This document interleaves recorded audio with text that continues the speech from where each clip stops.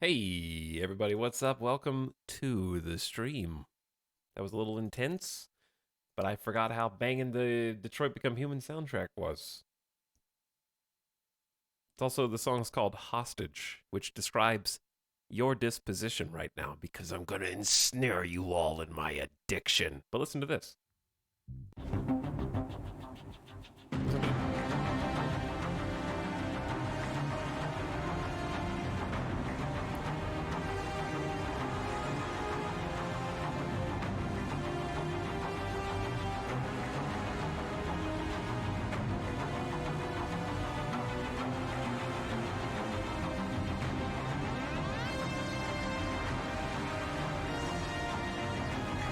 Like, like that's not fair.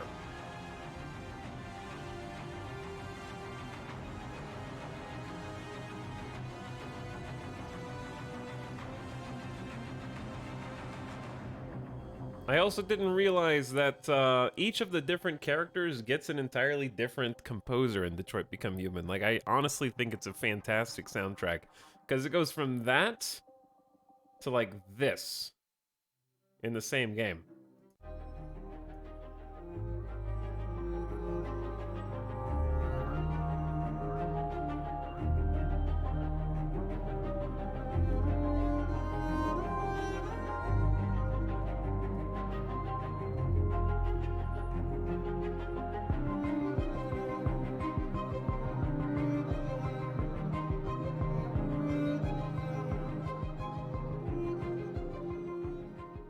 But yeah, every character gets a different composer. I didn't realize that.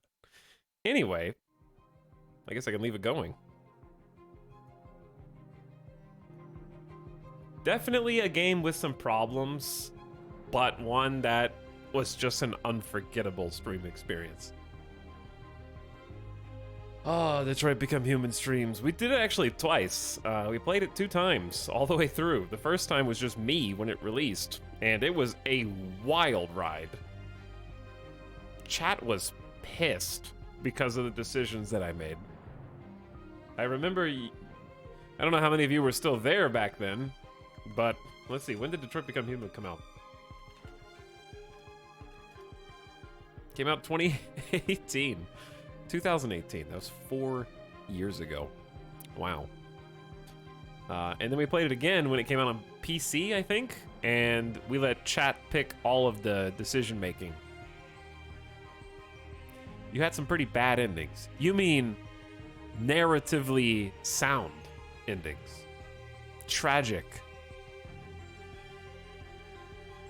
Do I need to cover my ears? This may seem like a lie, but I'm currently in a run and I'm avoiding spoilers. No, I'm not going to spoil anything.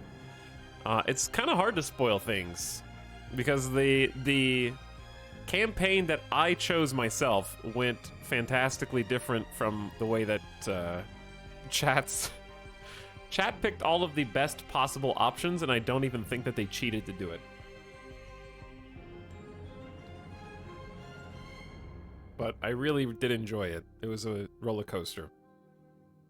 Like the the things about Heavy Rain and okay, there were definitely, it was harder to get behind the second one. What was the second game? God, it's on the tip of my tongue. The whole Elliot Page. Who was the other character? Beyond Two Souls. Thank you. Fire. Rescue me. Beyond Two Souls. That one was definitely the worst of the 3. But also still had some hilarious situations. I think that I play those games for different reasons than most people play them. Because they're equal parts, like, corny as hell, and also I am completely motivated to give the characters a great story. And I feel like it rides that line perfectly. Like, I don't even think it's a so bad it's good scenario. It reminds me of, okay, I don't want to sound like, I don't want chat to abandon me with this next correlation, but it reminds me of Kojima. I'm not saying that David Cage is like equal to Kojima. What I mean is the tone of Death Stranding, for example, is like extremely serious, somber, and it's taking itself dead seriously, and then it hits you with like Princess Beach at the same time. And then the same thing happens in like Heavy Rain and Detroit Become Human, where the characters are taking everything dead serious, but the circumstances that they're in are ridiculous. David Cage is a hack, but I liked Android Game. Yeah, I liked Android Game too. And I agree.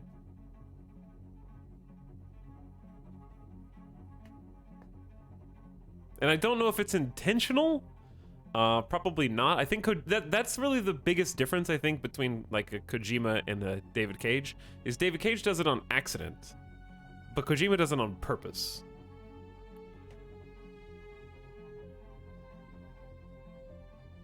Tonally speaking.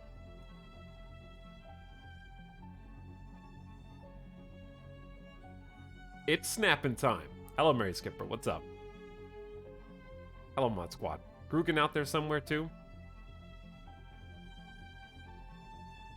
No, I'm not saying that Detroit Become Human is as good as Death Stranding. Death Stranding is a personal 10 out of 10. It's one of my favorite games of all time. I just really enjoyed the one and done roller coaster. It was just, Android Game was a thrill ride, where I was just like, I was on the edge of my seat, both because I couldn't believe the ridiculous situations that were being presented to me and the resolutions to them, and just seeing like, I could not predict what was going to happen next. And the outcomes for my characters were, it was really fun to narratively try and tie back what happened to each character to an overarching story arc that I created myself. We had many different endings in Detroit Become Human that on stream were in the 0.1. I think we had at least 2 0.1% endings for different chapters. and some that were just in the top like 5 and top 10%, and then trying to like go back, look at it and what happened, and try to make it make sense as part of a larger narrative.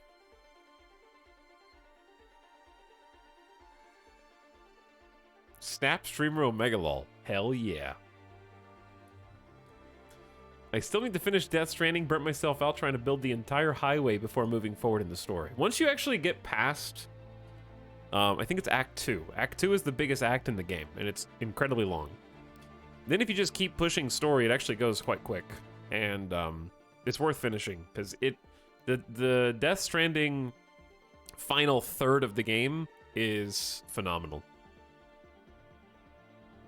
Because by the time you're like, okay, I grind everything that I can grind, I built everything I can build, I hauled everything I can haul, let's see what you got. And they really hit you with some good, first of all, fantastic music. My favorite song in the game comes towards the end of the game. And I thought it was wrapped up really nicely. They really stuck the landing.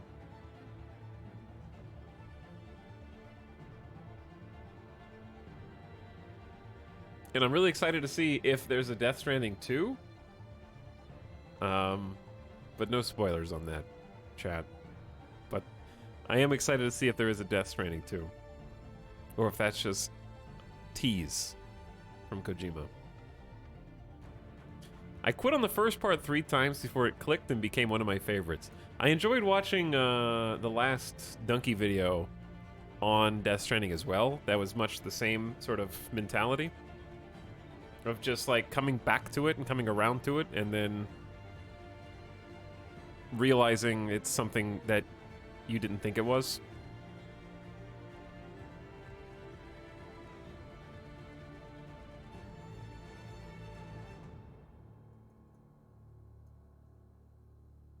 Clive, please. Tox, this is an intervention. Your snap addiction is starting to affect your career, your streams. Yes, it is. It's making you all snappers, too. Hello, Mini Megan. Thanks for the 33 months of sub, wave in a chat. And Keith Love for 32 months. You guys are counting down. To what? I don't know. Mysterious. But thanks for the 2 subs.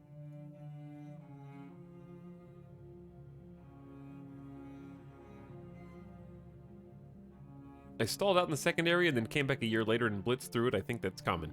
Yeah, the second area is just really big, and depending on how much you want 100% Death Stranding, there's just so much you can do there that you can just become quickly overwhelmed.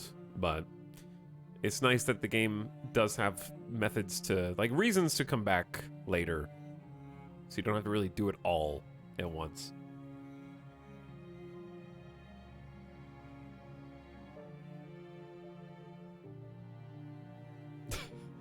Scrolling up in chat. Hello, best snapper on Twitch. I'll take it, Northern 9. What's up?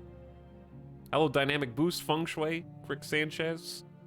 Anjay is here. Chillin' Sicilian, Mr. Doctor. Kate Dandy, welcome. Piplup Ultra. Gogogatsu, Sax. Hey. You're all here. So, the plan today is I'm gonna do my best. It's day 6 in a row. We streamed Friday, Saturday, Sunday, Monday, Tuesday, and today's Wednesday. So I'm gonna do my best. I'm a little tired. I feel a little, like, foggy in the brain. And so we're gonna cut down the docket today, because we might have bitten off a little more than we could chew yesterday, because I was just delirious, I think, by the end of the stream last night.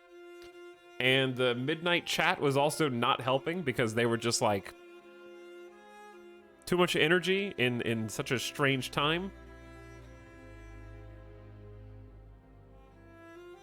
It has been a very pog week.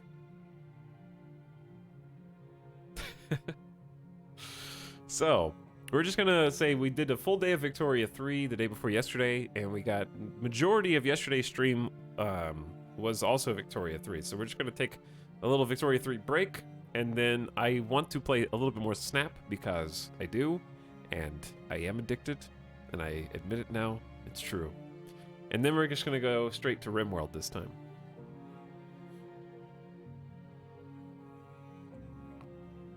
I'm sad I had to go to bed. The last couple hours of Rimworld were amazing. Yeah, we did some fun stuff yesterday in a short amount of time. The main thing was, even though we only streamed Rimworld for 2 hours yesterday, I unpaused the second that we loaded into the game. So things were happening the entire time. And also, well, you'll see. You'll see. But no, it's basically like if you could 2 hours of unpaused gameplay, that's like 3 hours of normal gameplay. Alex, congrats. 15 minutes in the stream, you're the #5 Snap streamer on Twitch. See, I'm wondering if I'm streaming Snap enough that like the metrics, like the stats websites, are going to consider me a Marvel Snap channel now. They may well do. Ita, you probably answered this. Do you intend to play Mountain Blade Bannerlord soon now that it's released? Sometime in the future, yes, but it's not on my immediate to-do list. Because I think the point of Mountain Blade coming out is that mods are now stable. Like, I don't really know. Like, if you look at the 1.0 patch notes, like, this is... I'm going to show you why I am not very much in a hurry to come back to Marvel Snap. Just kidding. There it is. I'm joking. Okay, to come back to... These are the patch notes for 1.0.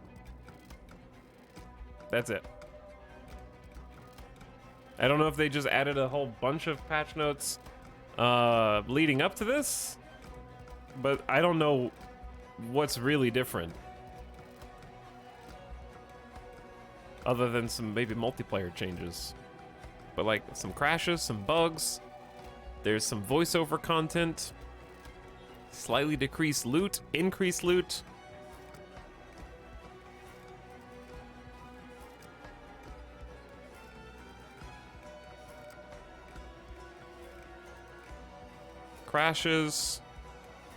Crashes, improved performance. Like, I'm sure that things have changed because we haven't played this in a long time, but see, this is the stuff that I'm really interested in, but like I said, it's just kind of like, it's been 2 years.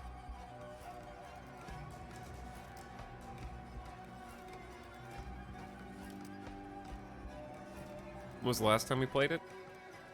The last time we played it was April 7th, 2021. It's about a year and a half. And the last time we played it, I was trying to siege castles, and my troops would not climb ladders. So that I rage quit, and I just haven't come back yet.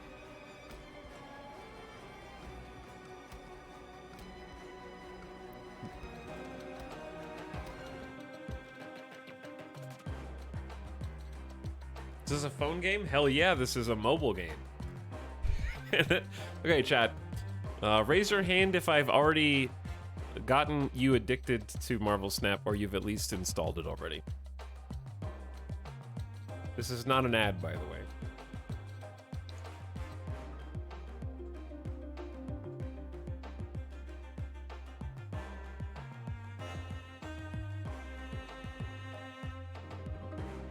Hashtag not an ad. I've considered installing it numerous times, but every time the mobile UI puts me off. Why don't you just install it on your phone? I actually did play a phone game earlier today, and it worked fine. It was good. I usually play on iPad. My husband did technically. You caused additional damage. I see. It's me. I'm the addict. Chat's still reluctantly admitting that they're playing now.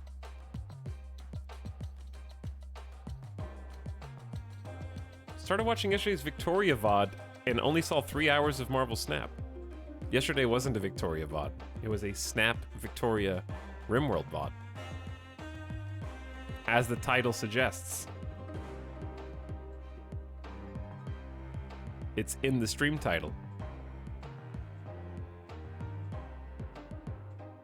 Does Hulk smash or no? Hulk does smash. He smashes for 12 damage, 12 power. The Victoria VOD, you might have clicked the wrong one, was actually the day before yesterday, where the entire stream for 8+ straight hours was Victoria 3. Ultimate 3x variety uptime. Yeah, we went after midnight there. Hello, Nasukin. What's up? I'm already addicted to other gacha. I don't need a mobile card game in my life. Pat Morrison's. I like that you haven't named the game because you're too ashamed. Morbius also morphs. Maybe we'll play with the morph deck today for chat. But first, I have a lot of notifications. I waited for you guys so we could click them together. I'm just kidding. No, but seriously. Look at all this. The reason I wanted to show you this is look at all the work I've done.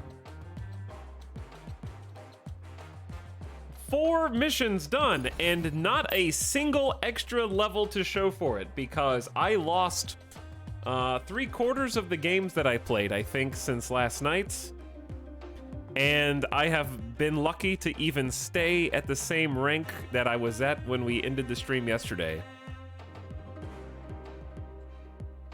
Because I was winning games where like 4 to 8 cubes were on the line, and then losing games where like 2 to 4 cubes were on the line. So I was staying even though I was losing like the overwhelming majority. Speaking of Marvel, Midnight Suns will be very soon. When is Midnight Suns?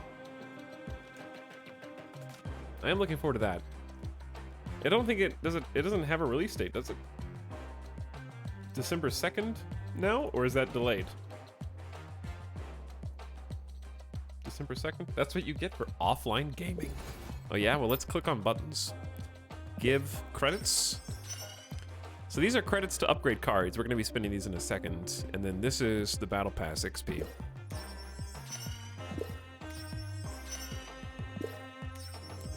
Pretty close to just leveling up Battle Pass by itself. December 2nd is accurate. Oh, nice. Putting up chat gambas was the good luck charm. Yeah, when chat's watching, I play better. Truthfully. Also, I got 1,000 gold, and you literally can't spend gold on anything other than art variants or just straight up buying credits. So there's no reason to do that. And this is actually a huge scam. You should never click these buttons. And by scam, I mean it's actually, you save 50% of your credits if you just upgrade them normally by playing with them.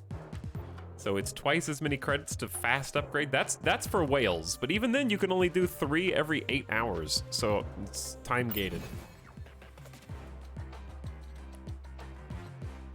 But the best way to spend gold is actually refilling your dailies, because they give you credits. I think you always get 1 hard, 1 not hard, so it's 150 credits for 120 gold, which is the same. 150 credits for 120 gold, so it's identical, except the missions also give you Battle Pass XP.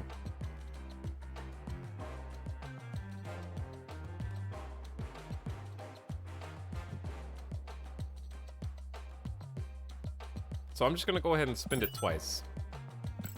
And we can get 4 missions, because I have like 800 more gold. And the Battle Pass also gives some gold, so do the weeklies. Oh, that's the other thing, it progresses your weeklies faster. So, like, weekly up here, if I do 1 more mission, I get 250 credits, some gold, and some Battle Pass XP. Then more credits, more gold, Battle Pass XP. Then the most credits, the most gold, and Battle Pass XP. Okay, anyway, we should have, yeah, these ones too. Complete hard daily missions, sure. That was 2 Battle Pass levels. Ooh. Don't care about those. But I already have Spider-Woman card. This is just the same card, but different art. It's the spooky Spider-Woman. And I've been saving all of my Spider-Woman upgrade points to upgrade that one.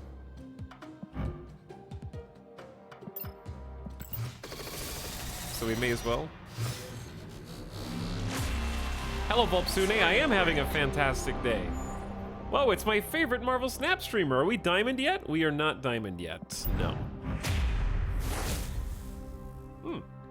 A card. Okay, now this one is new for me. Unrevealed, destroy all enemy cards at this location that have 9 or more power. That is spicy.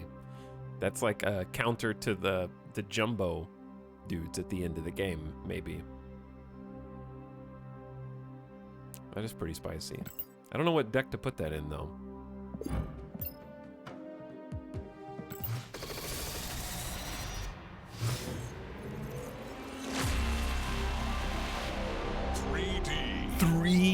So the different art still counts as the same card for upgrade purposes? Yes.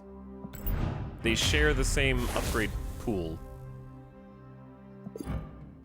So like right now I have 94 I have 94 upgrade boosters for Spider-Woman because the Battle Pass is heavily biased towards Carnage, Spider-Woman, and Miles Morales boosters. So I have like 94 for her, so I can use those on either variant, or any of the variants. And it'll work the same. So you can save them for the variant you want. So like, for example, at level 50 Battle Pass, you get the fancy Miles Morales art, and you could just save all your Miles Morales boosters for this variant instead. But also what's nice is the gray border is the cheapest return on investment for your credits. So every variant comes as a gray border too. So more variants is actually good for upgrading your collection level so you can unlock new cards faster. Because upgrading from... I can actually show you. Upgrading from gray to uncommon only costs you 25 credits, but upgrading from uncommon to rare costs 100. And then 200, then 400, and then I don't know, I haven't got that far. But you get more collection level points each time you boost up, so. But the variants are good for boosting your collection level. My credit card company froze my card because of how much snap I am snapping. I don't believe you, Chanksta. Because if I bought $100 worth of gold, I can't physically spend 8,000 gold right now. Like, you would have to, you would just buy credits, but I couldn't. How many credits is that? 400 gold, 8,000 divided by 400 is 20. So you could buy 10,000 credits. I couldn't spend 10,000 credits right now. There's no way. There's nothing to spend it on. You'd have to buy exclusively variant art. Which is, you'd have to just buy every single cosmetic, and even that's like 700 a piece. Fox, I played against a whale today in Snap. All his cards were orange. But they'd have to have played with those cards for a significant amount of time. Here's the thing. People that played in the beta didn't have their progress wiped. So they got to keep what they did in beta. There's a limit on how much you can buy in credits per day. You can only have 5,000 credits at a time, so there's an upper cap on how much you can save, too. Anyways. So, I do want to maybe upgrade some cards and spend some credits. We're going to try playing with this top-heavy deck today, which is still testing.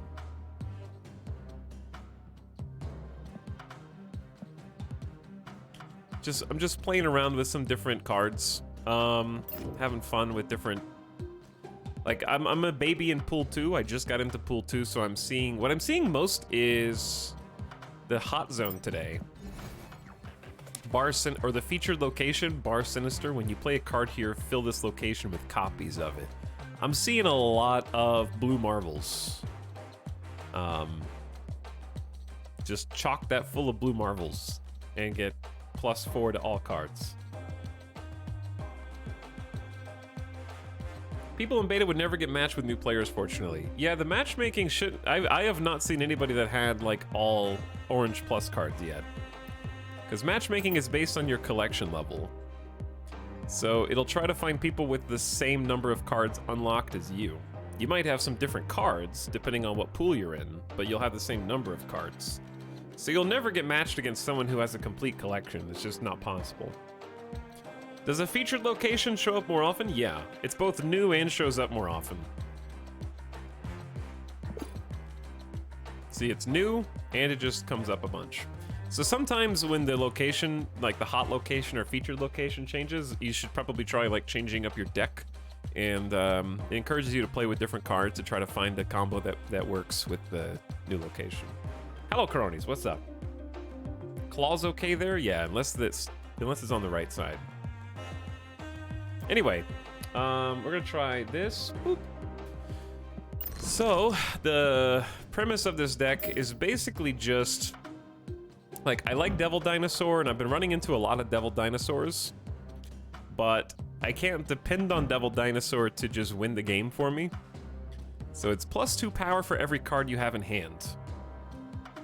So he starts out as a 5 cost with only 3 power. So if you had, let's say, 5 cards in your hand, that's +10 power. So it'd be 5 cost for 13 power. So it's pretty good. But I try to have ways to like add more cards. This is sort of counterintuitive, discard a card from your hand. But I'm just kind of curiously trying it out because Swordmaster is just like undercosted for his power, but you have to get rid of a card. So to get rid of a card, I'm trying to replace it with either Cable, who puts the bottom card of your opponent's deck into your hand, Sentinel, who copies himself into your hand, White Queen, who draws a copy of their highest cost card in their hand, so I get to steal their high cost cards, and then Moon Girl duplicates my hand. So I should have enough cards for Devil Dinosaur even with Swordmaster, because you can only have 7 cards max in your hand at any given time anyways. So I don't know if this is a good ad, but the premise is, since I can't depend just on Devil Dinosaur, have some other cards that are just pretty strong for what they are. So like Lizard is 2/5, Jessica Jones turns into an 8 power card on the next turn. If you don't play a card next to her, she wants to work alone. Swordmaster is a 6, so have some other just kind of strong bodies in the middle of the pack, so that Devil Dino isn't just make or break. And then America Chavez is basically just here to get rid of a card. She does not appear in your hand until turn 6, so I'll never have a dead card in my hand. Or at least she won't be a dead card in my hand. She'll always be playable. So she only shows up turn 6 when you have 6 energy to play. So, I don't know, I'm just gonna give it a try, and let's see what happens. Chat, oh, I forgot to let you bet. You can bet on the second one. The first one will be a warm-up. Hello, Javonos1828, snapping up to 8 months, like Italics loses 8 cubes. How dare you? Ah, this is a big turn 1. +5 energy on turn 1.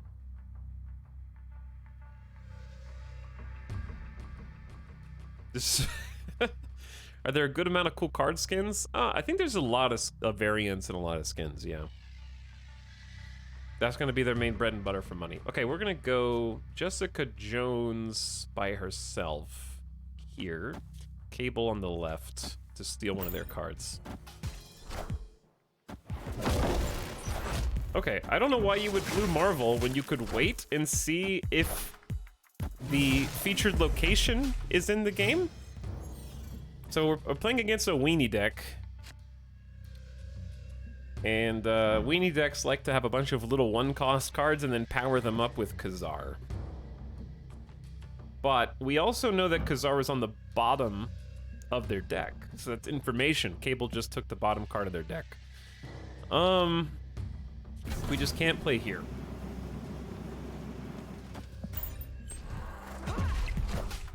Because Jessica Jones needs to be alone to level up.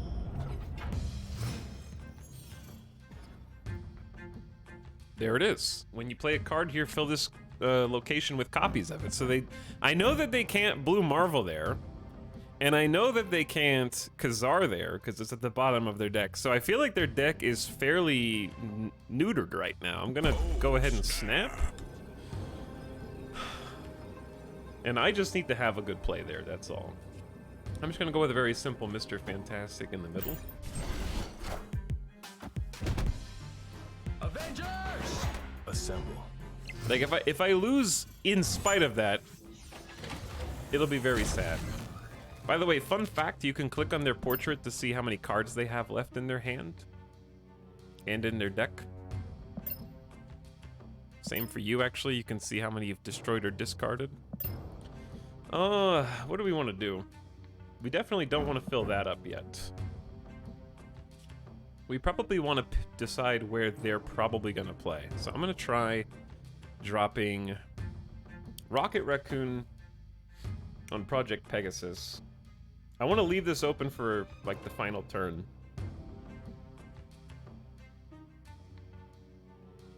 And then I think it's probably best to just go ahead and fill up one of the locations. I'm gonna go Moon Girl here, Swordmaster here, and I'll have 4 cards in hand. I don't know if this is smart or not, but they haven't put anything in Project Pegasus yet at all. They put 2 cards in Bar Sinisters, so what happens there?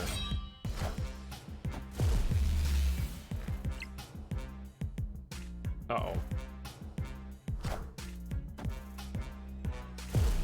How much mana is this? What's the second card? Okay. Oh.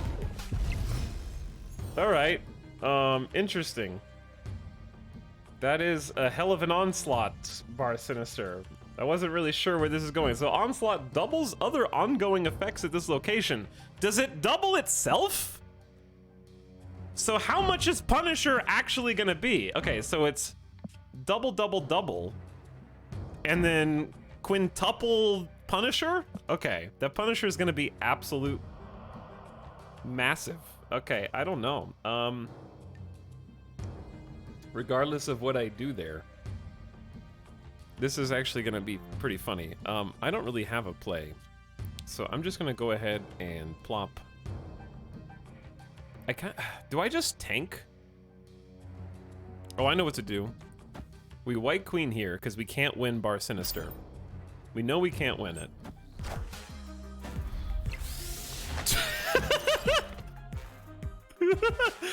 Okay, I've never seen a card to get that high. Oh my god. The numbers are going off the screen. Get punished. Oh no, I filled up my hand! So I can't draw a card.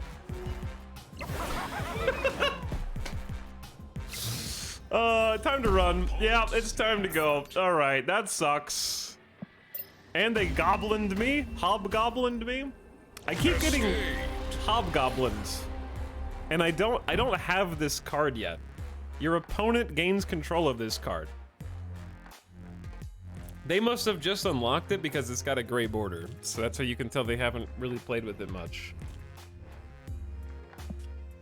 That escalated quickly, yes, it did. So I only lose 2 cubes because I ran away. How does Punisher get up to the 4000s? Okay, because Punisher is this. Punisher is +1 power for each opposing card at this location. So he's gonna get a +4. But Onslaughts doubles your other ongoing effects at this location. So if there's 3 Onslaughts, they're all doubling each other, and then applying that to Punisher.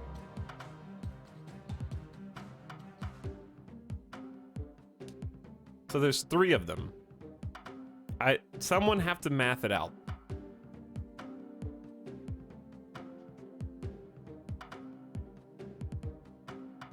I'm sure there's a formula.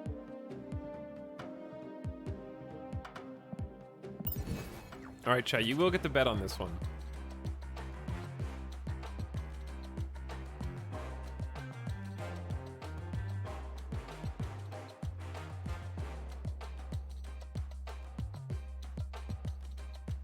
Win or lose, you have 60 seconds.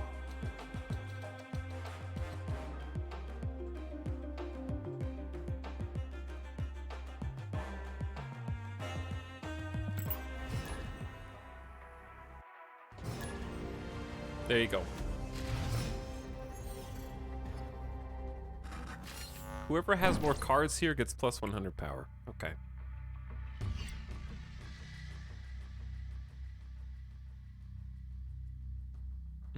Let's just start with a good old-fashioned Rocket Raccoon. Predict they're gonna play there. Ant-Man, thank you for powering Rocket up.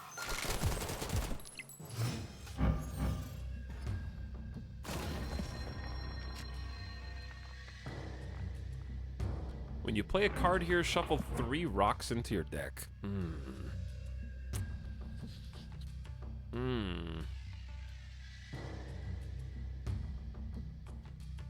Chat, am I gonna rock myself? How many? We have 7 cards in deck. That means a 30% chance to draw a rock next turn.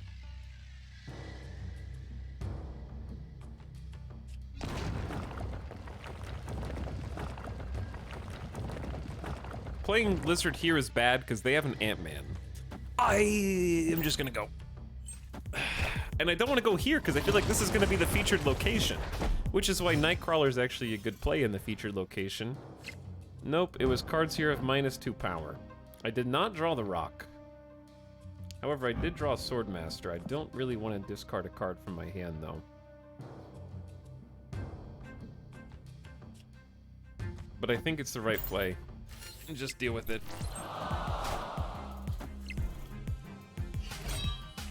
Avengers! Goodbye, Jessica Jones.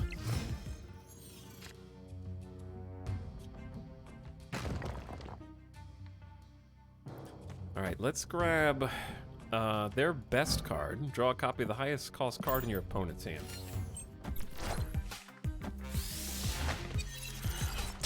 I'm staring. Chat is ogling the superheroes right now. Stop ogling the superheroes. Cranebolt is still trying to solve the equation for the last game. I respect that.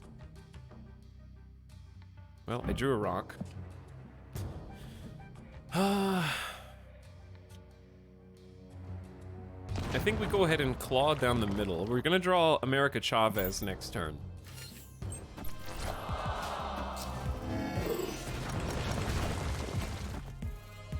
They played a okay, so they played a rock at Mojo World too. But here's the thing. I don't think America Chavez is our best play. Necrosha is doing good because we have Claw boosting its power, +6 to the right location. I think we just go ahead. I wish I could play 4 cards. I think we just chuck Cable here.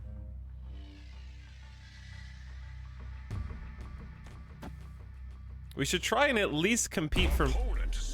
We should try and at least compete for Mojo World.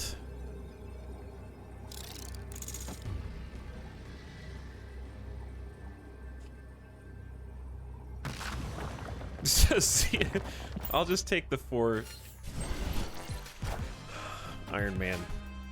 Bastard. But what did you put? Iron Man. Did I just put a rock in the middle?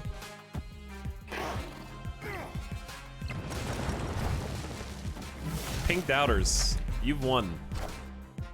And it's not even close.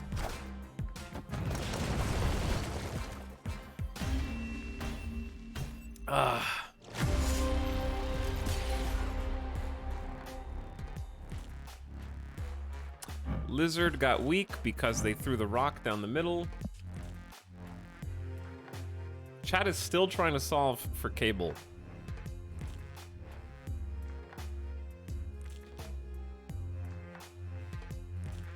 Alright, prediction time. Choose outcome. Lose.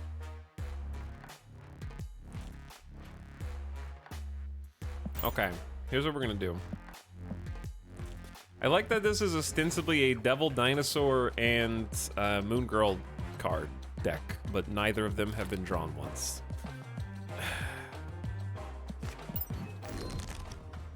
Okay, we drew Moon Girl once. I haven't drawn Devil Dinosaur a single time. And I'm wondering if that's actually America Chavez's fault, because they're blocking my turn 6, but that should make it more accessible the rest of the game. This is a work in progress. They pretty much just remade this deck.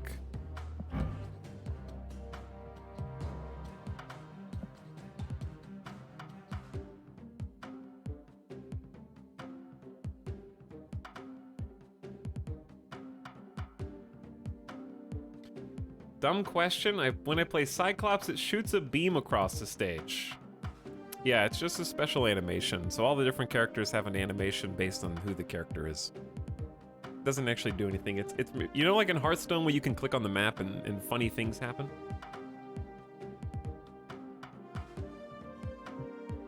It's kind of like that. Ben Bro just went over there and was like, we need funny things to happen with all the cards. There's no good draw cards. Yeah, that's by design, because at least in pool 1, draw is OP. It's only a 12-card deck. So, you gotta have... You can't... Gimmick decks are tough, because you need to draw the gimmick. I'm deciding whether I want to play this deck, or... Chat, we can do a meme. Let's do another gimmick deck for a bit. I wanna play the Morb deck. Where is he? God. Okay, here's the Morb deck. Okay, but this isn't good at, this deck is not good with the current hot zone. I need to find a deck that's good with the current hot zone. But all my decks are gimmick. No Fun Zone is also not very good with the gimmick. Unless it's in the middle, and then Claw is good. Maybe we just need the Onslaught meme deck to play to the meta right now. We can also do, this is a fun meme, but I don't think this is good. Slippery is just like super gimmick. I don't like playing meta decks, so I play a bunch of bad decks.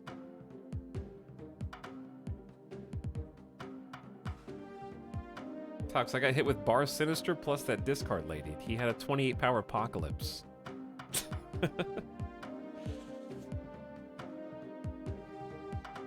We'll do the Onslaught meme if I can't make any of these work. I don't have a screenshot of these other decks, though. I can fix it.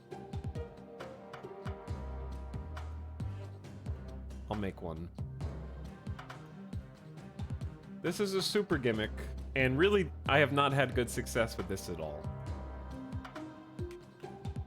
But it's fun when it works.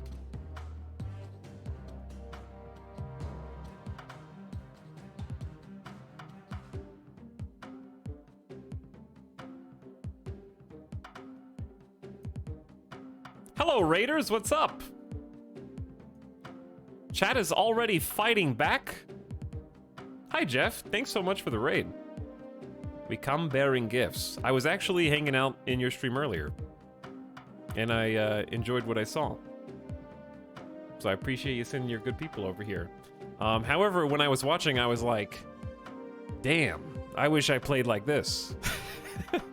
For context, your viewers are coming into a much different experience. I am collection level 265, and I just hit platinum. So this is noob level gameplay right here. Just to set expectations correctly. But yeah, I was scoping your deck earlier, and I was like, damn, when I get these cards, it seems like a good deck. Especially, because I saw someone else use, specifically it was a game, I think where it was Nightcrawler on the featured location, so that you can get a bunch of Nightcrawlers, move them around, and then move them off of the featured location and double up on it. I've lurked here a few times as well. Have a good evening stream. Hey, thanks. It's super nice of you. I'll give you a shout out too. Chat, if you want to see some much better, higher level Snap gameplay, check out Jeff by clicking the button up top. It's as easy as just putting your mouse over that heart and check him out next time he's live. Making me feel bad about my own level currently. Oh, but yes, I'm in. I just got into the second pool, So we're still unlocking cards. I think it's after collection level 214 is pool 2. So I'm starting to see a bunch of new cards. Starting to learn a bunch of new cards.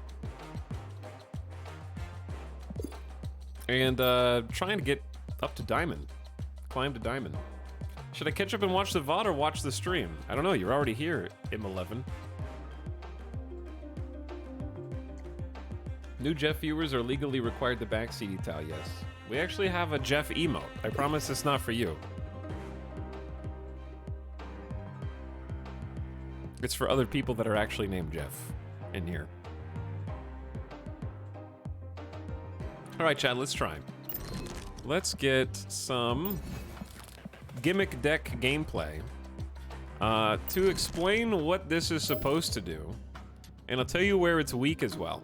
I just unlocked Vision recently, and I like Vision, so I'm just gonna give it a try, because one thing that's sort of funny to me is filling the board with visions and then moving them to random locations at the end of the game. But he only gets to move one turn, because he's a turn 5 play, so... I don't know what... Moving each turn is really only good if you get energy early, decreases cost early, or the game goes to 7 rounds. Heimdall kind of sucks, to be honest, in my experience, because by the time I actually play him, the board is basically set, and there's not much space to move anything, but I like the rainbow, so we're gonna go with that. I got Hulkbuster in order to group up to Multiple Man and try to get some Multiple Man memes. We got Spidey, of course, from the Season Pass. I did buy the Season Pass, yes. I just got blown out by Vision into Blue Marvel. Yeah, Blue Marvel seems incredible with the current hot location.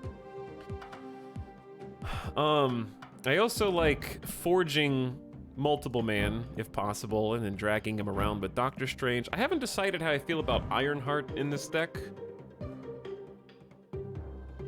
I guess Ironheart works best when...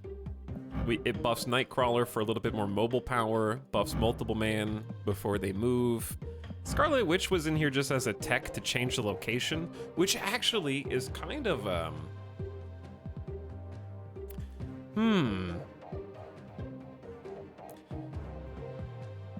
What if I just said, what if I just, like, played Control? What if we just subbed Cosmo for Rhino and just ruined everyone's Blue Marvel strategy? And then we get Blue Marvel and Scarlet Witch and just change the location. Make them play a regular game. Oops, not you, Cap. Not you. We might give that a try in a minute. Okay, I want to play Meme Slippery deck first. Let's go. Chat, here you go. Channel points. Win or lose. You got 60 seconds, go. But anyway, I also liked your OBS setup as well, Jeff. I just have lame big head mode right now. But also, most of my viewers don't know how to play Marvel Snap, so I think seeing some of the chat, I'm not trying to do you dirty. I just think that some of you are putting up with me, and that's okay. So I feel like seeing the full screen sort of gives them context for where the different things, screen elements are. Where is new Spider-Woman? Nice bar there, mister. It'd be a shame if something were to happen to it. Okay, when you play a card here, fill this location with copies of it. Scarlet Witch says no.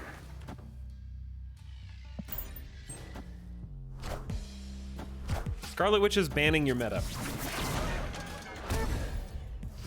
Scarlet Witch, why did you just murder yourself? Okay. We just won't have any cards there on the left.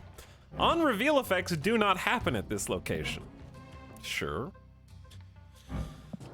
Multiple Man is not an on-reveal. Do we Craven first, or do we Multiple Man first on turn 3?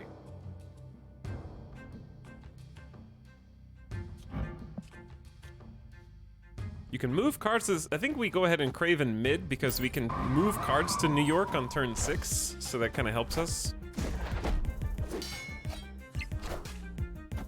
Good Rocket Raccoon. I get to learn about cards I haven't seen yet and get commentary on it. Rhino would have been a sick draw. I agree, yeah. Okay, so do we care about playing... Do we care about playing on curve? Probably. Just go ahead and get the 4-5 out. I think this would be a solid retreat. But I also just don't retreat. So. But yeah, I think that would have been a pretty solid retreat. Did not know I was going to draw Nightcrawler because I definitely wouldn't have played... If I had Nightcrawler in hand, I wouldn't have just plopped down Spider-Man. This is going to be a tough one to win. Because I think they're still going to get a blue Marvel down. And I can't move multiple man. So I have to choose between Vision...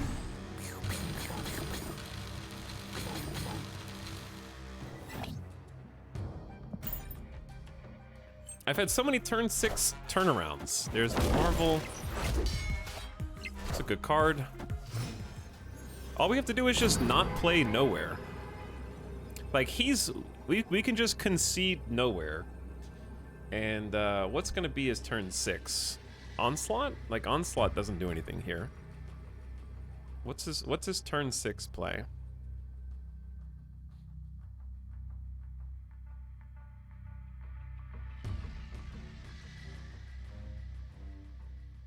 How do I win mid? So what's that, plus 12? And they only need plus 6 in the middle. So I think I'm gonna retreat, actually. I hate retreating because of pink downers. Well, Ironheart still exists. We'll just do Ironheart. I want a chance to buff everybody, though. Oh yeah, we do get Kraven. We do get Kraven, but I don't know how to win the left. Get lucky, I guess. You're right, Kraven does power up. Blue Marvel's making everybody juicy. And Kazar's making everybody juicy. I think we did it, chat. I think we did it. If we hit... No! Ah! Ironheart just had to hit one person on the left. All 3 mid. That was a close game. Ironheart buffs 3 other friendly cards with +2, and they went all mid. That's why I stuck around. That could have gone either way. I just needed 1 out of the 3 hits to go left.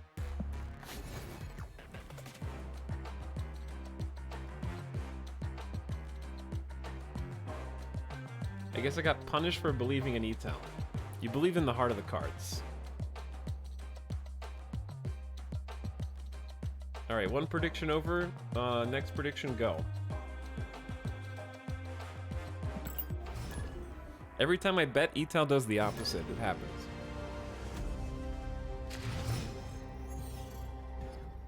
But anyway, for those of you that just joined, this is actually not a full-time Snap channel. I have just become sucked in and addicted to the game. Some of my normal viewers would say that this has become a full-time Snap channel, though.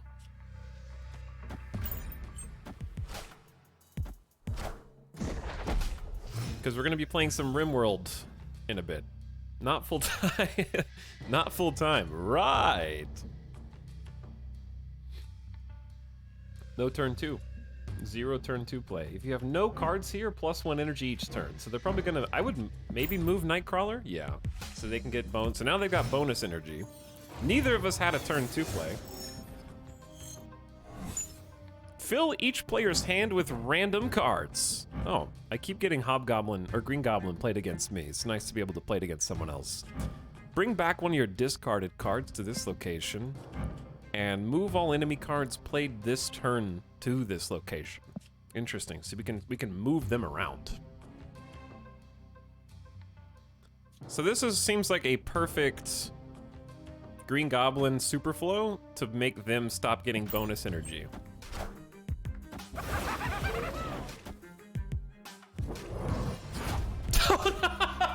No, what?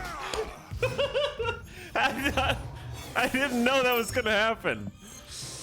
Oh, Iron Fist just bopped him over afterward on the other side of the field. That is an unpredictable interaction. And it didn't even bar sinister it either. Wow, I got the worst of both. Okay. We're gaming right now, chat. We're gaming. I also have 4 energy and no good plays. I don't have any discarded cards.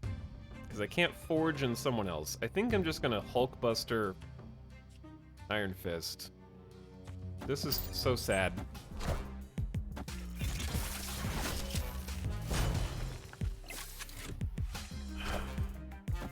There's Blue Marvel. It's too late for me to change it. He's gonna have +3 to all of his other cards. We stopped it from being +4 though. Good job, us. Good job. We did it. We basically win now.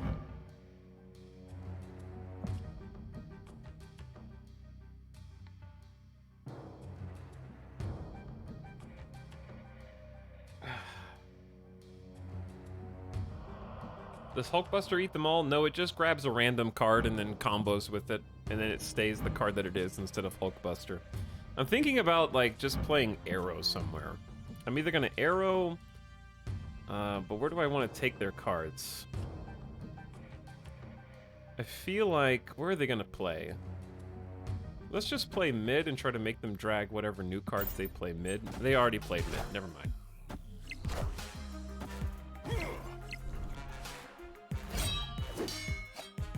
Tox, I can't help but notice all the cards are on the opponent's side. Does that mean you're winning?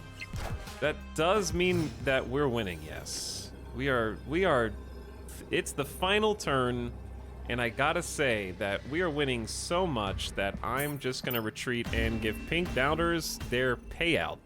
Escaped.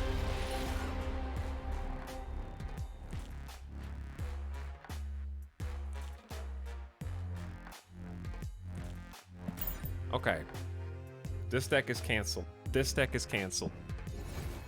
It's time. Everyone else is having too much fun. Everyone's having way too much fun.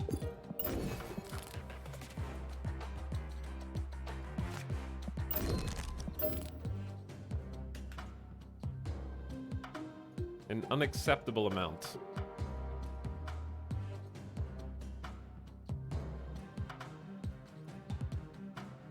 Sorry, I'm making a new image. Put up on the screen. No fun allowed.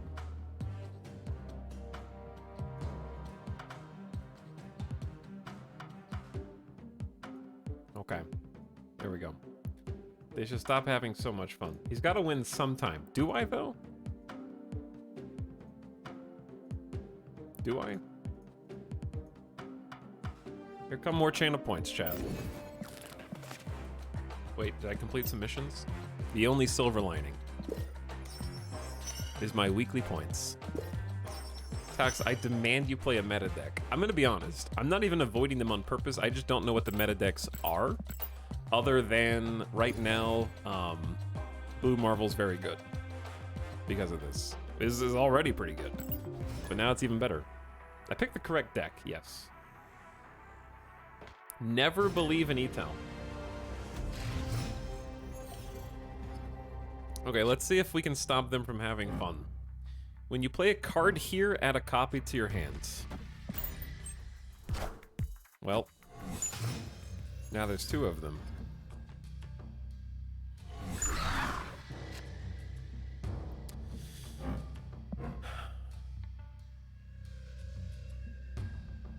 I don't really want, like, Mr. Sinister's value goes so far down when Raptors appear on the board because I don't want to fill in all of my available space, and I don't even know what's going to be revealed there. And it feels bad to Mr. Sinister than Rhino, but I actually think I'm going to do that. See, Raptors also play into the Blue Marvel meta, to just like, and the Weenie meta, because if you get Raptors, and you can give the little +1 and the +1 from Blue Marvel, Raccoon does keep the buff when it copies, yeah. I thought about throwing another Rocket Raccoon down there. We're just gonna stop having fun here.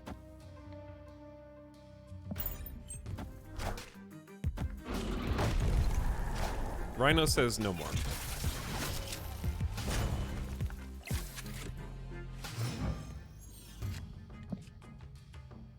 Okay, Colossus is in the Hulkbuster suit. 6 cost cards cost 1 less is actually not helping me at all either. So I'm about to just Scarlet Witch that. But I think they're gonna end up playing over here. It's turn 4, so we don't have a lot of plays left. We're just gonna jump on the Rocket Raccoon train there. Are they gonna play? They're either gonna play. They gotta put something on Titan.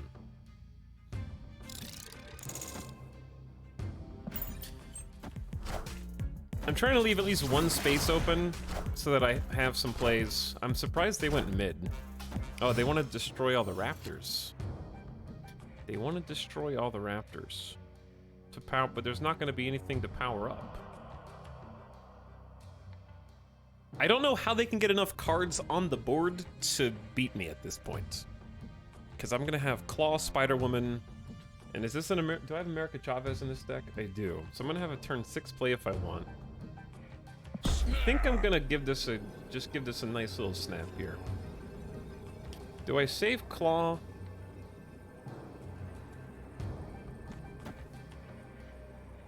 I'm going to put Claw left. That way Spider-Woman can go mid. Because Colossus can't have his power reduced anyways.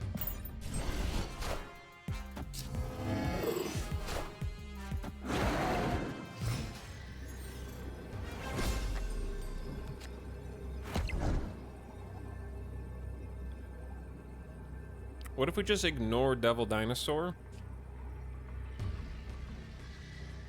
The reason I don't like ignoring Devil Dinosaur is because I'm already winning at Ruins and I'm already winning at Savage Land. So they're already winning there.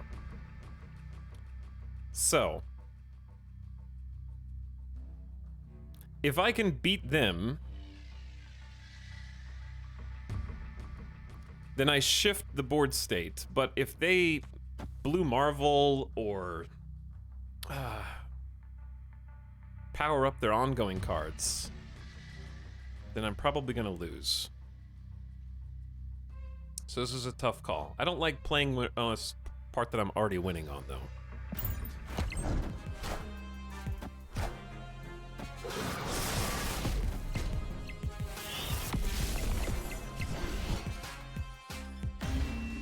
Blue Believers, it's your time to shine. 9 is fine. I hope you like your points best served blue, because it's time for the comeback.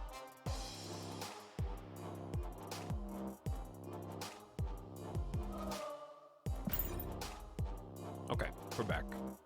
I have 100 boosters. I like that when I switch to no fun zone, I immediately grab a win.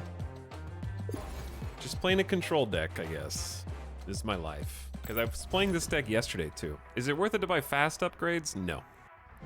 You get the same value if you're going to play anyways. The only reason you should buy fast upgrades is if you don't want to play very much and you have a lot of money. Because if you're planning on playing a bunch, you should just spend your gold on mission refills, because you get the same amount of credits, but you also get XP for this battle pass. So you get, the battle pass is the difference maker there. No. Okay, they have initiative, so if they really want to get Bar Sinister value, they can first. But Scarlet Witch is here to stop them from having fun. I see Angela a lot. Angela, to me, says that this is going to be an ongoing deck. Probably. Because I feel like I see Angela in those decks the most.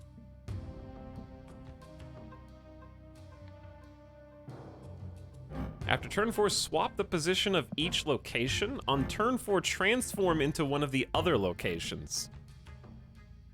But what happens if it transforms into Starlight Citadel? Do they just swap again? And then the cards get revealed? I don't know. This is gonna be strange, I think. On reveal effects simply do not happen at this location anymore. Okay, you're going to nowhere. Let's get into more over on the right. And we want to save Enchantress. Enchantress is our trump card. Pack opening win, there are no booster packs in this game, so we physically can't Perestroika.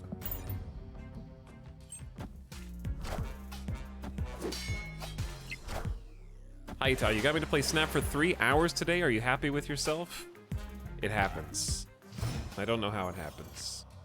Okay, on reveal effects can't happen here anymore. Now, cards here are not revealed until the end of game, which means these cards are going to be revealed, which is confusing.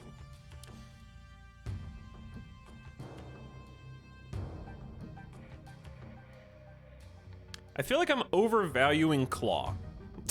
I use Claw so much, and I don't think it's as good as I think it is, but it is good.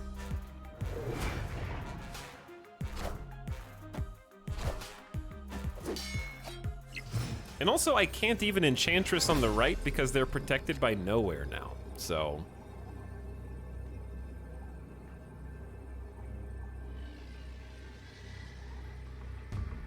They're gonna be... Opponent snapped. Huh, that is spicy. I'm just gonna stick around. I have a Claw here. We're just gonna go ahead and pop Spider-Woman down there, Rocket Raccoon to protect Starlight Citadel, and just...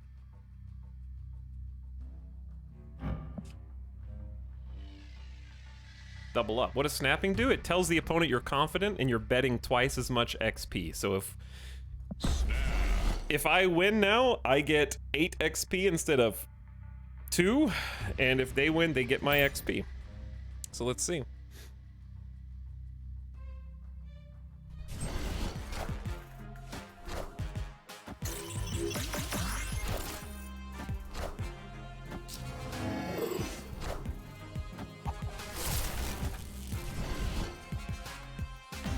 Get snapped.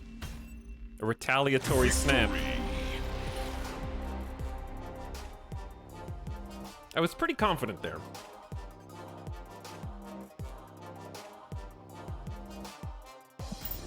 Does this game have gacha elements? Define gacha elements. It's a free-to-play card game, so they want your money, but I feel like I've only paid $13 so far, so I feel like that's a fair amount. And it seems like the plan is gonna be to do like a $10 battle pass each month. And in the battle pass this month, there's only one card that you can't get from the vanilla pool, which is Miles Morales, and then that card will be released to the vanilla pool in like 2 months' time. So it's like a timed exclusive battle pass. So far. I don't know what next month's gonna be.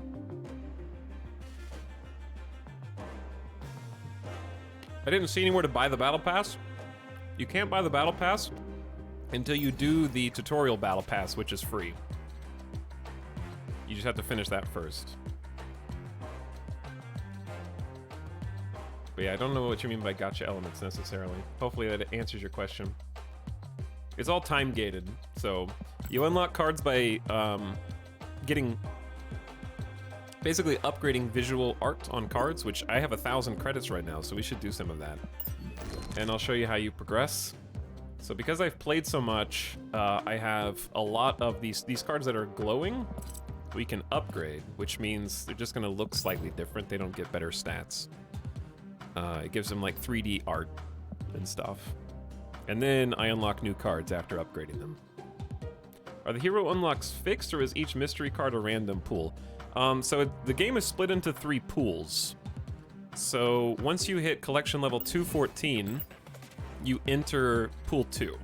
After 214, you'll notice that it goes from 2 levels to 4 levels. That's the cutoff.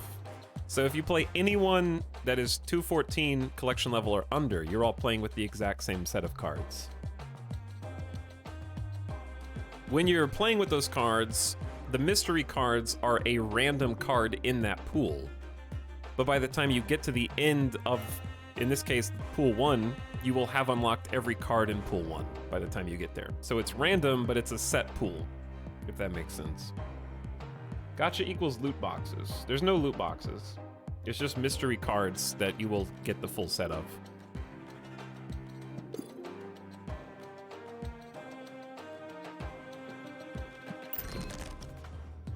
Hello, can I have the code of your deck? What is the code? What's that mean? Also, someone said maybe change Ant-Man for, where am I? Oh, I have the cards sorted. Maybe change Ant-Man for Elektra. I don't think that that's bad. The reason why I like Ant-Man... Top right code. Hold on, I'll give it... I'll get it in a second. The reason I don't like playing Elektra on turn 1.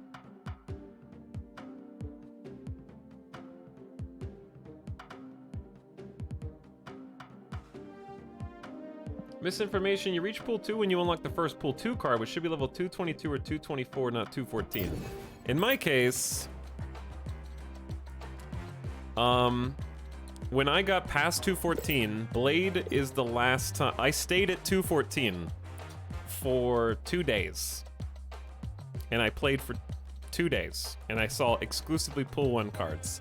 As soon as I unlocked Vision and Iceman, I started seeing new cards. So I'm pretty sure it's 214.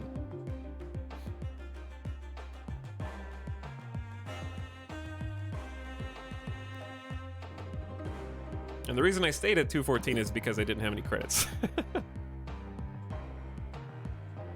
The final card in pool 1, collection level 214, 100%, yeah. Okay, so anyway, the deck. No fun zone's not ready to go. I just don't like playing Elektra turn 1. I think Elektra is better than Ant-Man in this deck, though. But I guess you don't have to play a turn 1. So we'll try Elektra and see how we like that. And I think that could be good. Elektra is nice to assassinate Nightcrawler. You really don't want to kill Novas. You could kill their Rocket Raccoon. I have used Elektra on Sunspot, which is hilarious after it powers up.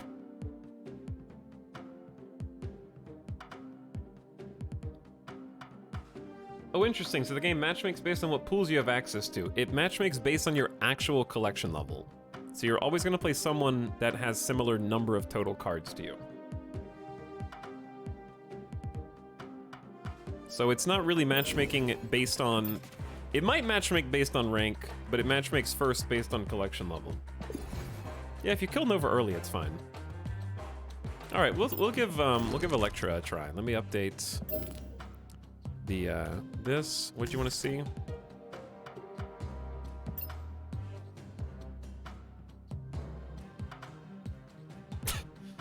Okay, the link to this is kind of... What do I do with this link? Do I just paste it?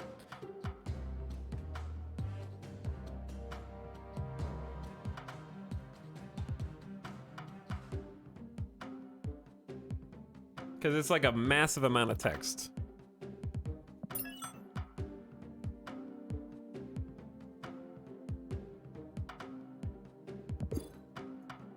Okay. Chad, I have exceeded the character limit of 500 characters in Twitch chat, so I'm not really sure how you're supposed to share this. It's a very long code. No deck code for you. I'm sorry, I tried. Okay, I need to just do a screenshot.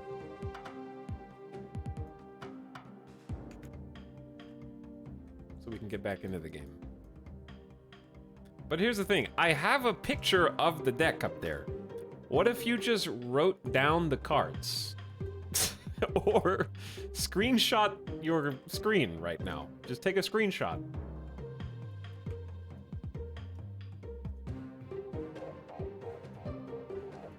Is that, it can't be easier or harder.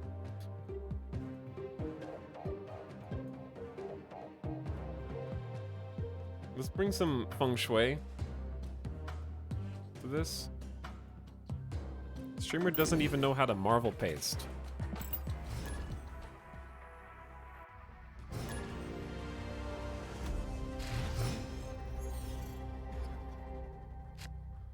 Use phone to take picture of screen? Exactly. Give a card in each player's hand plus 1 cost. Alright, Mr. Sinister, you're probably not getting played.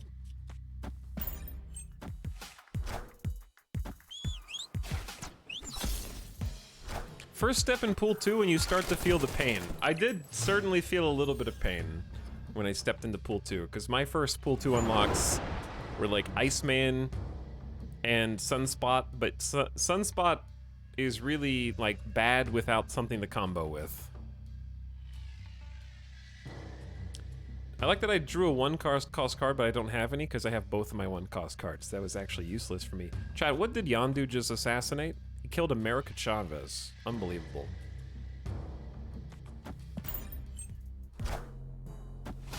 America is dead.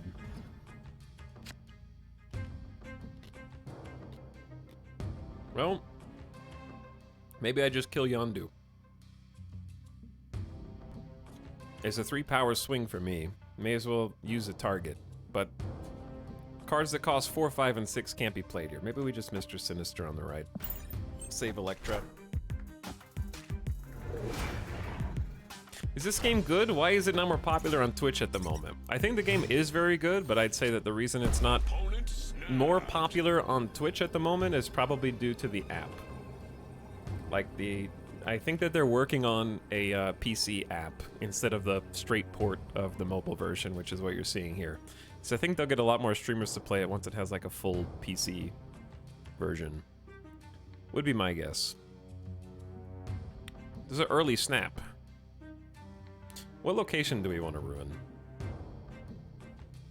I don't think it matters. Let's try and... We might assassinate his squirrel. Electra hates squirrels, as it turns out. And, I just wanna... I like evenly balancing... Oh, we got Yondu. Good.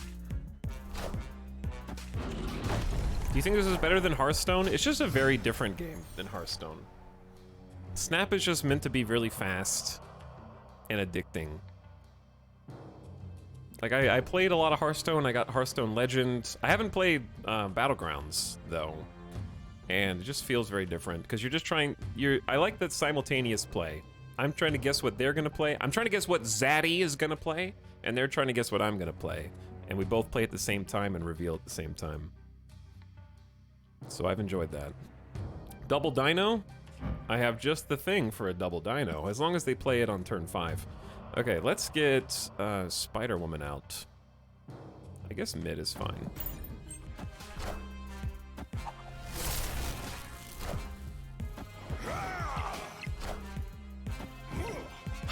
Okay, we're gonna have to save Enchantress for turn 6. Oh, it's such a good draw. Save Enchantress for turn 6. I wish I could play Claw mid, but I can't afford to do that. Oh, this is the final turn.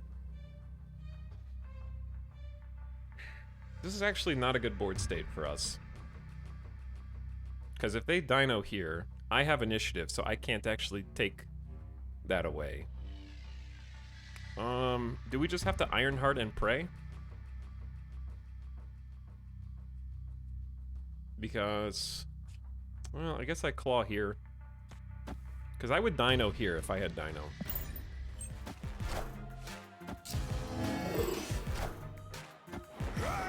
Spicy squirrels.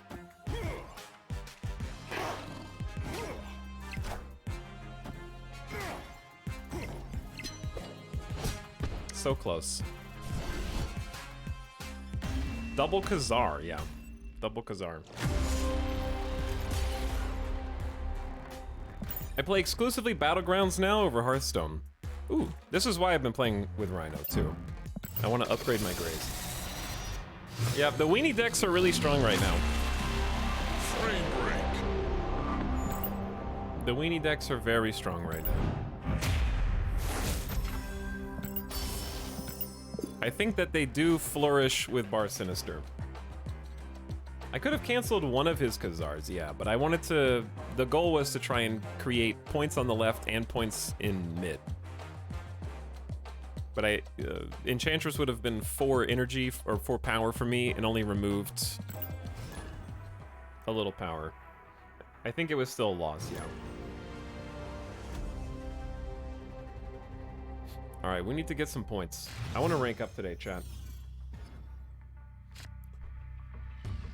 I thought I played a lot, but he tells already at 200 plus collection. I can go higher. Actually, if I was gonna upgrade cards. Why no betting? Because it just takes too long. For 60 seconds. It's like, just... I can play the game faster than it takes me to set up a new bet every single game. You guys have lost all your points. Let's change Bar Sinister now. No fun.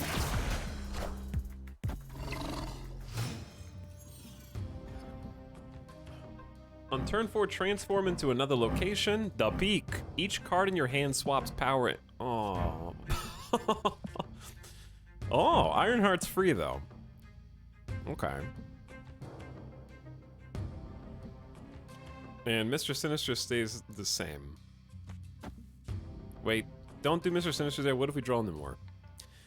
We might draw Nimor. I don't like this play though.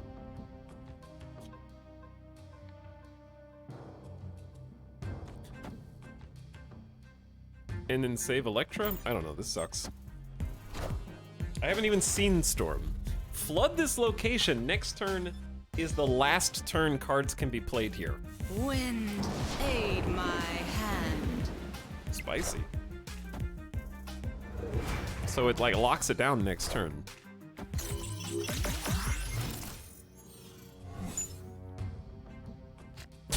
And so we're back.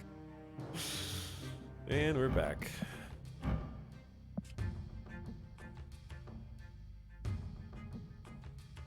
So this is the last turn cards can be played on the left, huh?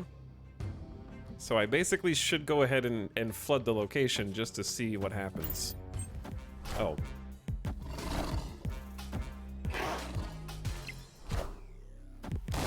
I thought the whole point of that was... Okay. Maybe I misunderstood.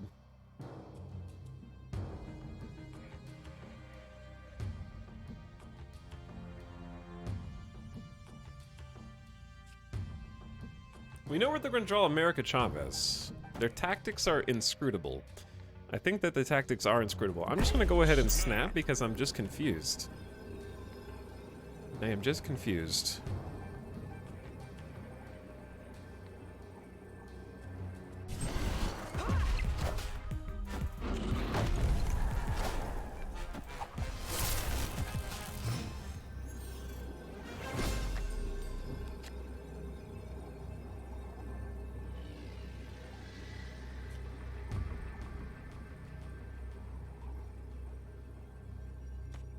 I feel like I'm trying to guess what they're gonna put. I'm just gonna reinforce the peak. I have a soft spot for Chavez, but I can't find a deck for it. I just like not having turn 6 cards stuck in my hand for the whole game. Unless that's what your deck revolves around, like with Apocalypse, that's exactly what you want, right?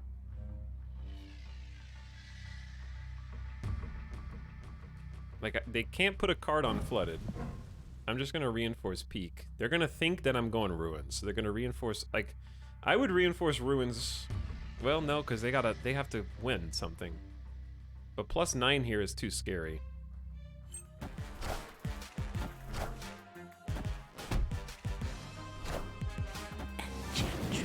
I don't think I have any ongoing effects. Okay. Yeah, they had to work harder than I did. And we're back. All right, let me upgrade some. What if I don't want to upgrade cards? Because then my collection level's going up. Don't be a baby. Don't be a baby. Upgrade your grays.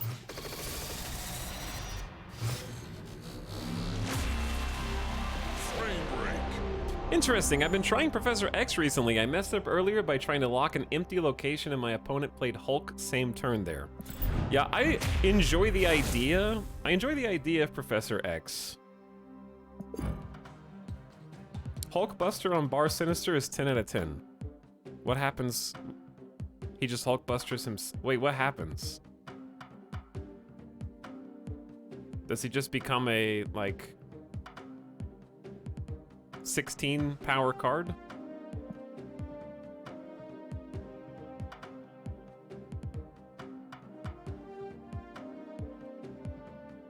You get one Super Buster.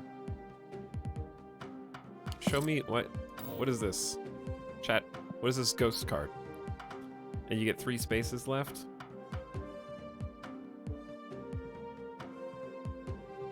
Professor X is great if you get a +5 energy turn 1, otherwise big gamble. Yeah, I had some trouble with it.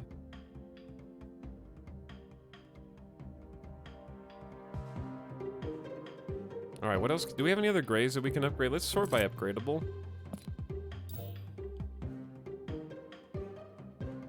How much do I have? And who do I want? I'm trying to upgrade people that I like. Or that I see myself playing with. I do play a lot with... Oh, I was trying to upgrade this cool Spider-Woman. There we go. Because, yeah, I have so... I have so many. Animated. May as well get my battle pass value. Okay. Show me what my pool 2 drop. You cannot play this after turn 3 ongoing. You cannot play cards here.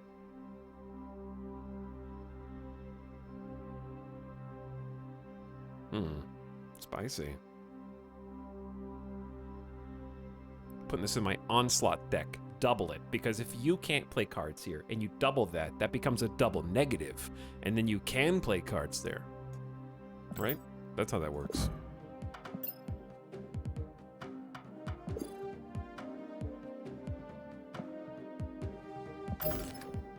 Why am I using old stinky Spider-Woman?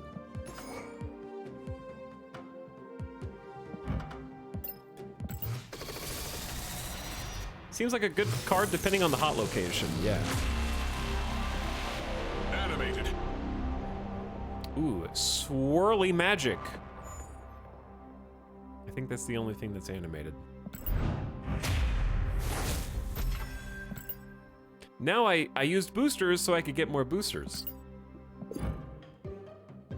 Can you change your name in this game? I don't think so, but I'm not sure. People Rife, hello ODT, what's up? Where? Oh, am I out of, no, I have 600 left. Oh, there they go. The animation dropped. Who else? Let's upgrade. Oh, I could just keep going and make it legendary. They said they intend to add a name change. That's cool. I do use America Chavez a lot. 8 hours of snap later. Let's get it. Let's get it, Goro. I want to become plat, okay? I'm gonna upgrade some greens because I feel bad that they're... I like Doctor Strange, even if he's not in any of my decks right now. 3D. Well, he's in the slippery deck. He's in the move deck. I do like the idea of shifting cards around to keep your opponent guessing. I enjoy that a lot. Because I think that really highlights the strategic layer of simultaneous reveal. Let's upgrade... How much do we need? 300? I have 500? Fine, let's go legendary. When I get more move-based cards, it'll be fun. It will be. Shiny logo. Shiny logo. Here's the thing, we can make fun of this because it, like, when I first started upgrading cards, I was like, wait a second, am I making them more powerful? I would rather have PogChamp shiny logo than you have to like use credits to give them more power. That, you know, I'll take that any day.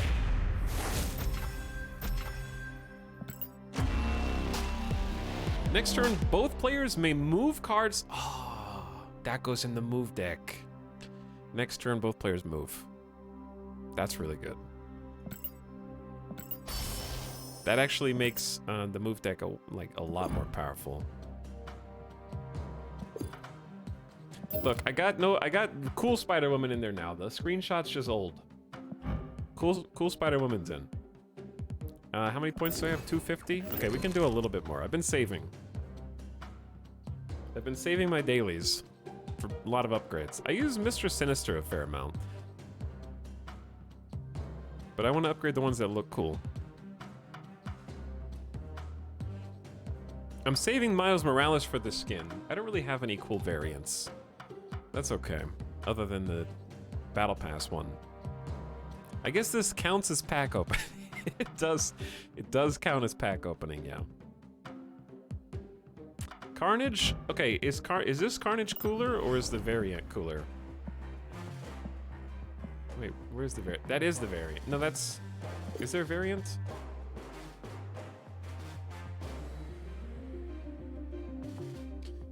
Or is that the variant?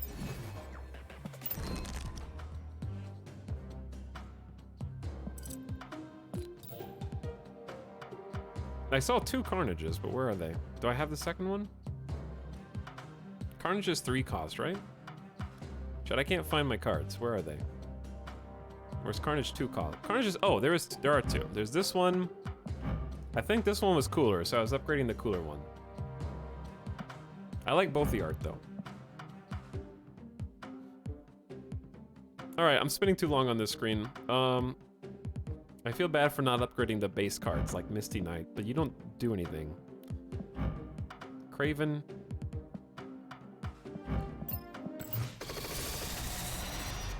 If only we had a search function. There is one, actually. Yeah, big. Yeah, big.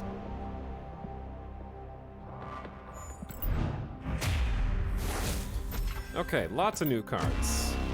Warpath. If any of your locations are empty, +4 power. So basically, if you strategically... Ooh, that's kind of spicy in a move deck.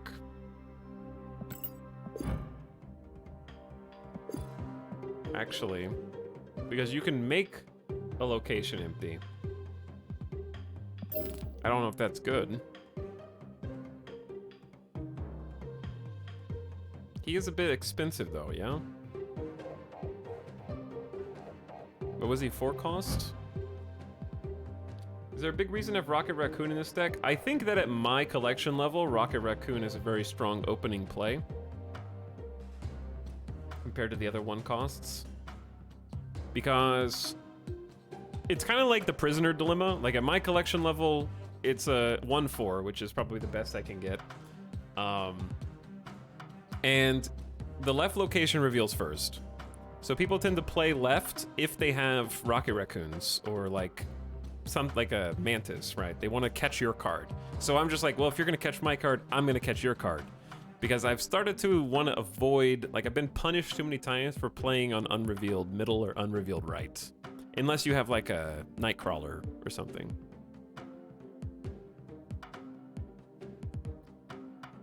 I always play right to counter people like that. Yeah, I know, but playing Rocket Raccoon right is also a meta. So it's just like, I just don't have another 1 cost that I like to drop on turn 1.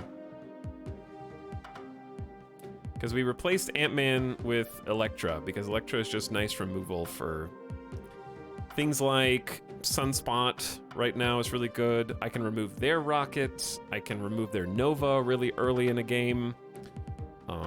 Things like that. Also, it's a tech against Ebony Maw, apparently, which I didn't know that I needed a tech against.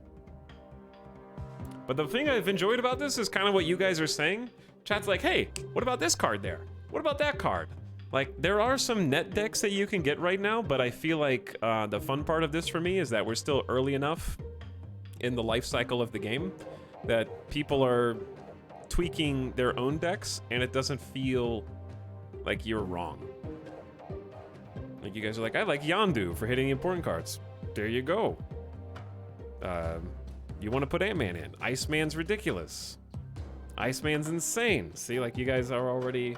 Like, I like this card for this reason. But only having 12 cards sort of makes a lot more variation. However, the hot locations tend to homogenize all the decks. So it's a little bit of a crapshoot depending on the day that you play. This is the sub-sound. Like, the featured location and the hot location do tend to, like, God, if I never have to see Odin and Tiger spam again with Kamar-Taj, it'll be too soon. Hot locations mean that it'll spawn more often, yes. And they only last one day, so it's fine. It's just fun.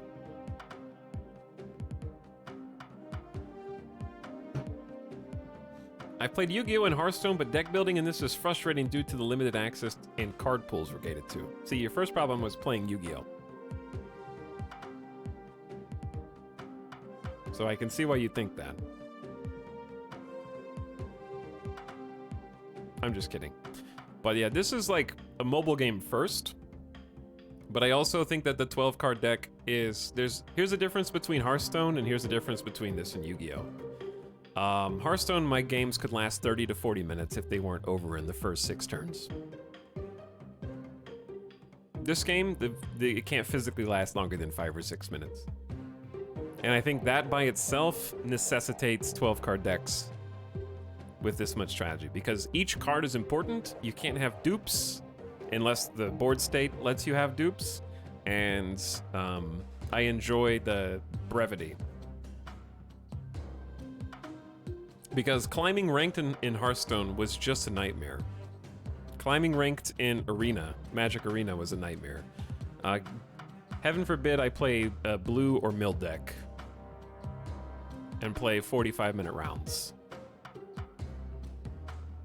I was free to play during the entire beta, and I almost have a full collection, so you'll be able to build the deck soon enough. Yeah, like you get the collection as you go. And the point of the card pools is so you're not playing against people who have significantly more than you. Okay, we should just keep playing the same deck we have, but I want to come back to this. I don't know if I like Warpath, but I definitely liked Cloak for the move deck. That's just too good. So, I was using Scarlet Witch sort of just as a fill-in to tech against annoying locations. But we're gonna remove Scarlet Witch, put in Cloak.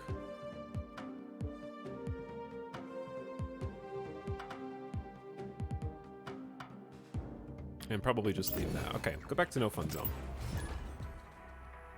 I like the alternative Apocalypse art. Yeah, that was my mystery variant from the Battle Pass. Was the Apocalypse one. Whoever has more cards here gets plus 100 power.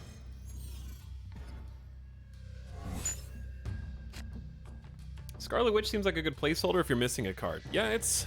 What did... Oh, draw 2. Scarlet Witch is pretty powerful right now anyways, just to switch locations to something that you find more agreeable. Like, I'm just gonna save... Well, I don't have to save Scarlet Witch, because I have Rhino if this is a different location. Let's just forget about this. I don't want to have to compete for Mojo World, so...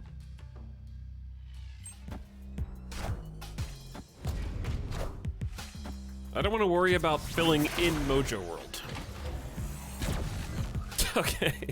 Does that 5 energy carry over? Okay. 8 energy, turn 3. 9 energy, turn 3. I'm gonna get to play my whole hand.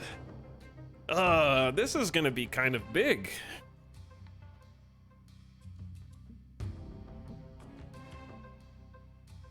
Do I just reveal my strategy from the very beginning? I think that's the play. The play is just reveal my entire strategy on turn 3. The more right, claw mid, and then I can just take my time with the rest with like Ironheart or Enchantress to remove stuff. I want to see a round where you run out of cards before turn 6. That actually happened. Somebody used the hot location. Opponent snapped. Okay, it's a bit premature. Snap. Oh, snap.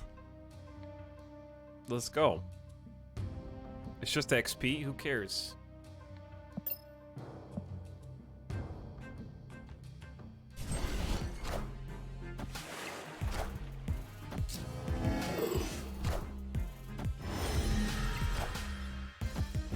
What was I saying? Chat, I got I saw the snap and then got incredibly distracted.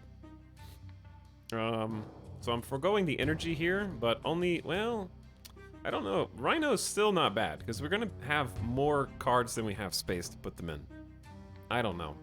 I don't know what I was, somebody used the hot location to duplicate whatever card you play there times 4, and they hit me with Yondu. So they deleted 4 of my cards from my deck.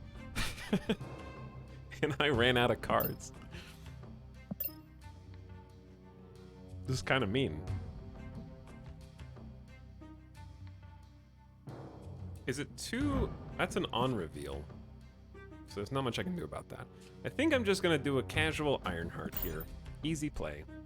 They have extra energy compared to me though.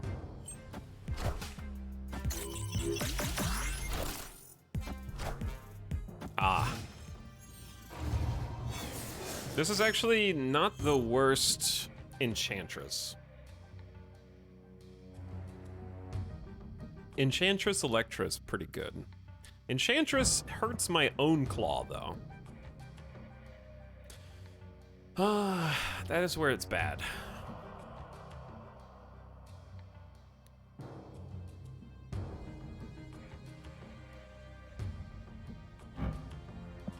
But Spectrum is not ongoing, so it doesn't do anything else. What is the best play here? I think if we get rid of their Mr. Fantastic and their Ant-Man, we lose 6 on the right, but they lose 2, 4, they lose 6 as well. Plus they reveal first, so if they somehow, for some reason, go mid. I don't know, I think I'm overvaluing. I need to just do something. Ah, damn it. I missed my blue Marvel target, but that's okay.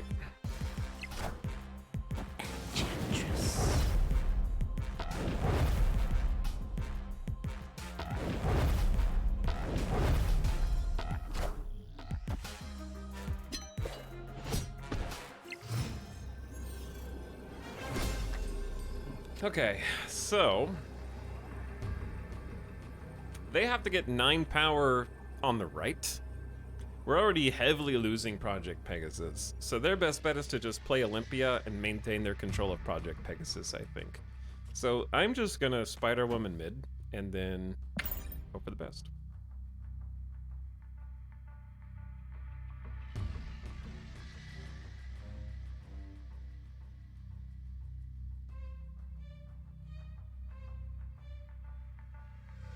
And we'll see what happens.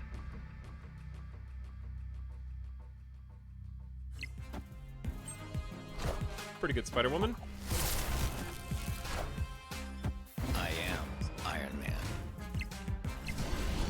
So spicy, dude. So spicy.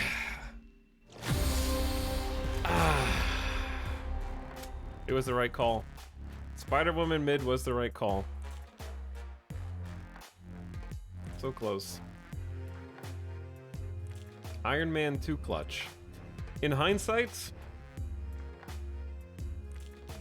no, Spider-Woman left isn't better, because that would have just tied. Mortis. I think, that was just bad luck. Have you seen the blue Marvel plus triple onslaught that gets 1,000 power per card? I saw somebody get me with a triple onslaught, pain boy. Fill this to get a free 6 card. Chat, we've just been breaking even all day. That's why I like Rocket though. Because it counters their Rocket. But yeah, I have seen the new like 1,000 plus. It's pretty spicy. Morbius, we haven't played the Morb deck yet. After turn 5, give all cards here +2. Well, I was hoping to draw better.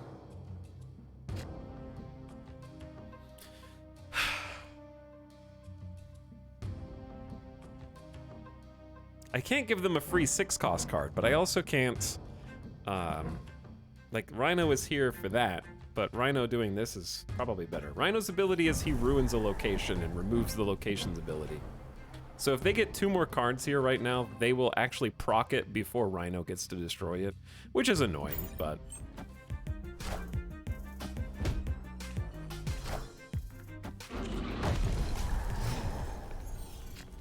Okay, so that's step 1. Now what?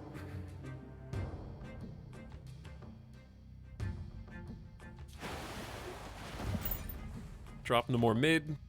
I don't know what we want to bar Sinister.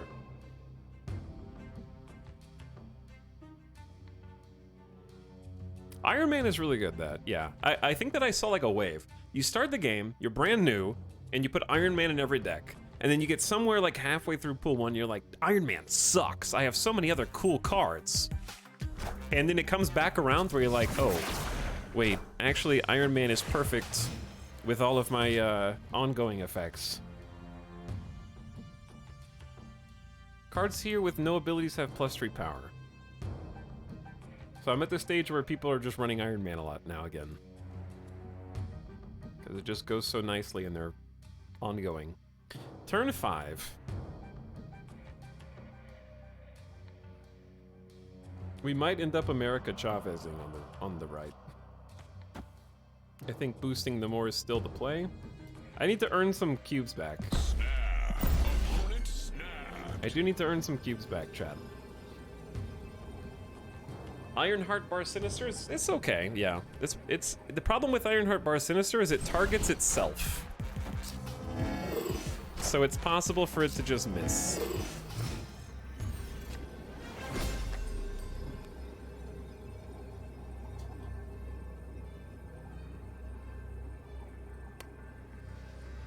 I have to reveal first.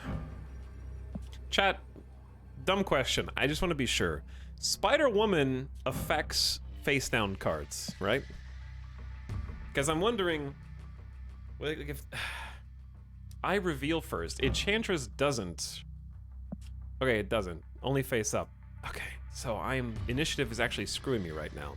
Because I was gonna Enchantress here in case they blew Marvel. I do think that my best play is actually Ironheart and Liz.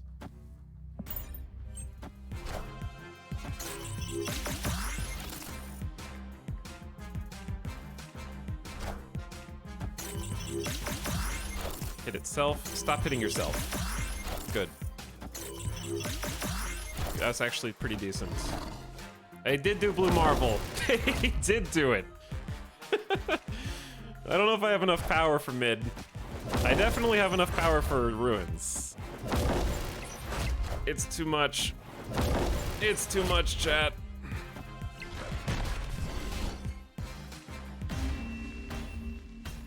It's so cheesy.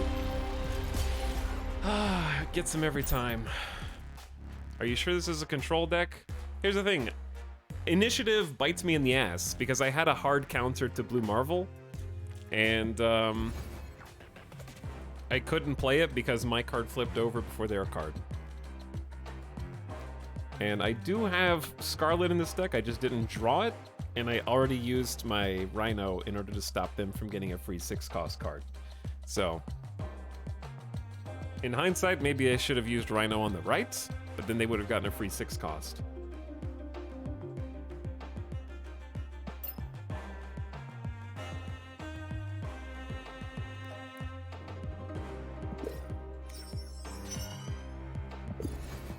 Chat, we're back to gold. Alright, well now I gotta make it back to plat. I gotta make it back to plat now. We've been falling down the ladder today. It's been painful.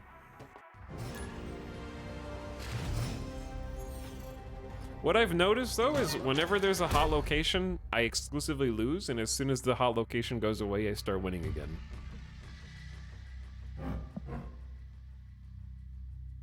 Because I feel like I just am... The hot locations are really bad for me mentally because I don't like playing to them. I like trying to run counter.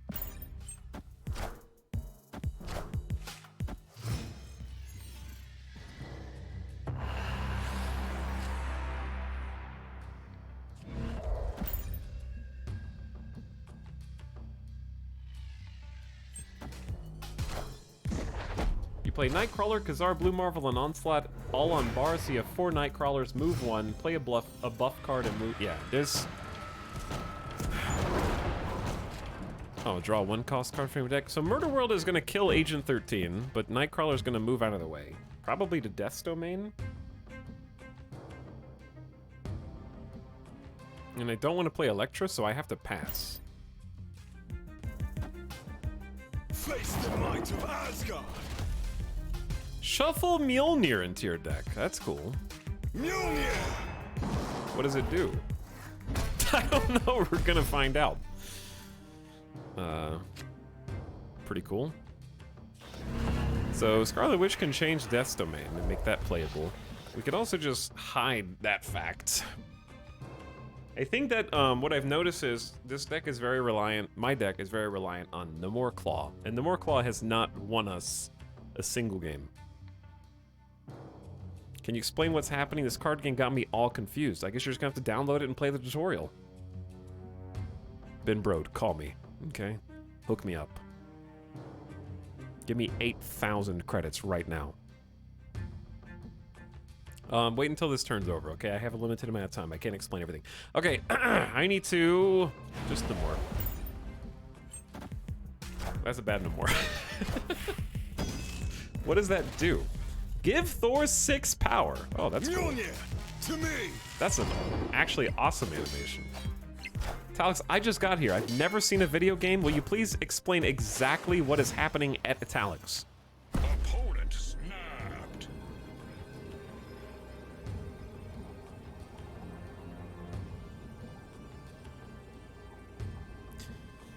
What if...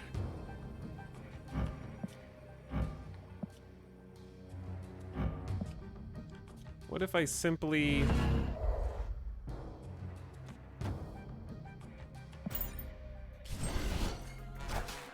reduce all your cards at Murder World?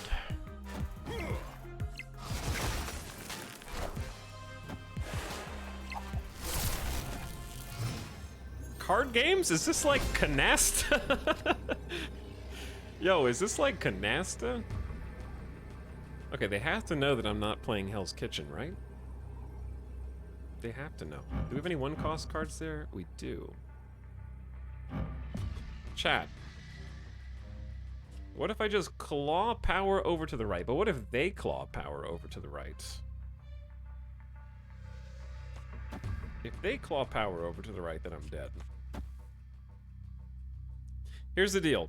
I'm gonna snap. If I lose, we hang our head in shame and just give up. Or take a bathroom break. Snap.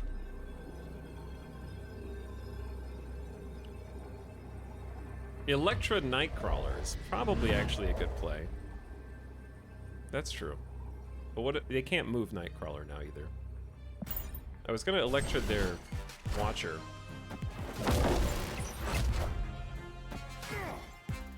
It's pretty strong. It's pretty strong.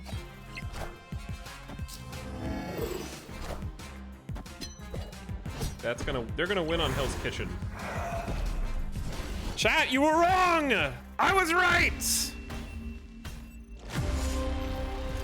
Chat just cost me 8 cubes.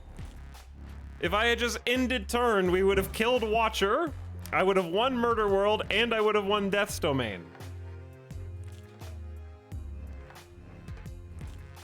My cubes! Bro, my cubes! Now I'm 48.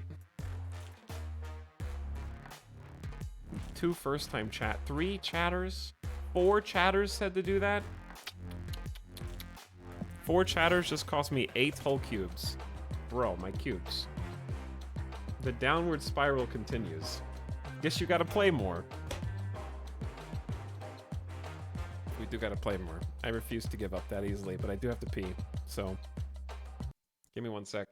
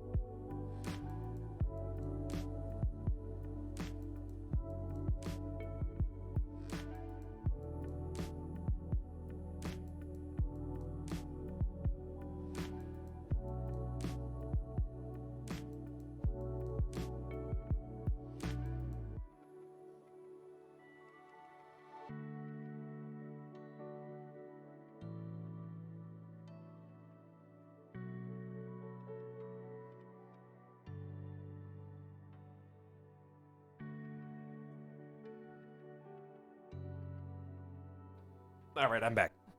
And I already washed my hands.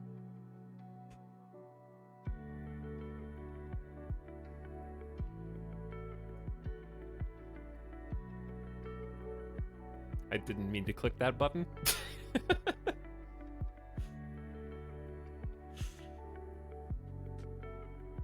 That was a misclick.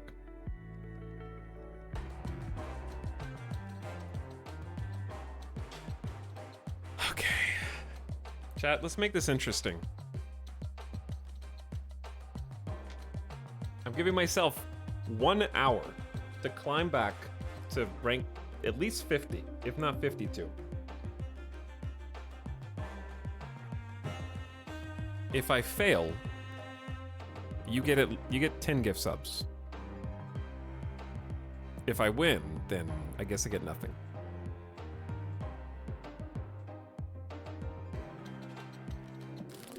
I'm like clearly my the deck is okay. It's not great. I know this. But that was a winnable game. I'm the one that moved the card. I could have overridden you. I didn't. I think America Chavez is never getting played. Is there a better turn 6 play? That would necessitate me possibly having a dead card. But in this deck, America Chavez never getting play. Onslaught's not better. Apocalypse is not better. Like Hulk, maybe, but then I hold Hulk in hand. Chavez is fine just for deck thinning, basically. But she's never getting play. Spider-Woman's getting tons of play, Claw's getting tons of play, Nemora's getting tons of play. Enchantress is not getting played. And the reason is because Enchantress is fantastic, but the problem is that Enchantress doesn't work when their ongoing super combo is on turn 6. If you have initiative. So Enchantress is the tech that I need against 75% of the decks I'm playing, but there's never a good time to actually... I hate that it's an on-reveal. I understand why, it'd be OP otherwise, but... I wish Enchantress was more like Cosmo. But I guess it'd be ironic. Ongoing. Ongoing effects don't happen at this location. I wish it was just neither. Rhino's good for this. Ironheart is... I can't really tell how good Ironheart's been.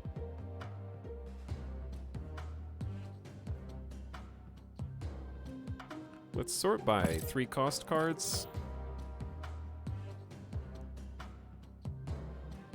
Stop winning early. Just lose on purpose. Like, I had Cosmo in this deck, but there really haven't been that many on-reveal decks that I've been playing against, so we just moved Cosmo out. Mr. Fantastic is fine. It's good. If it was conditional like Professor X, it'd be super good. I agree, yeah. I think it's really either Ironheart or Mr. Fantastic.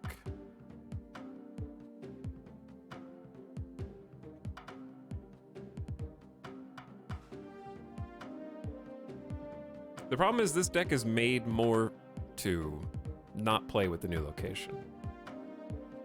It's made to mess it up. So I don't have anything that combos well with the new location. Let's just switch it up. Let's try Mr. Fantastic in there in place. That means Mr. Sinister is less valuable. So we might need a different 2 cost.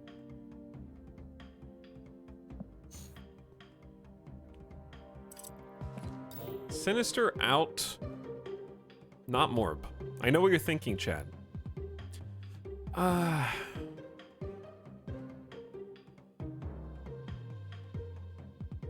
Not really a big fan of any of these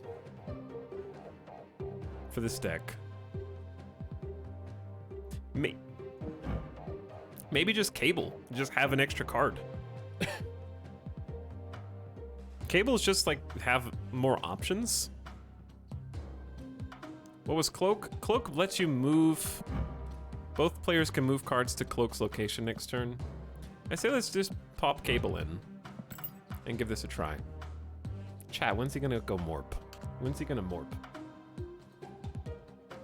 I will morb when this daily location changes next time we play.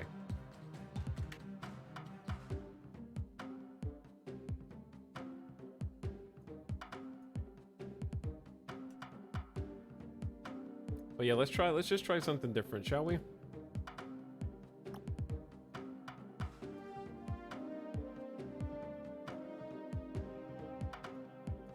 Flip that around. See if we encounter better luck. It's been a rough day. It's been a rough day.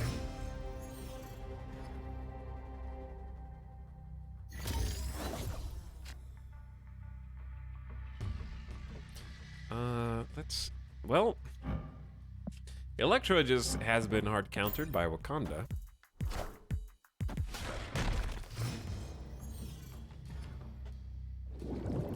I like Cable. I have no idea what he does. Cable is 2 cost, 2 power. Puts the bottom card of your opponent's deck into your hand. So I get to get a card from their deck. If you only have 1 card here, this is made for you. Okay, we drew Namor, and Namor goes in Atlantis. That's perfect. Korg just threw a rock at you. Korg did. He put a rock in my deck.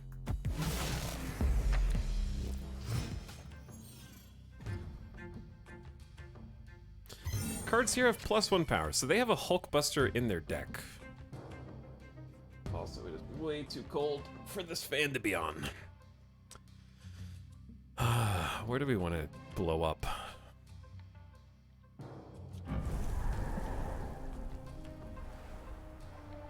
Is rhinoing Wakanda so that we can Electra a 1-cost card a terrible idea? Because I don't know.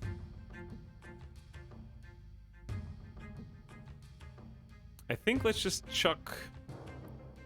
I'm just gonna chuck Hulkbuster down right now.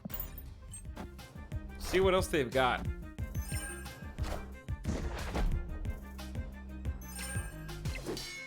Do you think they're gonna move Nightcrawler this turn? It'd be funny if I tried to snipe it with Electra. And then it moved. Just get dodged. Okay, Enchantress is cheeky, we save it for later. For now, we just play Namor on Atlantis on curve. Chad, I gotta get some cubes back. Oh, snap. We gotta win eventually. Oh, I'm down 4 levels! Can't get cubes back if I only get 1 or 2. Okay, so now I actually can't Rhino Wakanda. Ooh, that's a really good Electra target over there on the right.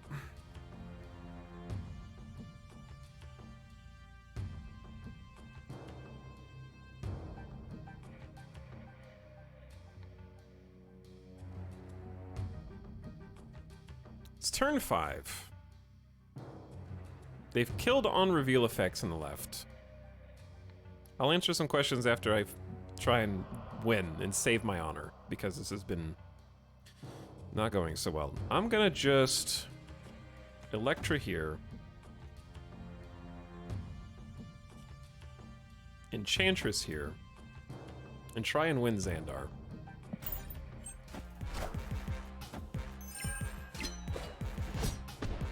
Okay, it's not...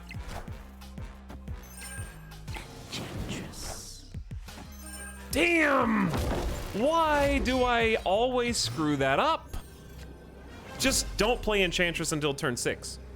I should not be playing Enchantress until turn 6. Like, those are the rules. I'm just gonna self-impose that rule because Blue Marvel's gonna come out on turn 5, so playing Enchantress turn 5 when you have initiative is awful. I'm learning lessons.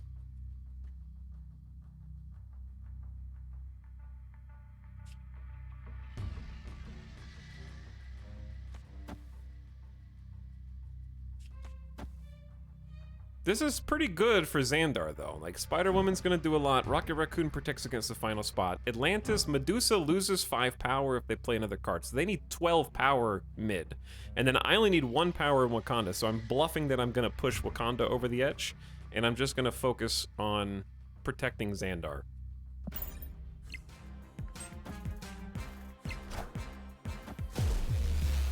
Uh-oh. That's not good. That's really not good, chat.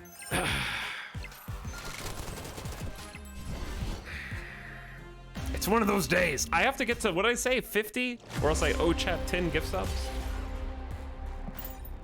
I'm bringing shame on my family right now. We had such a good day yesterday. We deserve this. Enchantress would have bodied them. Yeah, I'm not playing Enchantress till turn 6 from now on.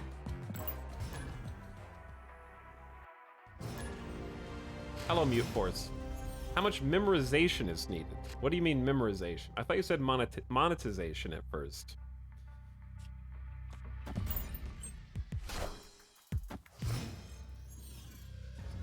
What do you mean memorization? How's my favorite Plat Marvel Snap player doing? Zag? Please. Please. Is it wrong to pass turn 2?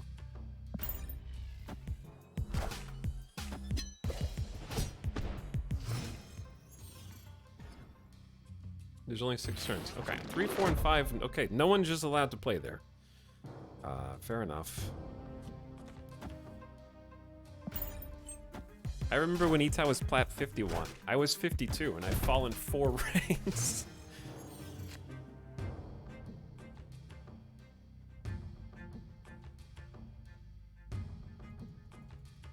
Why Electra that turn anyway? It was to remove a target for the 4 cost that powers up weenies, but it was probably just not a good play.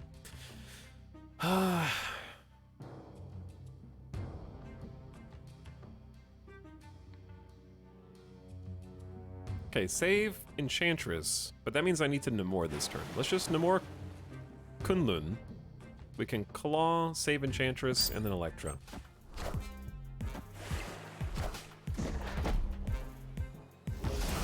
Okay, so their middle is very full. Their middle is very full. Which I think is good for us.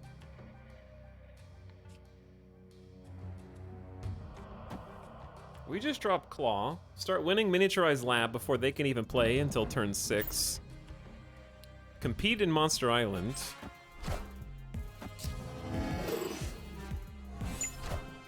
Okay.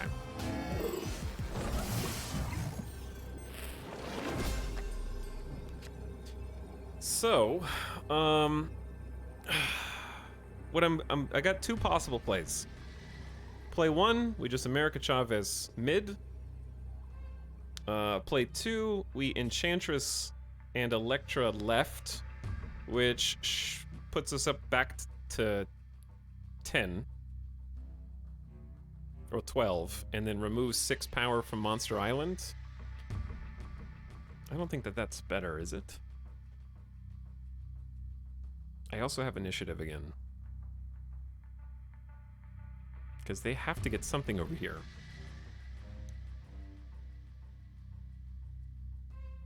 God, this is tough.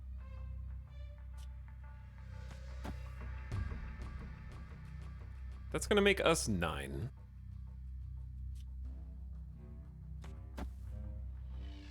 What does Enchantress do? Like, reveals their ongoing effects, so they'll stop giving 6 power to Monster Island. We'll be tied.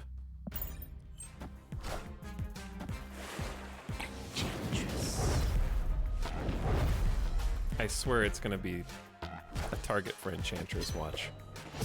This should be— I should have snapped!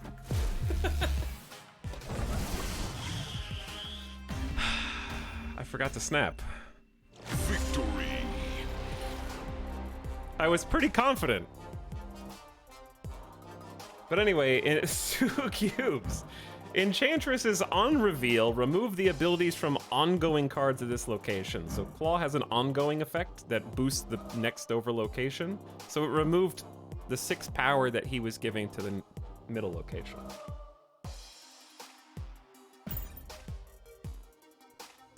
Chow, I should have snapped.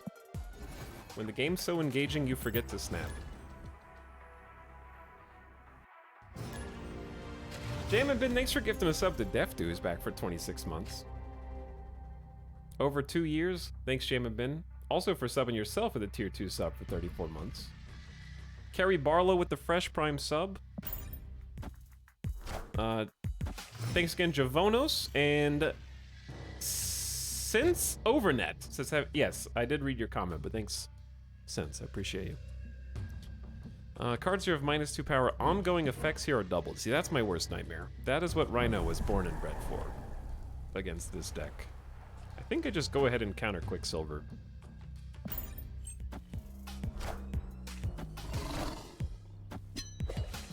I hate the word snap now. Snap, snap, snap, snap.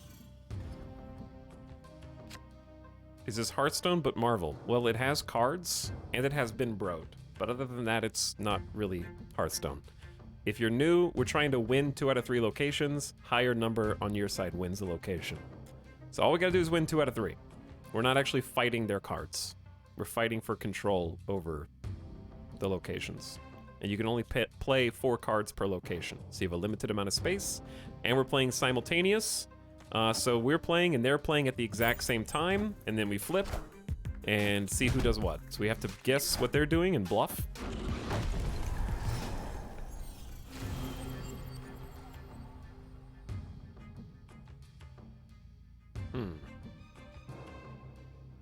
I think rhinoing over there was good. But now I'm starting to think it's bad. After turn 4, whoever is winning here draws 2 cards. But that's now.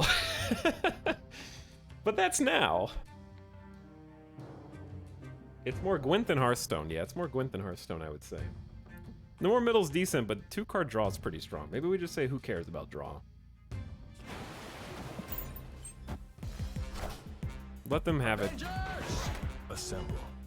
So what's nice is they might get 2 cards, but they've overcommitted to Asgard compared to what we've played so far. So now we have turn 5 and turn 6 to just power up.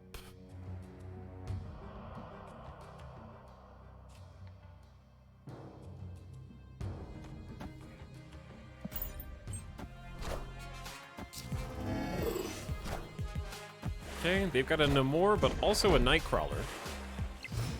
So their plan is to move Nightcrawler somewhere. I feel like I'm winning.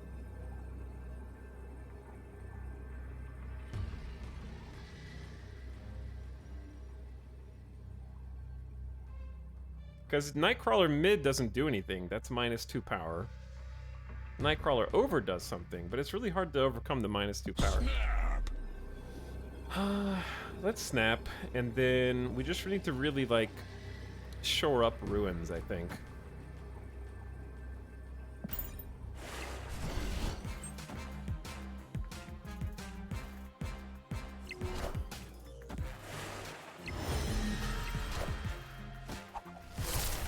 Good Snapchat.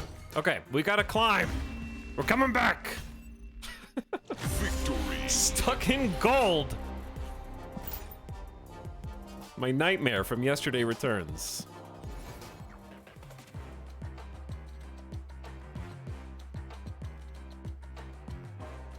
About to say I'm sorry I don't have a deck command, but it's on the top left. However, be warned, it's probably not a very good deck because I've definitely lost more than I've won today. I'm just a weenie. Collection level 287. I'm working on it.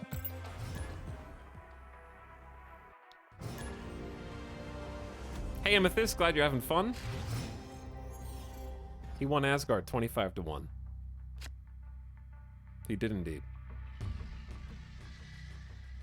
Alex, why no Hulkbuster? It's 316 and doesn't fill the fun zone. Because this deck is supposed to ruin the fun zone. That's why it's called no fun zone. But it's also the no fun zone. Alex, do you think Cosmo's worth running? I like Cosmo, but not with the current fun zone. So once this fun zone retires, I'll probably put Cosmo back in. I didn't mean to rope my opponent there. When you play a card here, add a copy to your hand. Sure. Let's get some extra cards. What's the best thing to use your gold on in-game? Refilling your dailies. Because you get the same number of credits as you get buying them directly from the shop, but you also get bonus to your battle. If you have a battle pass, If you don't have a battle pass, then it's whatever you want. But if you have battle pass, you get more battle pass XP for doing dailies. So it's better than buying credits direct. Okay, turn 3. Cards can't be played here. Okay. They have a move deck, so this is basically busted. Because they, just because you can't play a card here doesn't mean you can't move a card there.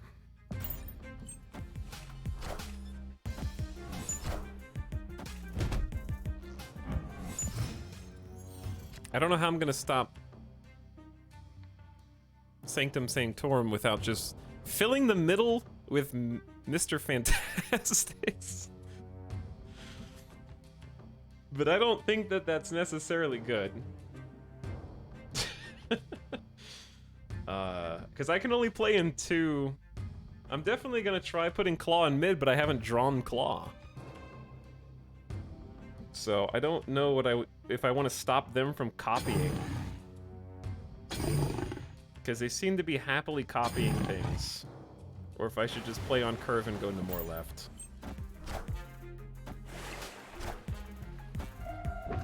Just draw Claw. Yeah, that's a good idea.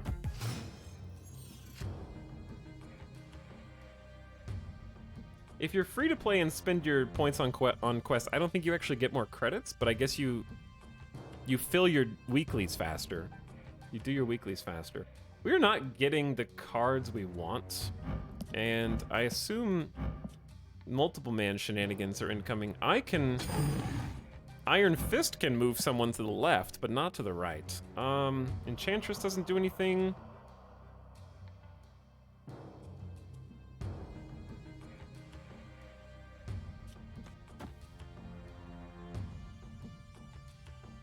He's still snapping. Bro, I am still snapping. I don't want to ruin the more.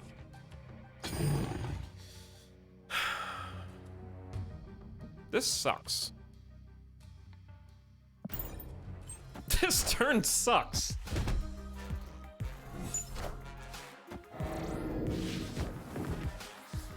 They didn't move multiple. I don't think they're having very much fun either, to be honest. My hand is now full. And I can't draw anything?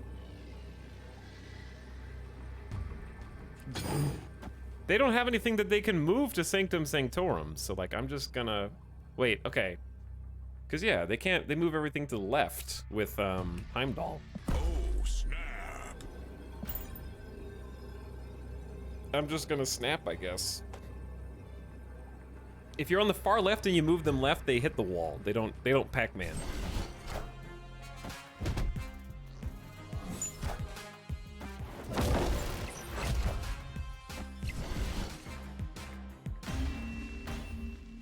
We're coming back, chat. Victory.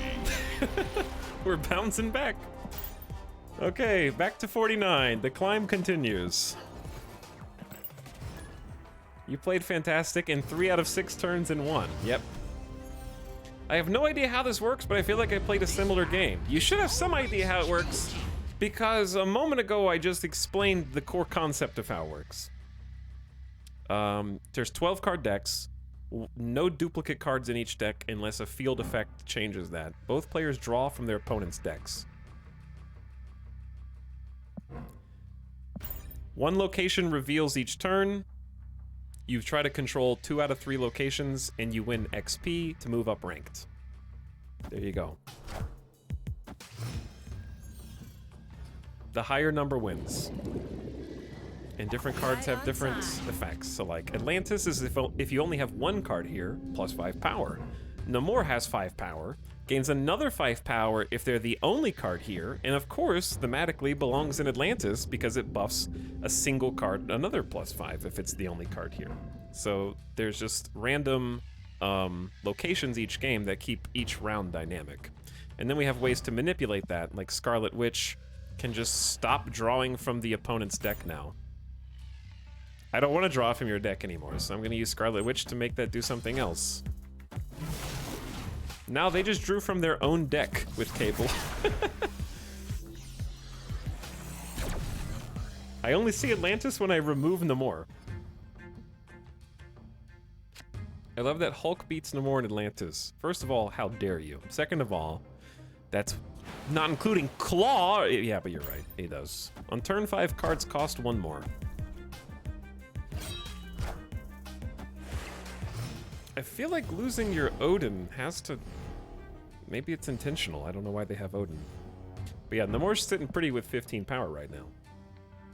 Sorry, I wasn't paying attention to start over. No. I refuse. I think I drew their Deathlock. That's not mine. We gotta save Enchantress just in case. I think this is Lizard right, Domino left.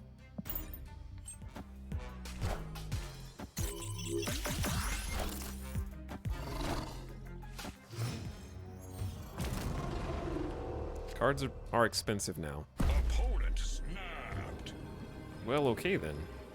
Here's the funny thing, I have no idea what they drew out of my deck. I have 3 cards left and I'm not sure what they have.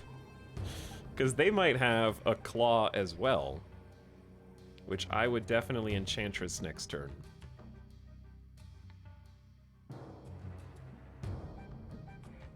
This is sort of a bad hand for me. Because Rocket Raccoon's bad. Let's just Mr. Fantastic to mid. From Dream Dimension.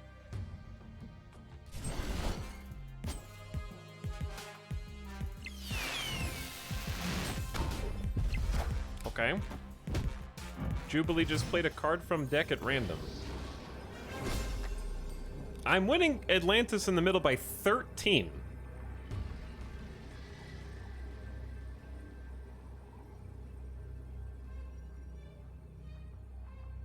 Snap. That's a lot. 13's pretty high. I'm just gonna America Chavez left and swap up Tinker's Workshop.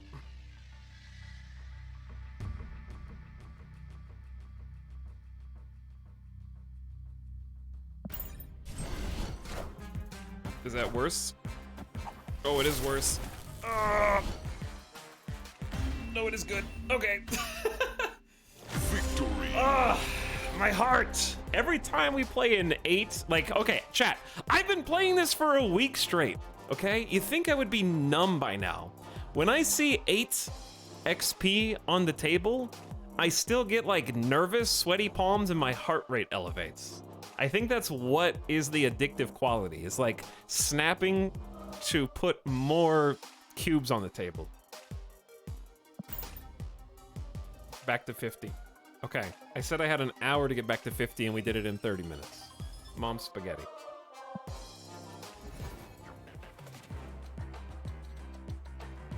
Just snap harder. Again. I want to get back. We started the day at 52.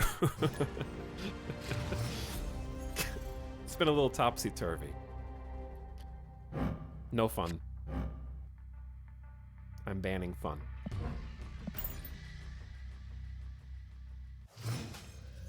Double or nothing. Weird last play from the opponent. They literally can't win with that since they didn't affect 2 locations. Yeah. What's your collection level? It's like, I just got into pool 2. I'm like 260 something. So I'm seeing a bunch of new cards. I'm only plat.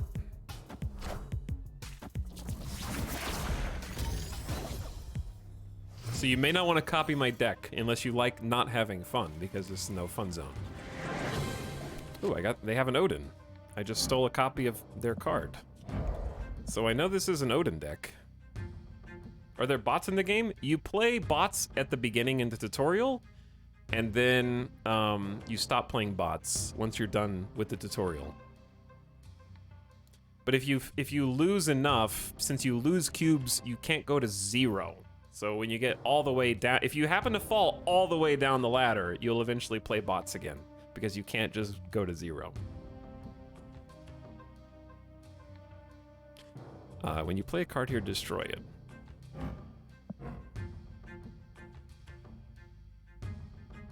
I'm actually not sure what to play. Let's do Rocket Raccoon here, Cable there. Good call.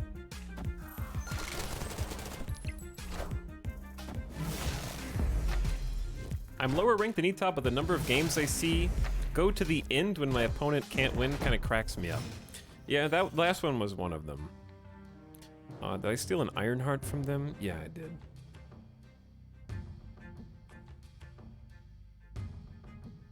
Board state's okay right now.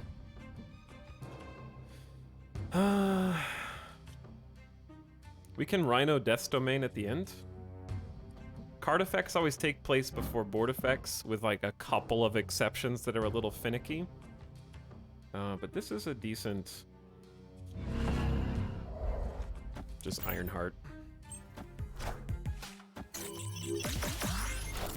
Where are the cubes if you reach 0? You play bots if you go all the way down. Like the bottom of the ladder is bots.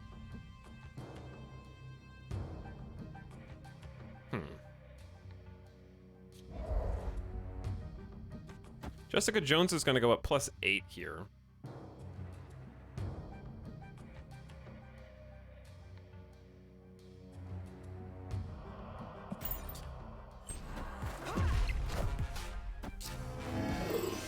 But they're going to get a tiger in the middle? Okay, so this is actually a pretty sick last turn for me. Because they just automatically assume that they're winning mid, and then I get to go bust it with Rhino. And then not only do I get to bust it with Rhino, did you snap? Oh, snap. I did now. Not only do I get to bust it with Rhino, I get to buff left and right with Mr. Fantastic. So, not a bad final turn. If I lose, then they just have a good deck. Because I know they have Odin. And that's... the only thing that they can really do is... Odin White Tiger, maybe? Uh-oh. Actually, Odin White Tiger is... they win.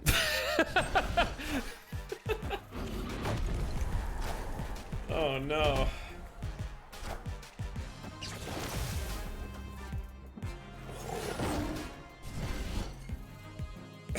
We shouldn't have doubled down. I realized that after I had already committed to the board state, there was no undo button. That should have been a retreat. If my brain worked faster, that should have been a retreat. Brain doesn't work so good. Talix, I know you just answered this, but what should I spend gold on? I have 830 gold. I like to drag it out. But this little button right here on missions. If you got some free missions. Because you'll always get like 150 total credits. And then you get 75 XP for Battle Pass. And then it pumps your weekly as well. Now I gotta get back to 50 again. One step forward. No, one step forward, one step back this time. Fast. After turn 4, swap each location. I just gamble too much and I don't have any... This is why I should not be in the stock market, you know?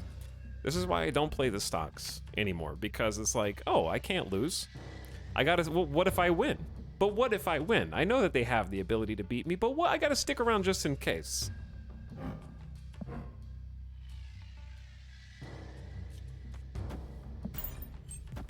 Just buy treasury bonds.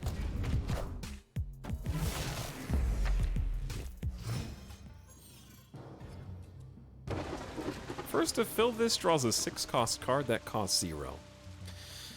Well, we have Rhino and Scarlet Witch.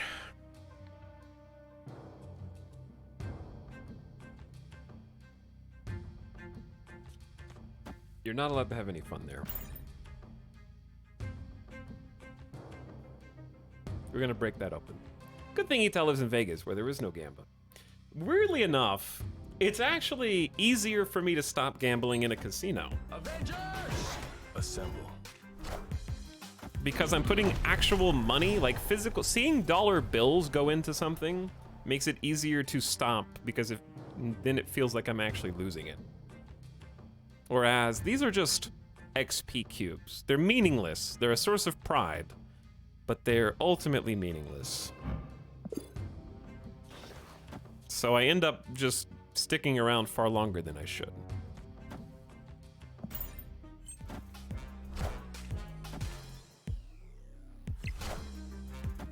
Okay, see, the other thing that makes Cosmo so good, Cosmo blocks Enchantress. Assemble.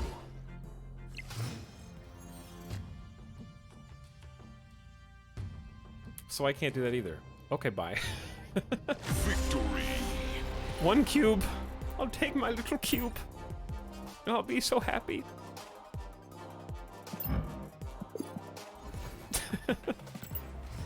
They're so fast.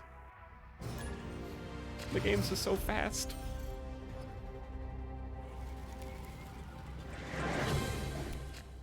Okay, so this is a blue Marvel deck incoming. I have what they have, which is possibly hilarious. We'll wait and see. Because if we get the fun location, I might just be able to use the exact same card that they use. And they'll never see that coming. After each turn, give cards here +1 power. They stole my Claw. Spider-Women are fantastic, though, so they're sitting okay.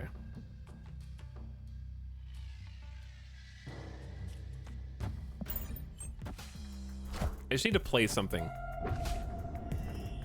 I just need to play something.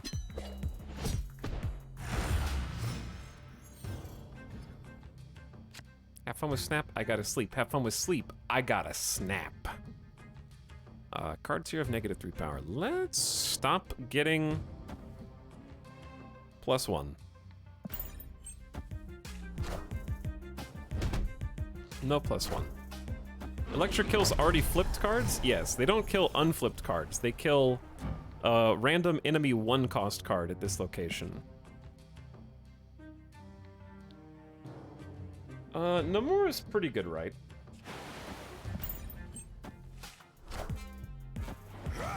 Where is Enchantress?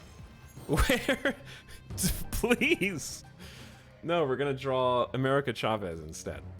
I'm not sure that we can win this one. But I think what we do is maybe beat them at their own game with Mr. Fantastic. Little Scarlet Witch action. Is that better than Claw and Spider-Woman? I don't know that Blue Marvel's better.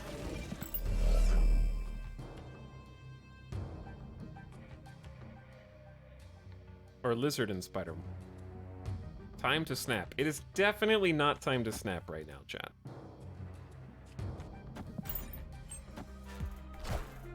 Okay, so they're getting Blue Marvel out now.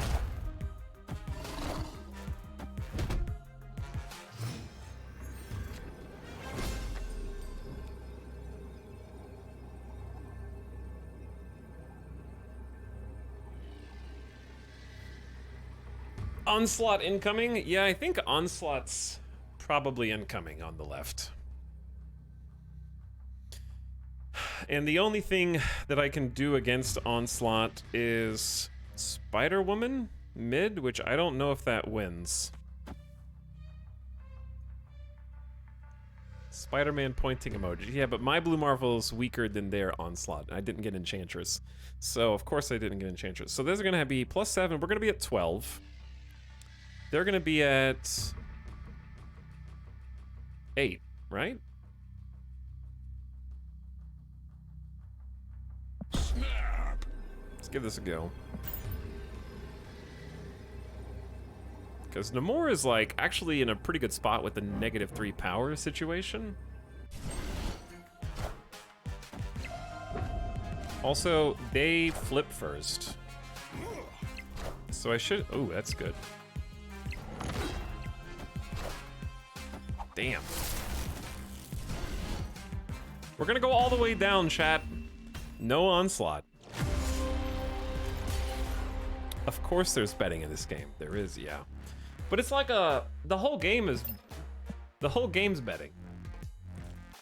Because you're playing simultaneous, so like I know what type of deck they have, and that Onslaught fits perfectly in their deck. Maybe they have Onslaughts, and they choose not to use it. It's like a bluffing game. The whole game is betting all the way down. Because like I predicted they would play Onslaught there, and then they played 3 other cards mid, which ended up being much better. So you're trying to bet on what your opponent is going to do, and there's only 6 turns. That's why I like the simultaneous reveal, and that's why it's so addicting.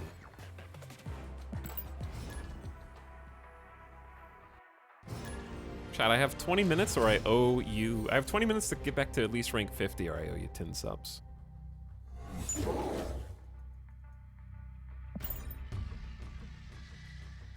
What I've learned is that this deck is not consistent.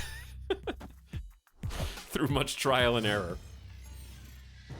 However, I will say that I have been winning against basically every deck except for Blue Marvel Weenies. If I see Blue Marvel Weenies, I basically just lose. So I need to come up with better ways to counter that deck. Because it's basically everyone. I'm just gonna kill Ant-Man now.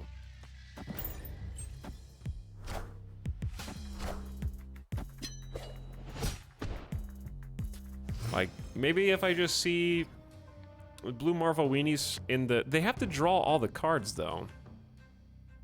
Doesn't Chavez hurt your Enchantress draw? No, because you might draw Enchantress or Chavez if it were a different 6-cost card. You have an increased chance to draw Enchantress turns 1 through 5.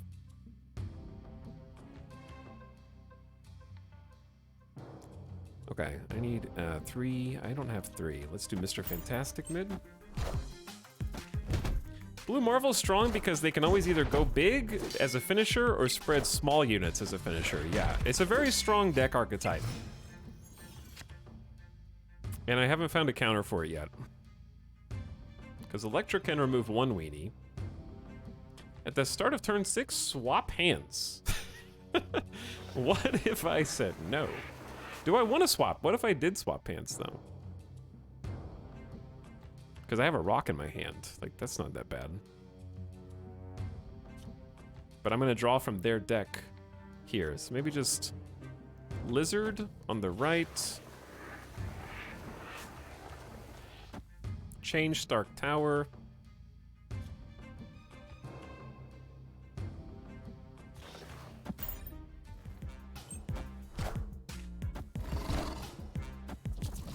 The counter to Blue Marvel deck is make them give you their Onslaught. See, it's another weenie deck. It's another Khazar Angela weenie.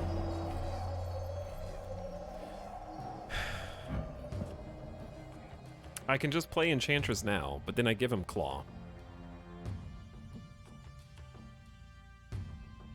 Playing Enchantress now only... He's only getting +2 from Khazar. But if he plays Blue Marvel here, is he gonna play Blue Marvel here, or Blue Marvel here, or Blue Marvel here? That's what I don't know.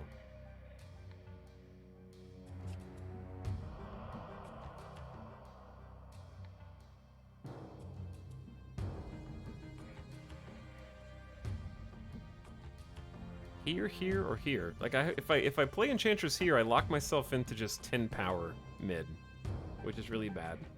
You can't Enchantress turn 6 here because we're about to swap hands.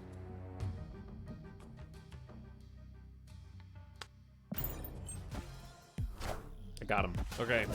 That's pretty good regardless of what happens next. I just wonder what's in their hands. I do disable Mr. Fantastic, but they lose a lot more than I do.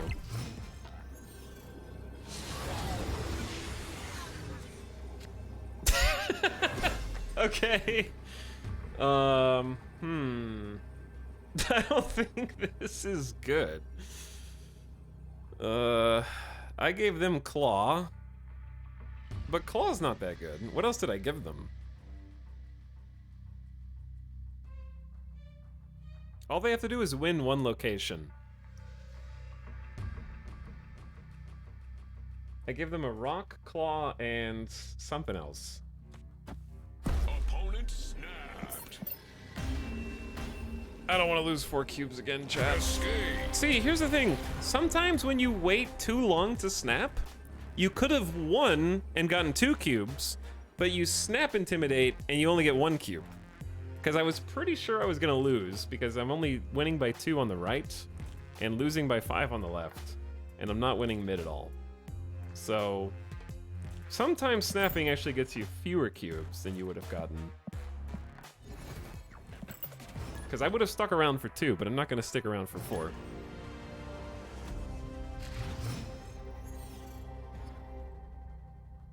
Enchantress and the 2 goblins are the best anti-blue options. Yeah, I only have Enchantress so far. And that's all I've got. So I don't really have any way to counter it outside of either just playing it myself or playing another mid-range deck. Because I think mid-range decks do pretty good against blue.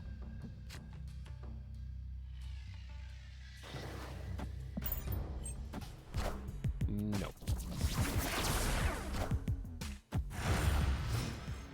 Why would you want 4 copies? Okay, I mean, I guess.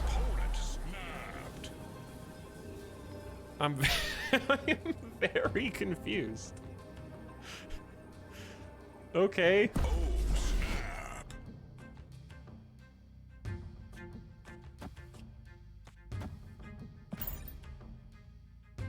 There's too much Ice Cube. Ice Cube. IQ. Galaxy Brain plays. He's playing on a different level, I guess. Oh, I have like a board of Hulks now.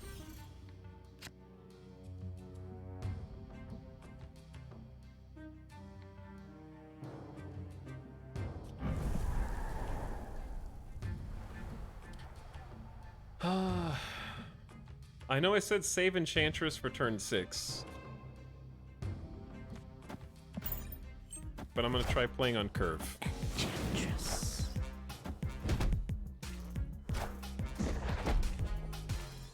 Because right now I can play Claw. I can play Claw and Spider-Woman and something else, which...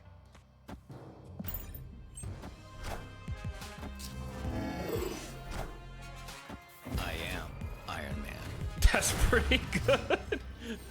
God, the ongoing decks are kicking my ass right now, to be honest.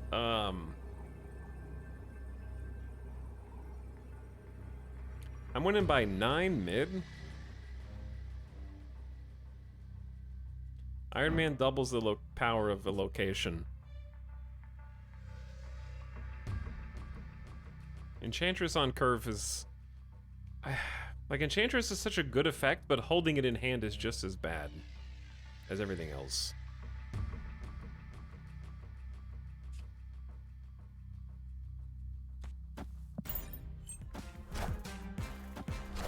I got baited.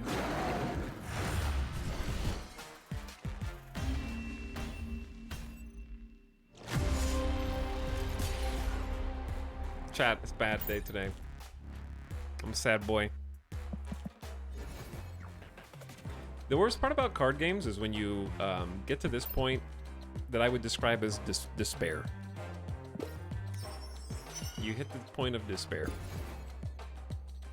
All of Agatha's hard work is gone.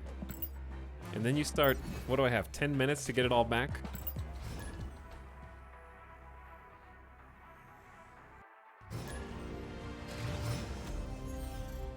Every game we stray further from God's light. Time to mix up the deck. Sometimes, like, okay, I had the same problem when Odin meta hit, for one day. The answer is just stop playing until the hot location switches for me.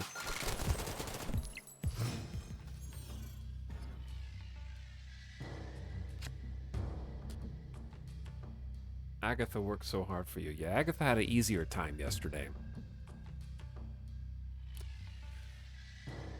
I think I'm gonna just have... I broke the rule of not playing Enchantress. I should have kept Enchantress.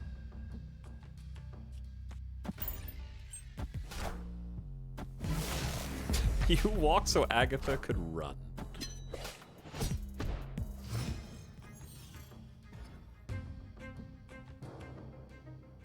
Okay, you're back. See, like, I am dealing with Bar Sinister But I'm still just losing because... Okay. See, this is another person who's pissed.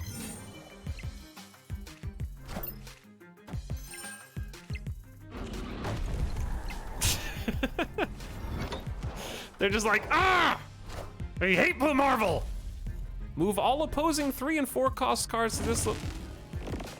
Magneto. You gave them Magneto, and you gave me a Tiger. Okay, well, I'm pretty locked in mid now. I think. We won't be playing there. Namor is now useless. I need to hit the drawing board on this. I just need to get a different deck. Snap. I'm not snapping right now. I don't want to go lower than we went yesterday. Okay, just relax, chat. Just relax. Who's this? Oh, that's Fancy Cosmo. That's weird symbiote Cosmo dog. Enchantress doesn't even have a target right now.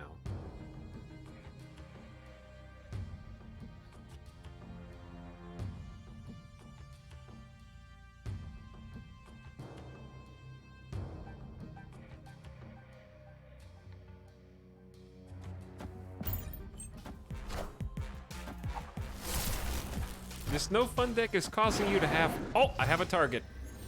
Hallelujah, we have a target. And then we just pray to mid. Scarlet Witch is gonna invert X-Mansion and make us win the game by magic. And, snap situation. Is this a snap situation? Oh, snap. Chat, I would have retreated. I would not have snapped. This is a... Opponent snapped.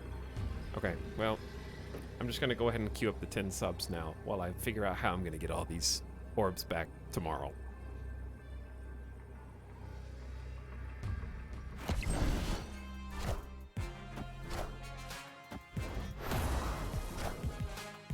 Enchantress.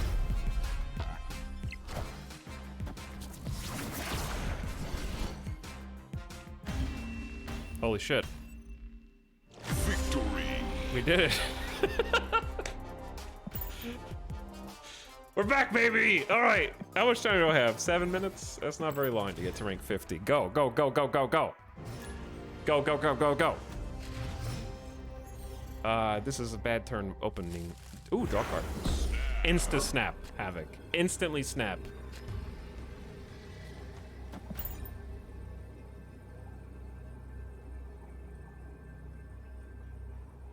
Doesn't matter.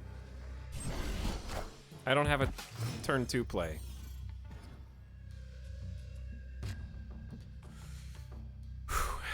Okay, why did I snap? I have all of my 5 and 4 cost cards.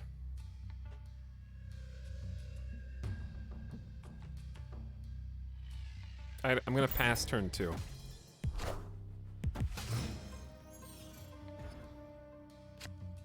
When you play a card here, add a copy to another location. Absolutely not. You are forbidden. Okay, what's happening left? Goodbye, Rocket.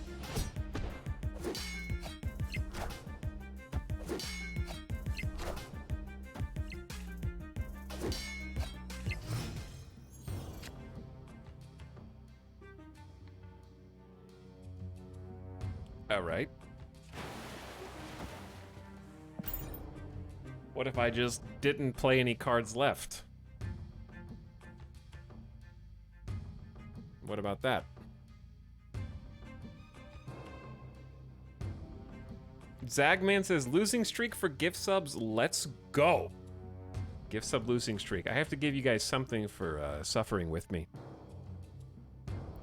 You need to make sure you go second on turn 5 or 6. It's difficult to do. Maybe they'll play Hellfire. Because why would you play Negative Zone unless you're a psycho who runs no more? Ironically, at this level, I can tell that I overvalue Namor because no one else plays him right now. I have not seen another Namor. It's only me. I am his one stalwart champion. That was an interesting play by you. I'm really not sure what's going on here.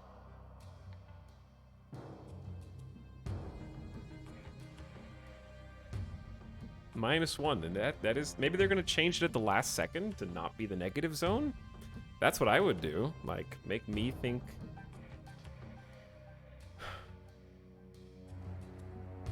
So, chat, since they have nothing in Hellfire, and I know I'm getting America Chavez, is it correct to just claw left to power up Namor and then America Chavez final turn?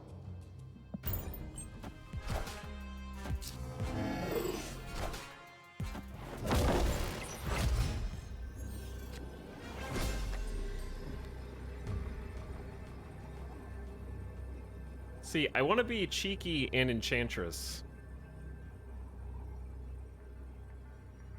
But I think that doesn't give me enough leeway on Hellfire. I already snapped, chat. I've already snapped. So I think America Chavez is better, but like that's 9. I could get Lizard is no way he's gonna fill the board. That's 5 by itself, and I can enchant afterward. That's pretty good. Oh, we did it! Turn 6 Enchantress! Oh, it feels so good. Oh, it's so tasty, chat. It's so tasty. Victory. Okay, so the reason I won, we tied on Hellfire, so whoever has the highest total wins at the end, if you tie. Still close, it was very close, yeah. Yes, Enchantress removes ongoing effects, and Lizard has an actual negative ongoing effect, so it makes Lizard more powerful too. Chat, I only have a minute and a half. Okay. This game started before the 3-hour mark on stream, so this is it.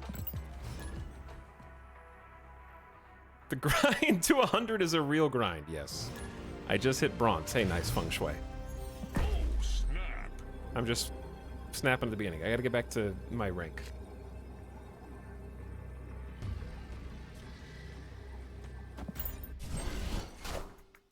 I gotta get back to my rank.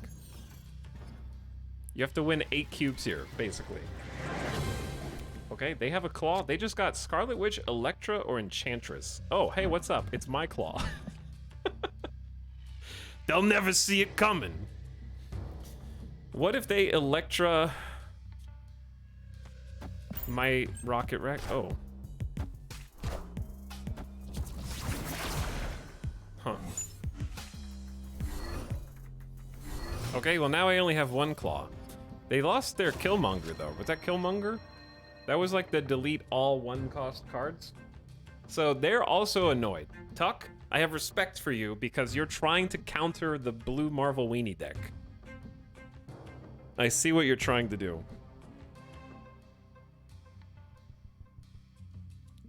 Mr. Fantastic is just better mid, but I don't like filling my mid right here, but it's also like very on curve.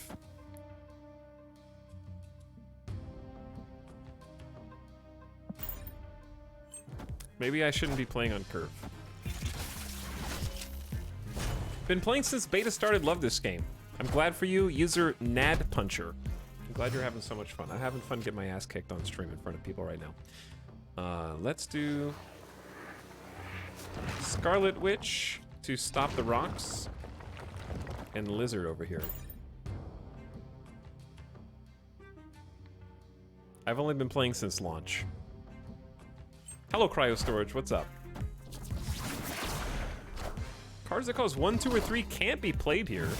That's actually really good for Lizard. Oh. I see.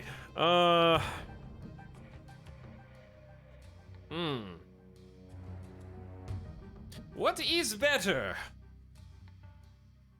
What is better? Namor by themselves or Claw mid locking? I don't think I like locking that down.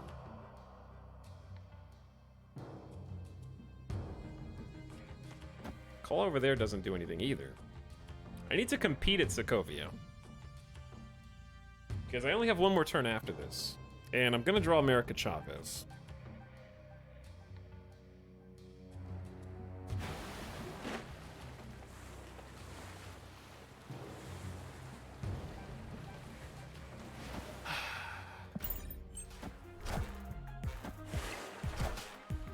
Okay, they stole Claw from me, which is cheating. I don't know what they're gonna play as their final card. I don't have a clue.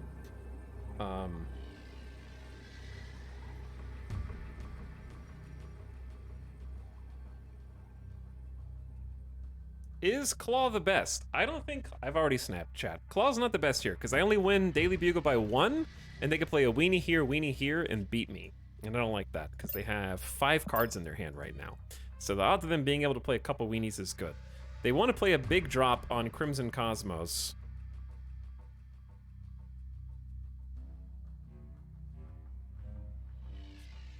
But I'm already winning Sokovia in Crimson Cosmos, and I'd rather just sway Bugle. I don't know! I'm just going! I already bet America Chavez mid.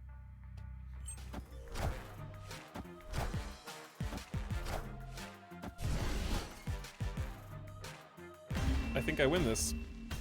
Victory. They didn't snap though, chat. This is so sad. I'm 3 cubes away from not having to give you 10 gift subs.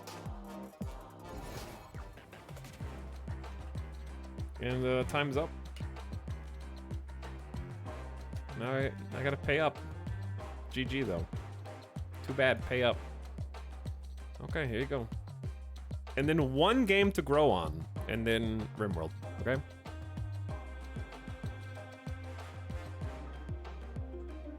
This stream is sponsored by viewers like Error. I just paid for more time. Okay, I just put more coins in the machine. Because I just want to see if I can get back to 50 at least, so I don't have to be so ashamed. Viewers like you. Turned into actual gambling. I don't have anything that can stop that. What's better, Rocket Raccoon on Sinister London when you know they're probably gonna do it, or just get 2 cables? They're probably gonna do it. He liked the game. I do like the game. Is there any kind of energy system so you can only play X games before waiting? No, you can play unlimited games. The card progression and unlocking new cards is time gated. But you're only playing against people who have a similar number of cards unlocked that you do. But it's unlimited play. But some would say that progression isn't necessarily better, because getting to the point in pool 1 where you have a good deck, and keeping it there for a little while is sometimes helpful. I have initiative.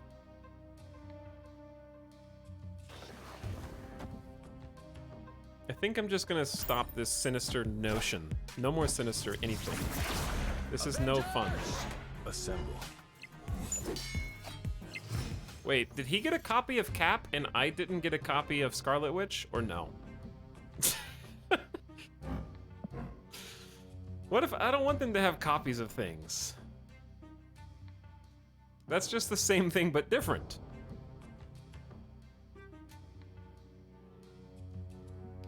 Ongoing effects are disabled there. Do they don't have any one-cost cards? Let's get Mr. Fantastic mid, Cable left. Boop boop.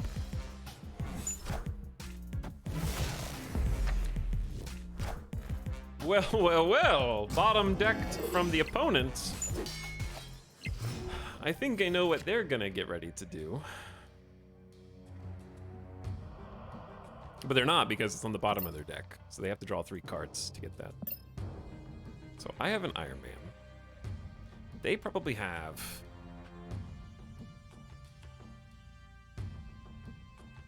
Onslaught? They might have Onslaught. So I need to win mid and left, I think.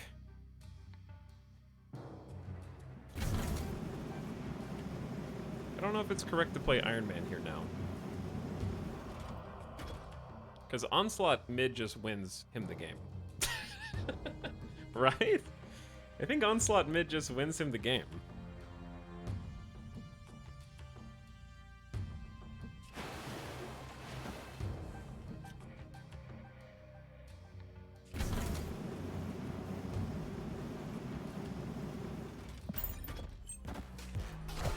Okay, before you say what the hell did you just... No!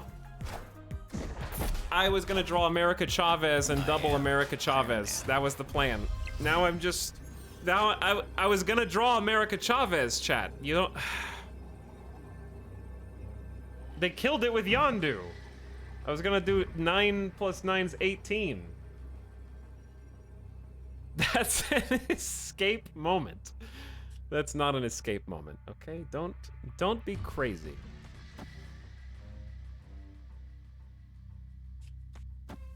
Don't be silly. They think I'm gonna play something huge there.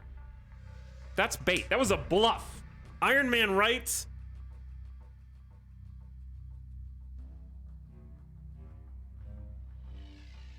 I'm locked in. Actually throwing. Claw doesn't work. Opponent snapped. You could have had 2 cubes. Now you only get 1 cube. Could have had 2. Now you only get 1. Too greedy. Too greedy.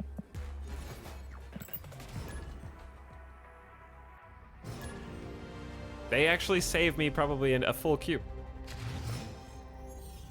It's not about the cubes. It's about sending a message.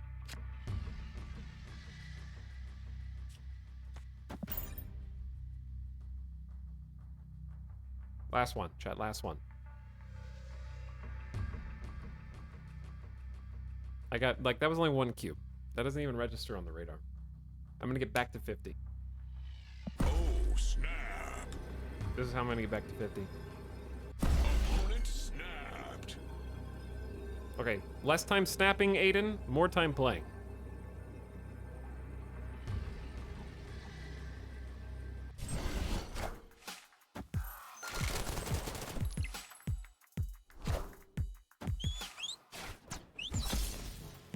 I like Claw, but Claw's dead. Cards that cost 1, 2, or 3 can't be played there. So Scarlet Witch to delete Bar Sinister.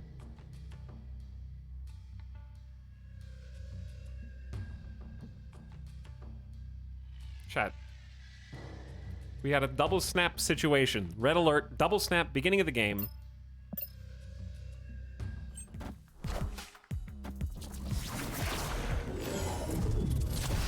Your power here is granted to all other locations as well.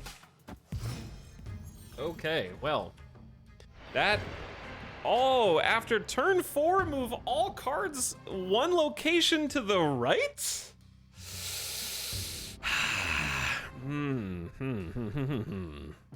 Okay, let's kill some weenies with Electra. Maximum Wacky. This is Maximum Wacky, yeah.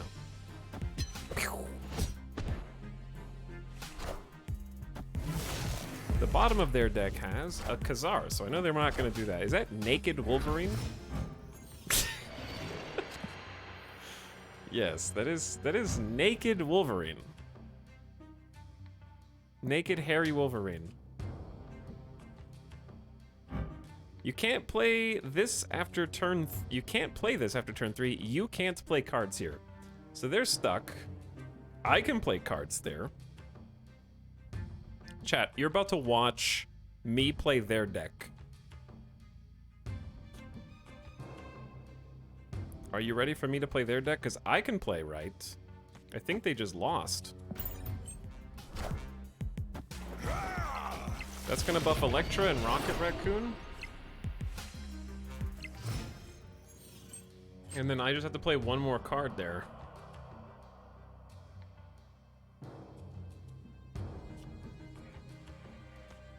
Like, I can guarantee that Spider-Woman basically wins that. Because they'll go -3, I go +7. So that's 10, net 10 swing.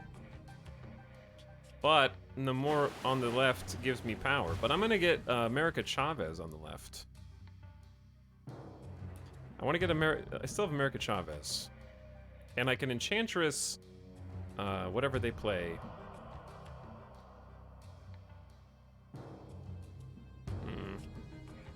This is tough, chat. This is possibly stinky.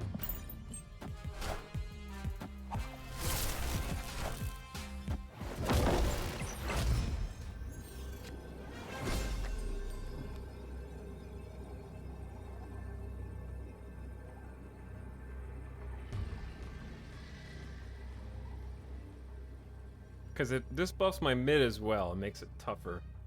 Just need raw power. Yeah, because I can Enchantress Blue Marvel and Lizard, which is probably better than America Chavez because it's the same amount and it helps Lizard as well.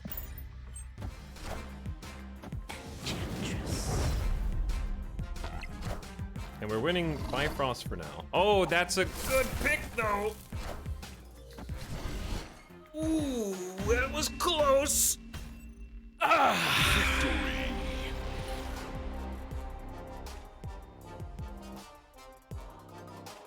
That was close. And we're back. Okay, time to quit. I stayed in the casino so long that I went down to 0. I had to go back to the ATM, got more money out, then hit a bonus, and I'm back to where I started. Let's at least complete the missions and do some card upgrades. Yikes. Great casino advice. Hell yeah. Unlocks in 2.5 hours?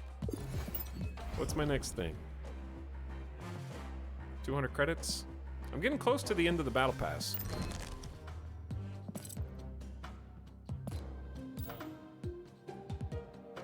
You have one more mission. Wait, which one? Yeah, but that's not going anywhere. I got room for 6. Alex, congrats. Hey, thanks. I don't know what a shiny Noibat is, but I'm glad it's cool. Can't quit on a win, though. Oh. You can on this win. Should we just make Spider-Woman as good as possible? I don't see any reason why not. I think Spider-Woman is a genuinely good card. I don't know how she stacks up to the rest of Pool 2 and Pool 3, but... Let's go. I don't have an Ultra card yet, so may as well. That's what they want you to do with the Battle Pass anyways. They feed you boosters. So you can get fancy beveled borders. Yes, I would like my Photoshop filter layer to bevel with animation. Pew, pew. Colossus? Hey, there's Bucky Barnes. Bucky Barnes is cool. When this is destroyed, you create the Winter Soldier in its place. So it's pretty nice with the destruction decks. Bucky, where are you? So when he dies, he becomes a 2/6. So you chuck him down as a 2/1, and then you maybe eat him with Carnage. Destroy your other cards here, +2 power for each destroyed. Maybe you chuck in a little bit of where is he? Oh, these are just upgradables. What's Deathlock? What's his name? He's like a 3 cost, isn't he? Why can't I find any cards I'm looking for?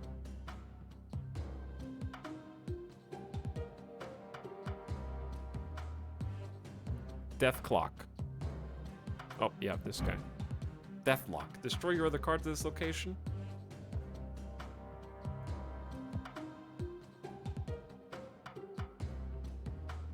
Yes, I can't just search for them too. They need to add more tiers of card rarity and more random aesthetic improvements. I think it's fine the way it is, because there's just so many cards. So if I show you the unowned, I think that that'll be something that comes in time as well, yeah. But for where, like, it being a brand new game, I think that this is good. So you can see all the gray slots are cards that I still haven't unlocked yet. And then some of them I've seen, but not unlocked. So there's still quite a bit to go before I even have the currently available. I wish you could choose the border color but still keep upgrade effects. I think that's just so you can see how many times someone else has upgraded them. Don't think I would enjoy playing the game, but very enjoyable watching, listening to Italic's play. Hey, glad you had fun. All right, here's what we're gonna do, chat. I'm gonna take the dog out, we're gonna switch over to Rimworld, okay? And the rest of the stream is gonna be Rimworld. If you came over from the raid earlier and you were hanging out, thanks for hanging around. Sorry to drag you through the mud, but it was called No Fun Zone, so I think it was a situation where you should have known what you were getting into because it was written on the screen.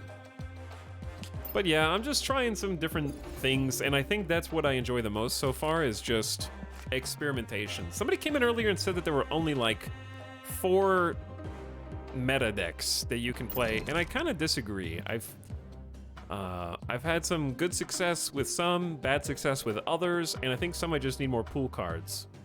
But I've enjoyed playing with just different decks and experimentation with the cards, and I think that it's a pretty rewarding experience in and of itself. But I think the key is that just because a card has an effect that aligns with one of the available abilities, because the game just came out, right? Remember when Hearthstone just came out? There's only on reveal, ongoing, discard cards, destroy cards, and moves. There's really only 5 effects that you need to know right now. I'm sure more effects will be added with future expansions. But right now, there are only 5 effects. But just because a card has the ability to discard doesn't make it an auto-include in the deck. Like, there's room for the no effect cards and no abilities to mess with them. You don't just sort by destroy and automatically include every single card that has the keyword destroy on it. There's a ton of decks. Balance is good right now. Yeah, it seems like the balance I felt is pretty good. It's just the featured location and the hot location tends to homogenize all decks for a day. And that's okay. It's just for fun, like, here's 24 hours of insanity. So that's fun too, even if the people who play the most get the most frustrated, and that's me. I definitely get the most frustrated with the featured location and hot locations because I play too much. So that's on me. I could just play less and wait for more missions. I think I already looked at the variants today. I like how fast-paced it is, so you don't feel as bad losing right into the next one. Yeah, for sure. I think that the pace of it is what makes it so addicting. I am going to have to take that deck off the list, and we're going to switch over to Rimworld now. But if you came from the directory or from the raid earlier, thanks for dropping by. I appreciate you. And we'll play some more Snap. If we stream tomorrow, I'll probably start with Snap then too, just because I am addicted, and I'm genuinely just having the most fun playing that in my free time right now. I miss Snap, no! You did. And if you got a gift sub for not getting back to rank 50 in time, enjoy Sang, Chesty Lair, Chesty Lair, Death Spirit, Moby, Jaded Bird, Crazy Jewel, Papa Toasty, Susie Cream Cheese, Bluest, and Yepsum. Hey, enjoy your subs if you got one. Rimworld is synchronizing the Steam Cloud right now. Just become a full-time Snap streamer. Once I get like more cards, I think for me, the goal right now is play with different cards, experiment, have fun. As I climb the pool, because you can climb the collection level independent of whether you win or lose. And I think that is the best part. So I don't have to win to unlock new cards. I have to win to upgrade ranked so I can get more credits or special card backs, maybe. But I can just kind of experiment, have fun, maybe tank a little bit. And then once I go higher up the collection level in pool 2 and maybe get to pool 3, I feel like once I have all the accessible cards, then I'm really gonna have some game time just like messing with different combos. Rimworld, please. I'm not even stalling, it's just like stuck on synchronizing. Chat, which one of you disabled the Steam Cloud? I miss Snap, no! You did miss Snap. I gotta take dog out. Okay, here we go. Cam is not gonna be this big. Boop, boop, boop. There it is. And we're gonna pick up where we left off yesterday. Somewhere around there is good. All that work and my rank in... I guess we did climb the collection level quite a bit. I have some new cards I want to play with the move deck. Rimworld, dear God. What are you doing? Store brain waste, grow meds. Fair enough. I had to get Steam to run an admin mode this afternoon to get Rimworld to sync. It just synced for me.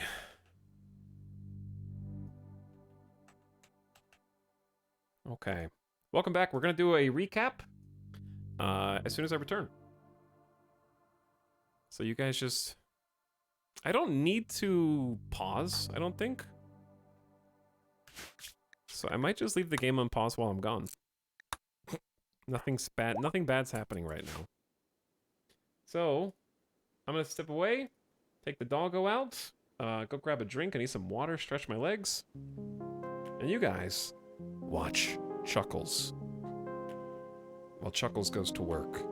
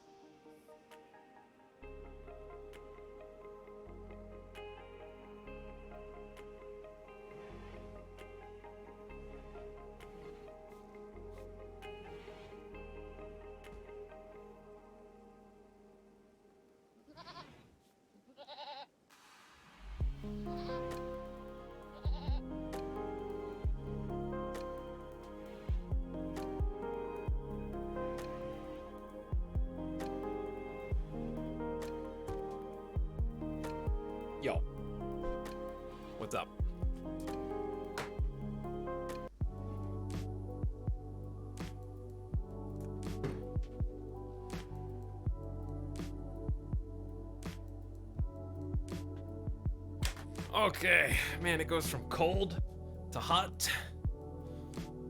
This computer is spitting out hot air faster than I can. All right, let me stretch real quick, and then how is Chuckles doing? Chuckles? Just gazing up at the blue sky.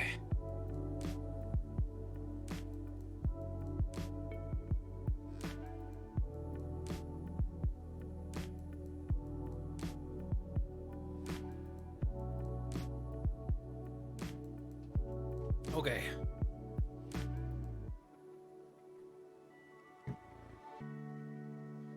Now, where were we?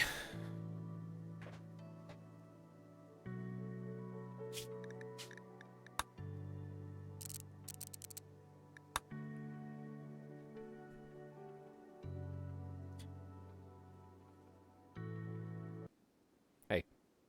Sorry to abruptly cut the music off. There just happens to be no music in game right now.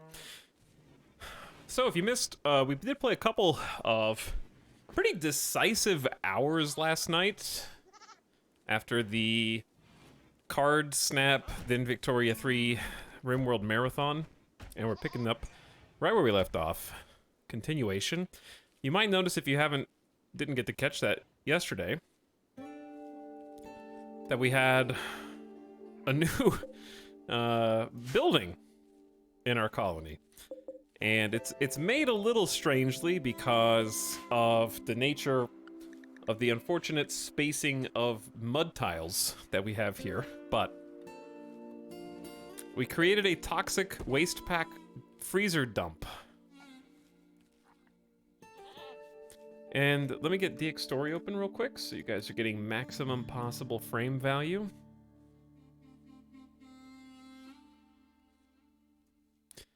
All of that's coming from, ooh, we are on actually the last single toxic waste pack. It's down to 86 HP. A waste pack dissolves every 8 days, and when it dissolves, pollution starts to spread. So you can tolerate some pollution, and it's not going to murder your entire colony just because there's a couple waste packs that go off, right? It's not assured destruction just because a little bit deteriorates. However, there are ways to get rid of it. You have a pollution pump that's accessible from the beginning of the Naked Brutality game. And it's a groundwater filtering pump that slowly cleans polluted terrain. The extracted pollution is formed into toxic waste packs, so it makes it back into toxic waste packs. And then you can move it. But you can't permanently get rid of it until you have the correct associated technology. And that's somewhere here. Toxin... What is toxin filtration? This is a detox kidney? No, that's not what I want. What I want is like it's an incinerator or something.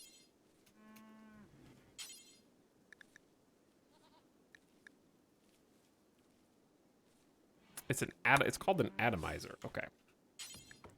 Waste pack atomizer. 8,000 research, so it's really far up the tree. That's the only way to really, really get rid of it outside of just putting it somewhere else on the world map. Did Italics accept someone else's weight or waste? I did, yes. I did accept someone else's waste. And, but yeah, you can send it somewhere else in the world map, but it'll pollute that area. You'll notice there's already heavy pollution to our west. Pollution can cause various weather effects and other issues. There is a pollution overlay, but I don't know which button. Oh, it's this one. Okay, so we don't have any pollution right now, but there is an overlay. So you can see what's up.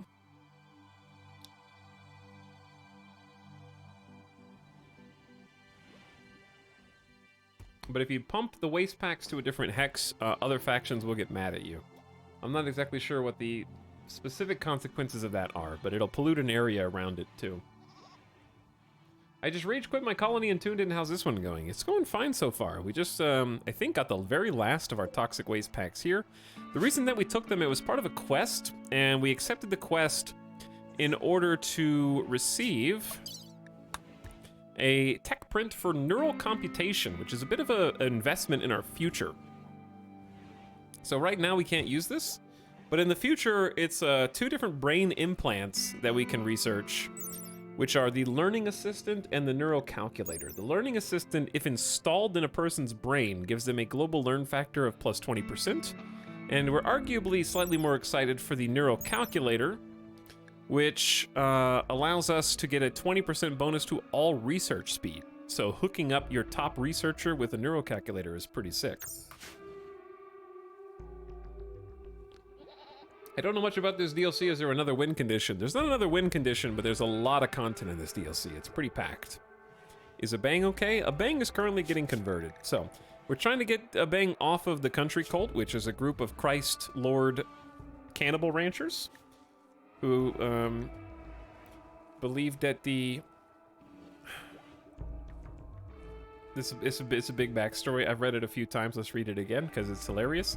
The creator of the universe, Christ Lord, created a decade-long eclipse to force the first settlers of a dim volcano world, New Cadiz, to understand that Christ Lord's truth is found in the shadow. Then the Lava Lord came. His Stygian soldiers killed many worshippers of Christ Lord with assault rifles.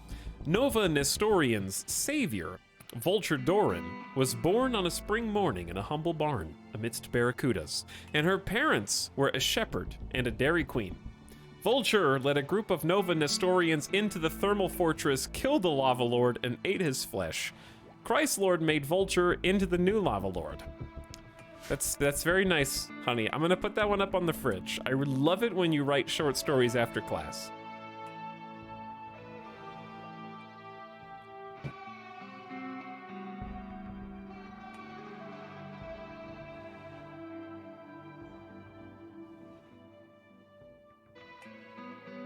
But anyways, you've got to, like, finish converting a bang quickly. Hutch is our current moral guide, moral compass. And we just got done presenting them in the center of the barracks and trying to get them to change from their human flesh munchy ways, because they're actually our best planter and gardener and farmer. They also have a nice backup for construction there. We don't have anybody else that can tend to plants in the entire colony. Lumi does her best, bless her heart. But we desperately need them to come back because it is the 5th of spring now. We really need to be planting for food, for fall. But we've got a nice little stockpile. Our freezer is stock full of meat. We got yak beef, pork, and a lot of fine meals. And some potatoes left over too. We've also been making some kibble to try to keep what's left of the yaks alive. We need to try to find another yak and tame them when they come back on the map, because the plague swept through our yak population, unfortunately. Someone asked if you could put these on shelves. You cannot put waste packs on shelves. That is their most punishing aspect. And also the fact that you can't get rid of them without the aforementioned methods, and they take up a lot of space as a result of not being stackable on shelves. So we're going to need to create more space. I made this building when I didn't know you couldn't put them on shelves. So that's why it's such a strange shape. But we do have the double freezers, the double coolers, pumping icy cold air. And since they're frozen, they will not dissolve, and they will indefinitely stay there until we can get rid of them. And it was a whole ordeal. We spent over an hour because the waste packs dropped here, and we had to haul them from here all the way around into the freezer. I wonder if the no-shelf thing's an oversight? Absolutely not. Toxic waste is supposed to be detrimental. It's supposed to be a trade-off. So there's no question in my mind that is 1,000% intentional for balance. Because some of the most powerful things in the game now produce pollution, so it's a trade-off for getting that power.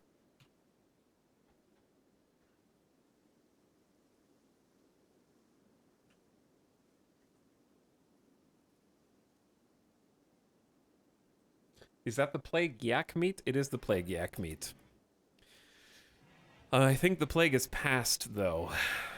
We did get to still eat the plague-ridden yaks. So now what we have to do today, we were working on getting our second battery, what do you call this? Cluster? Grid? Electric grid? So now that that's set up, when the sun comes up, we have our first solar generator. That caps out at about 1,300 watts, I think. Nope. Is it 13 or 1,400? What is this cap at? Somewhere around here. Chad, what is a solar generator cap at? For some reason, I thought it was like 1,400. It's still going up. Wait, is that the whole power grid going up? 1,700. Chats, we're all dumb, apparently. I've been playing this game for thousands of hours, and I still don't know. 1,700. Anyway, let's turn off the backup grid. This is our reserve. So we're disconnecting these 3 batteries so that if something happens to drain the top 3, like a bad event and there's an explosion, we condense the size of the explosion. So the more battery power that's connected to the grid, if an explosion does happen, an accident happens, it'll be a lot larger. So the more power that you're storing that's connected to the grid, the larger the damage is done. So we're keeping it safe and also having 3 batteries backup so that, obviously, battery backups are more important than ever if you're freezing toxic waste. Now, if a solar flare happens, I don't know what do.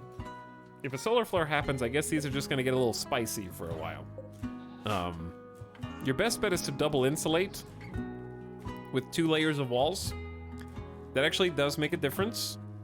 Unfortunately for us, I can't do that because of how I built, so I was going to spend the beginning of the stream actually just revamping the toxic waste facility to try to future-proof it.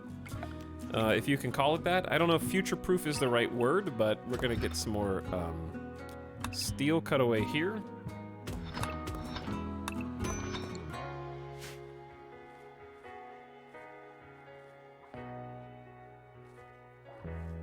That happened to me as my colony was already dying of starvation. What, a solar flare or an explosion?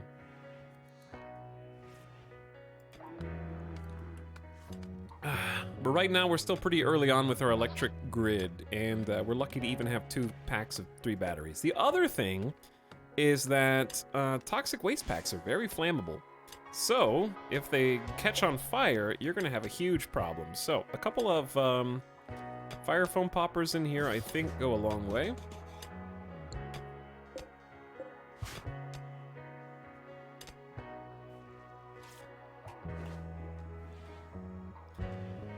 Chat, I know that you guys are a collective of thousands of different people who are coming in and going out and coming in and going out and going to do your dishes and coming back. But, not taking this personally against anybody, but I can't simply explain the nature of toxic waste for the rest of the collective stream as people come in. People arrive. What toxic waste people leave. We might need a toxic waste command. That's why the rest of chat is here. Because I just saw like 5 people ask toxic waste questions, and we just had the entire toxic waste conversation. This is now a toxic waste stream.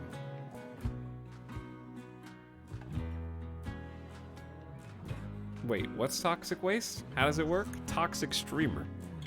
Hey Biggie, just got here. I was wondering what toxic waste does.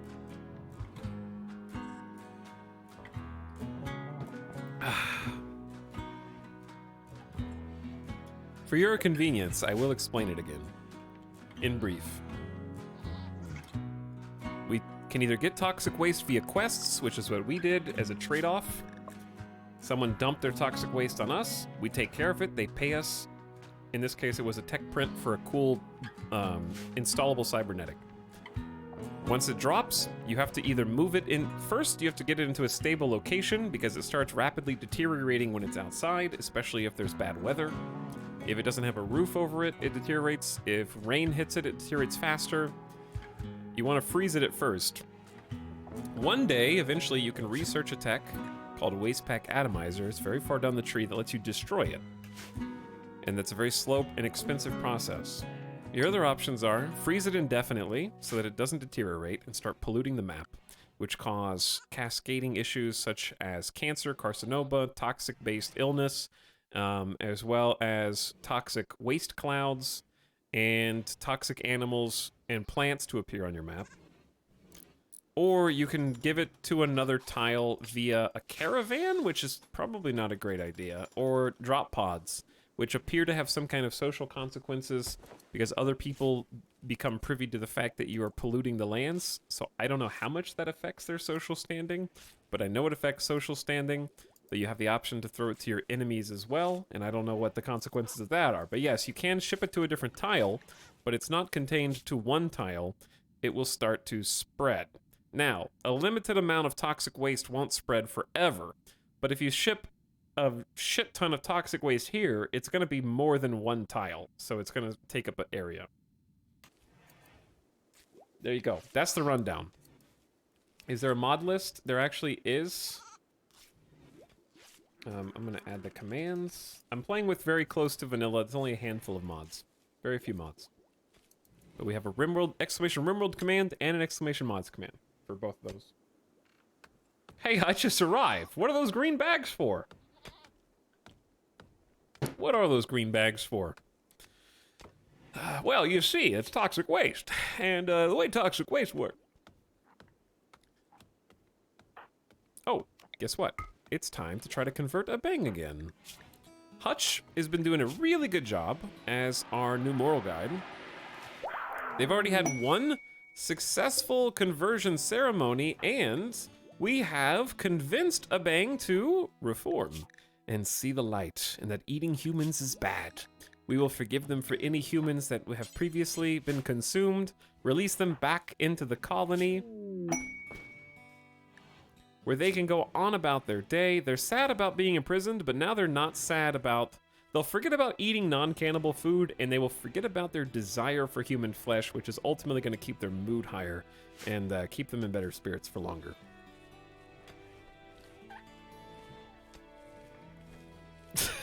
KJ, is that the toxic waste command? Toxic waste seems like a lot of work and not much fun. The fun is that the primary producer of toxic waste are the new DLC's mechs. So if you become a mechanitor, which is a name for a person who controls robots with their minds, you can become the commander of labor mechs, combat mechs, ultra grade mechs, and boss mechs, and have your own little mech army. But they all poop out toxic waste. So that's the upside to toxic waste. Chat, if I see another person ask if you can drop toxic waste into the sea, I'm gonna lose my mind.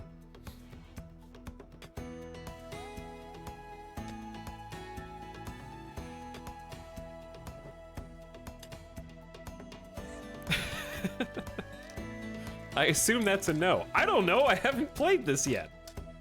I'm sure you can. If you can drop pod anything else into the sea, why not that?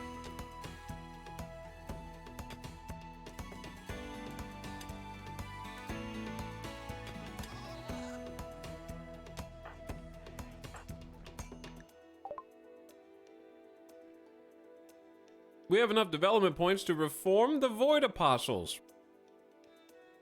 Already.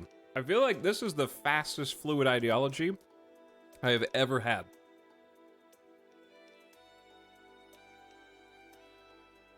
We've been getting so many points from quests. The question is, do we want to do it now?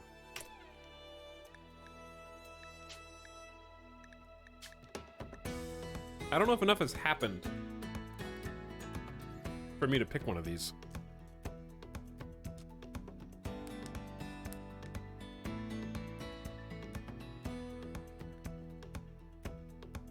I kind of want to wait.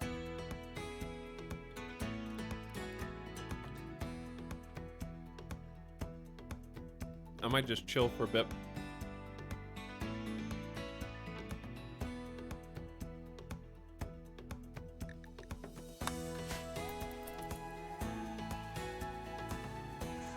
Now pick cannibals? No.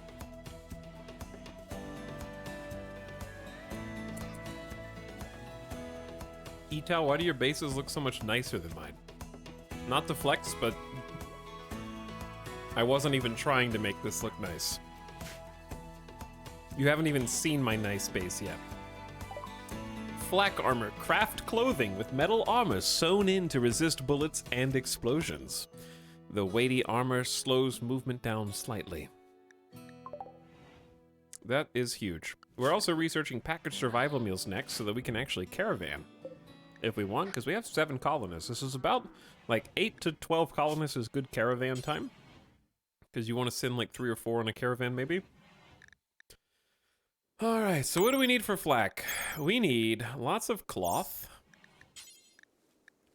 Okay, so that's what we're gonna do. We are going to start growing cloth.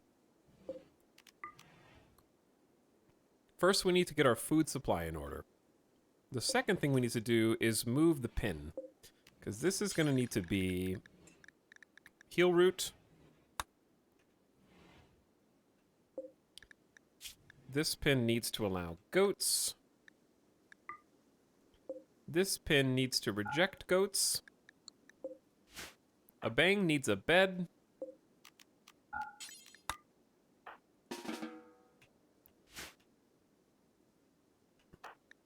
I actually have 12 double fireball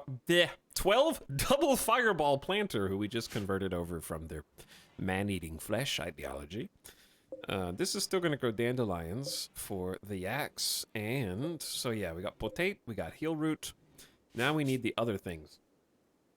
I like how I made this sun lamp and then just didn't do anything with it. I think if we create a zone, plop the limestone wall down.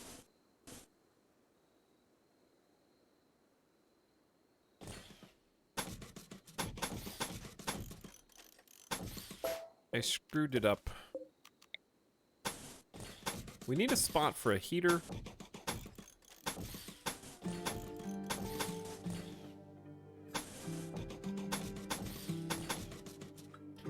We need at least one spot for a heater, yeah.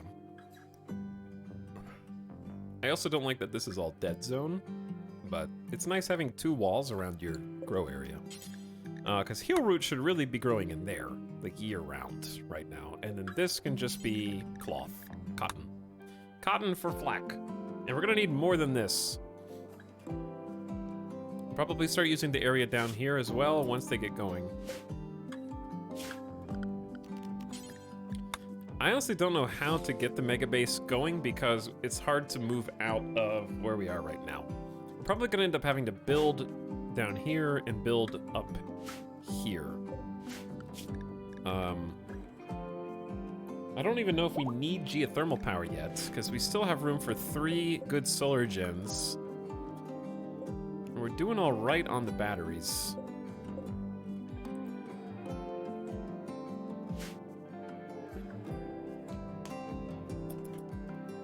What's up, Shad257? Thanks for the 12 months of sub. Pump it, comfy, Randy. Nice. J. Micah Cooper says, oh snap, Rimworld. Thanks for 66 months, J. Micah. And Joe Caleb says, now I'm allowed to sub since I won't be supporting your mobile gotcha game addiction. Those damn gotcha games that don't even have the ability to buy cards. What were they thinking, making a gotcha game where you can't buy boosters? You can't even buy booster packs, chat. What's up with that? They don't even let you get new cards unless you play the game. I don't, what? I just want to whale it up. I just want a new expansion to come out and I have to buy 70 booster packs of the new expansion. They can't even make a gotcha game right.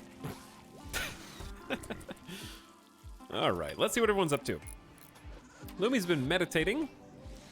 And actually, Lumi has enough planting skill through sheer tenacity and force of will with no passion. Just being the de facto planter for so long, they have boosted their plant skill up to 8. That's actually quite impressive. Because this is our jack of all trades pawn, and they're really showing it. That's who started our colony with, is Naked Brutality here. Still got that permanent gunshot injury. But yes, now we have a bang. Who's going to be much faster. Hutch is taking care of the animals, feeding the guinea pig. Also in charge of crafting and social. We did succeed in getting everyone a parka. Lumi is not wearing one. Lumi has the bandolier.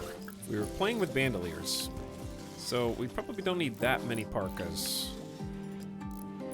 A couple extra is good because parkas are just really good things to sell. I did not leave anywhere for... Okay, this can actually just be a good spot for it. We're probably gonna need 2 heaters, actually.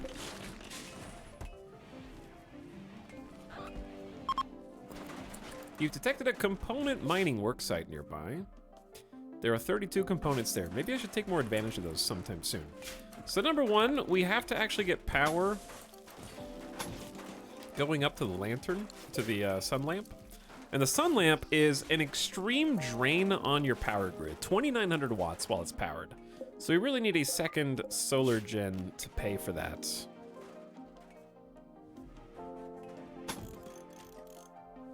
So we're gonna queue up all these things. We got plenty of stuff to build. And this is going to, even when the building is roofed, is going to allow the plants to grow inside.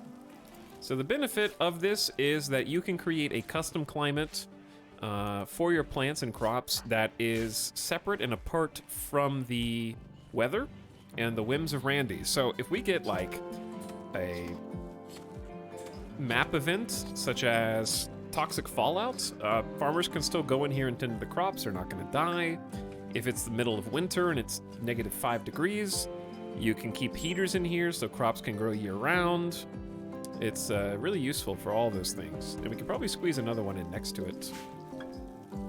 Actually, that's not true. There is an oversized big zone left. I don't know what we could fit in here, actually. This is probably just a short-term building, I would think. It just fits right now. These are all temporary bases.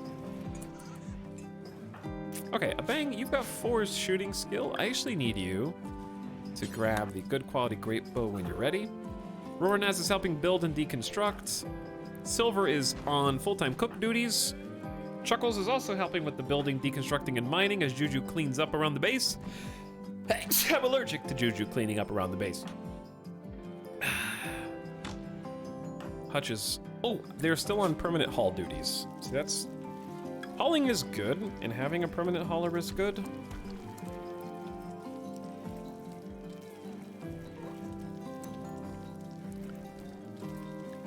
Probably have Chuckles haul after they're done mining and constructing.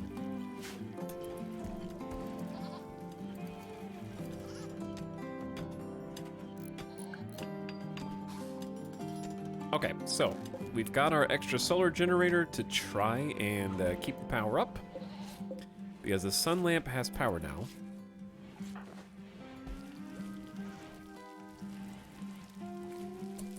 And now that we got these 2 little spots, put a little pave tile there.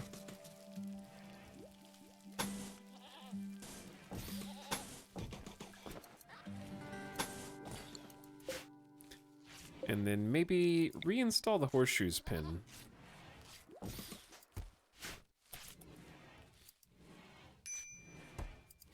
Anarchy, people popcorn. That sounds like chat. Patches 192, thanks for the 17 months of sub. Hey, welcome to stream.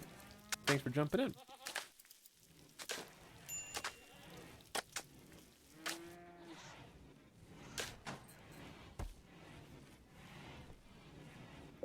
Should we turn off the machining table if we're not using it? We made a prosthetic leg. We need a shred mechanoid bill. I don't think there are already mechanoids that we can shred, but it's always nice to keep that on hand. We have a helmet for everyone. I like that the horns go through the helmet for Roranaz. Can't make any grenades or fire foam poppers. We can't really make much here because we just don't have the ingredients for anything except prosthetics. So this is basically just a machine. It's going to ultimately have a ton of bills for us to craft stuff, but right now we don't need it too much. So turning it off to save power is good.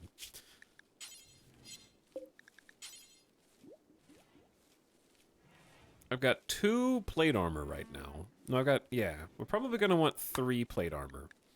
But I only want someone who has a crafting skill of like 8 or higher to work on that.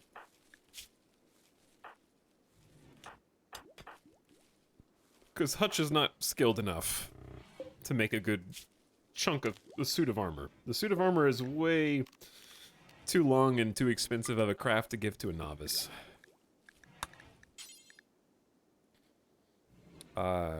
We also don't have very good guns right now, so I wouldn't mind making another great bow. That's some good crafting training. Wait, we already have the great bow task. Maybe a helmet's good. Just to have extra. And I also wouldn't mind a new... We only have a normal quality Warhammer, so I'm going to say a second Warhammer's nice to have in the back pocket. Warhammers are very good against mechs. Very good against mechs. Who are still gracing us with their slumbering presence. There is nothing here that will wake up the mechanoids except Randy Random himself. So they can sleep for as long as they want, as long as nothing disturbs them. But there's a centipede and some new guys. A Scorcher who breathes fire. There's a Militor who shoots short-range shotguns. 2 auto-charge turrets, which are particular threats, and the little mini slugger. So they're just gonna chill up there.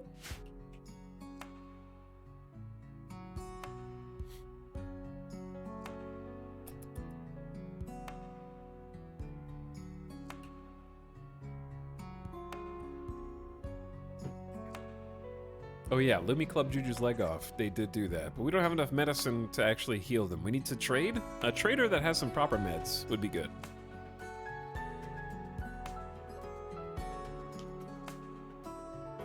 Have you tried having your dryad stand next to them? Once or twice. Speaking of, now that we actually have someone who can plant, and now that global work speed affects pruning, I wouldn't be opposed to coming up with some location to maybe get a couple of Garanlins. I think a little, like, we have 1 Garanlin seed already.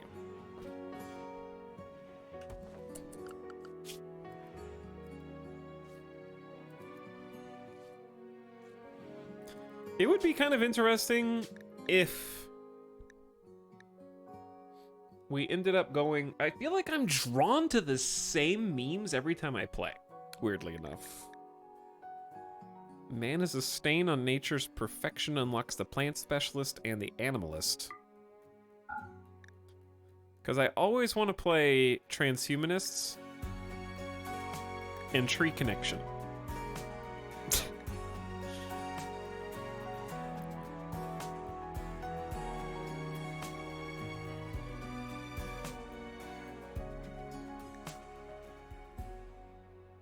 We have been doing a lot of tunneling.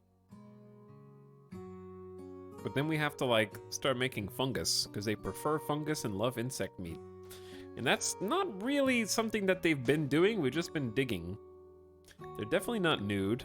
Blind sight doesn't really make sense. I don't know, so I'm gonna wait until something makes sense for me to pick from an RP perspective.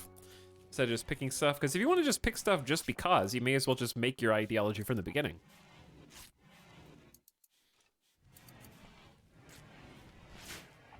We'll just hoard our points for now. But yeah, I was thinking transhumanist because Chuckles / Lumi want to regrow Lumi's brain.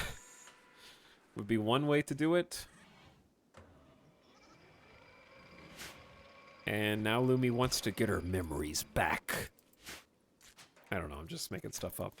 As I'm trying to find an excuse to do transhumanism, I think. Good night, all. Thanks for the stream and the snap tips. Hey, Sock Pain. Have a good one.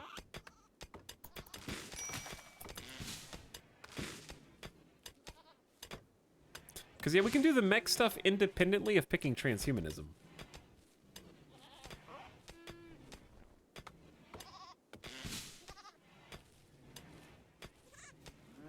Alright, we are still working on getting all the heal root grown. This is not connected. Oh. I see. There is 1 piece of power conduit remaining. Build complete to make parkas. Where is it? We have a normal quality parka. We have a poor quality parka. And we have a normal jacket, and that's basically it.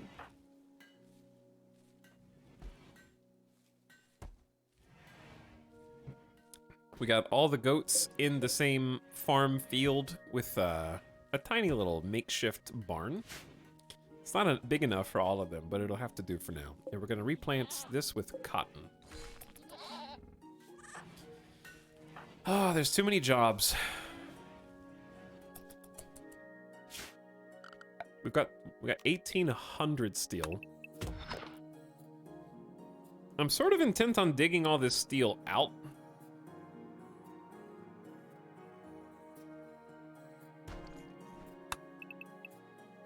Because my goal now is to basically expand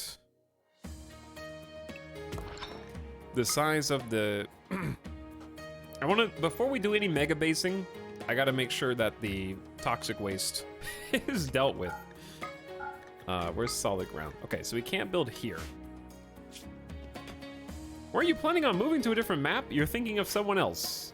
Rapidimus. Because I've never seen you before. You've never seen me before. So I don't know. I'm definitely not moving to another map yet.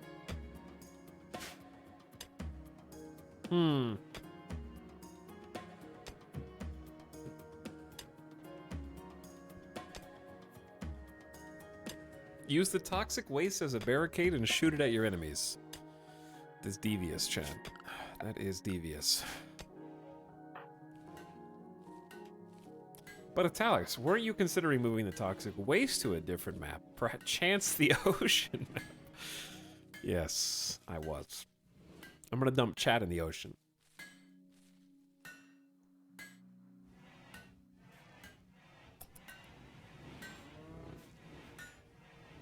You wouldn't! I'll put you guys in a drop pod and send you off to the ocean right now. I feel like whenever I'm waiting for Randy's next move, I always feel like, and I'm talking to chat, I feel like I should be doing something, but there's no one idle. We're on 2 times speed. We're doing, I mean, getting heal root growing is doing something. We don't need heaters in here yet because the temperature is very good. 73 degrees.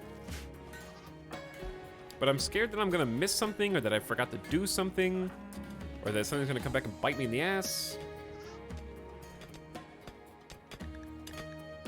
Or that I'm being inefficient. Like this! We're making wooden plate armor!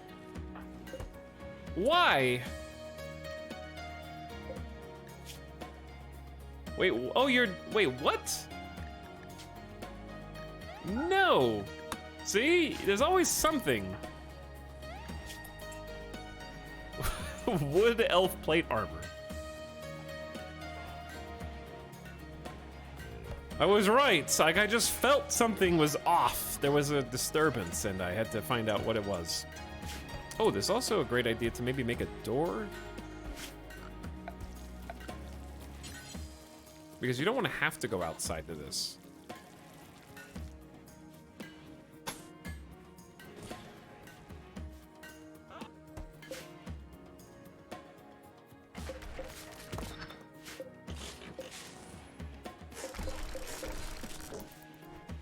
All right, we're gonna do a little reformatting of how this is connected.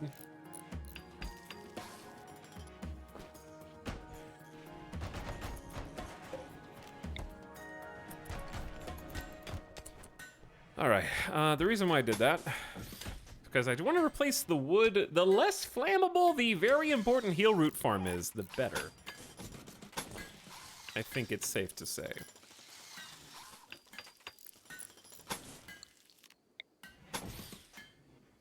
I know that might sound crazy.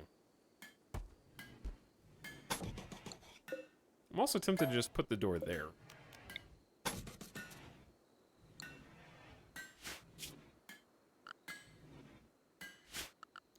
Okay, let's get ourselves a little paved tile floor that leads up to it.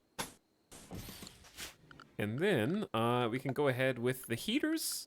Well, we only have 5 components. Okay, so I don't know how we're burning through components this fast, but it is Rimworld. We still have a lot of options.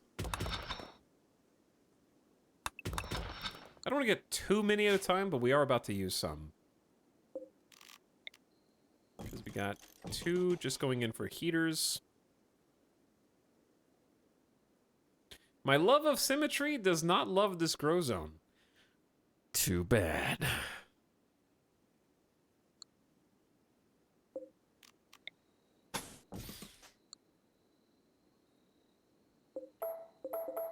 Fine. You guys are so whiny.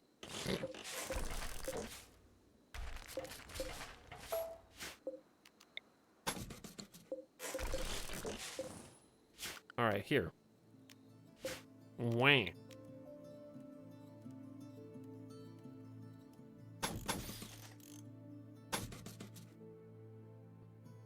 Wham.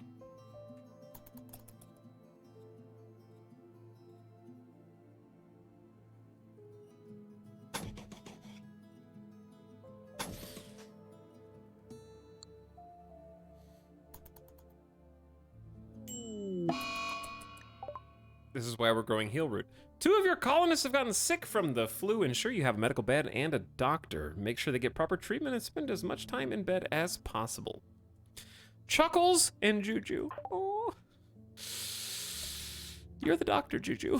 Why does the doctor always get sick? Okay, now Lumi needs to treat the doctor so the doctor can treat someone else. It's just how it goes.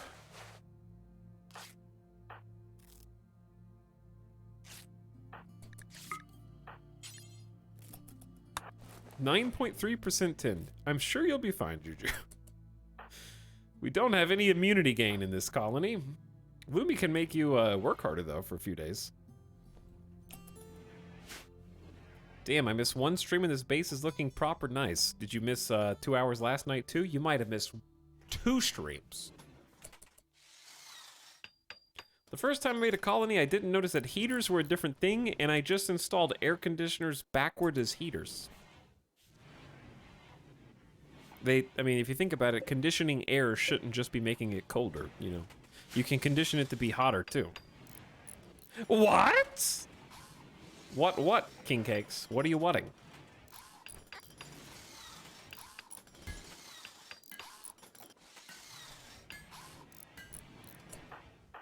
Oh, you guys need bed rest. Okay, so if you get the flu, that's a, like, go sit in bed scenario. Because, pro tip, if your colonists are not resting, they're just missing out on free bonus immunity gain speed factor. 107% from a good quality bed. An excellent quality bed's the same, except an excellent quality bed has a higher surgery success chance factor. Who built this? Built by Chuckles. Chuckles has some art on this bed. Lonesome day. This furniture bears an illustration of a solitary rogue, suspended in the air, near a lagoon. At the edge of the image are 4 cranes. Does that mean plus 107% or just plus 7%? 107% is 7% more than 100%. So if it doesn't have a plus, then the immunity gain speed factor is 7% higher than 100% because it's 107%.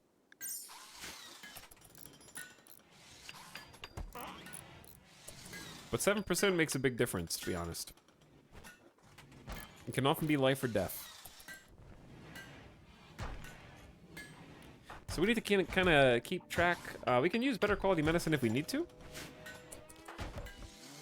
But right now it should be fine, probably. Alright, just for the whiny chat. Does this look nicer for you all?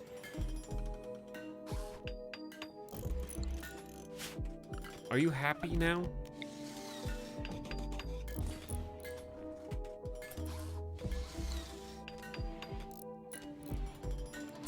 This way, that way. So another slightly pro tip is put extra lighting in your sun lamp farm. And you might think, why? Does it help grow the crops? No. But at night, there will never be a sun lamp turned on. It automatically turns off at night to preserve power. However, if your colonists go in there to harvest crops, they'll be in darkness. And colonists don't like being in darkness. So just putting some, like a lamp, I'm just putting 2 for symmetry, but just putting a lamp in here too is nice so they can go harvest with the lights on, keep their mood up. Takes more power. You can also turn them off and manually turn them on if you want, but I find that to be a little too crazy.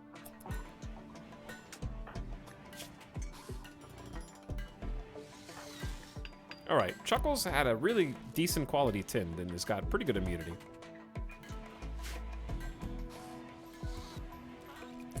Everyone else, what are you guys doing? Lumi's going to get milk from the goats. Hutch is actually getting, oh, yak milk. Silver's working on the steel plate armor. Rowanaz is helping hook us up with some components from the compacted machinery out here. Just hauling them is for nerds. And the Bang should be on full-time crop duty, I think. Why are you cleaning dirt? Oh, cutting isn't allowed. I forbade cutting at the flower farm, so they just decided not to cut the beautiful flowers. That would be tragic. Okay, so we get a little bit of that. And then once they're done there, I think we should probably take advantage of this grow zone area with something big. But what? Let's actually do two things. So that's 21.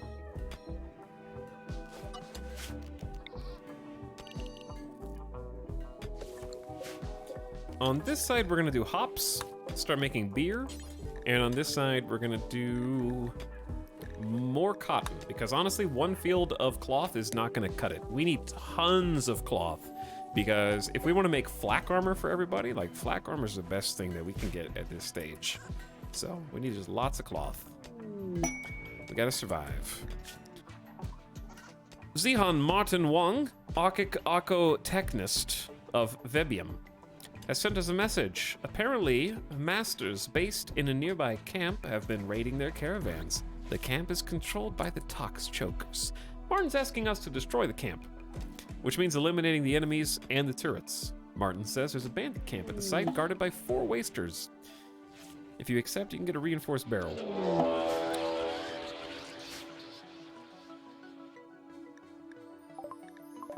That is not a new area. Okay. Some sort of psychic wave has swept over the land. Your colonists are okay, but many boom rats in the area have been driven insane.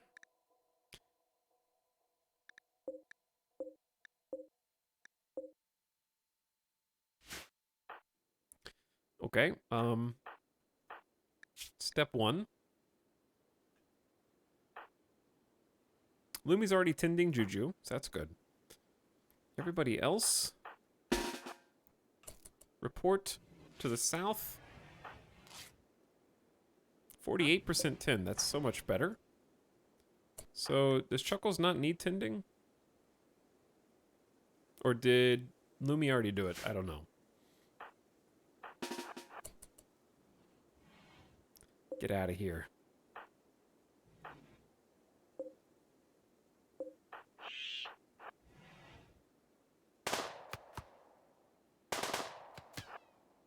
Guys.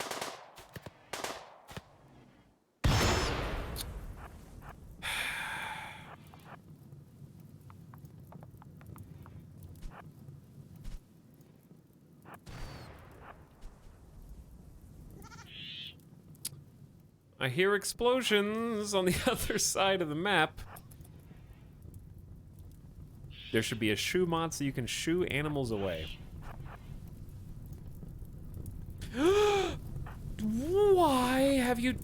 Why did you do this?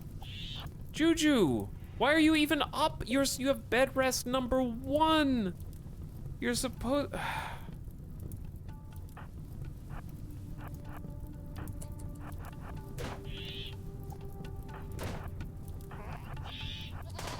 Help!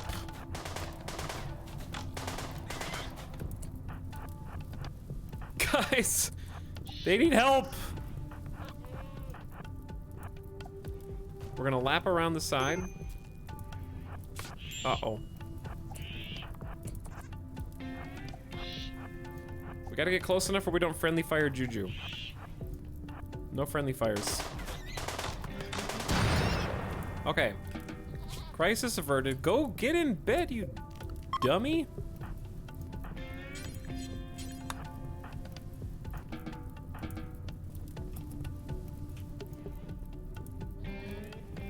Alright, at least there was nothing to catch fire on down there. We are gonna need Lumi to come inside. Now you're bleeding and you're sick?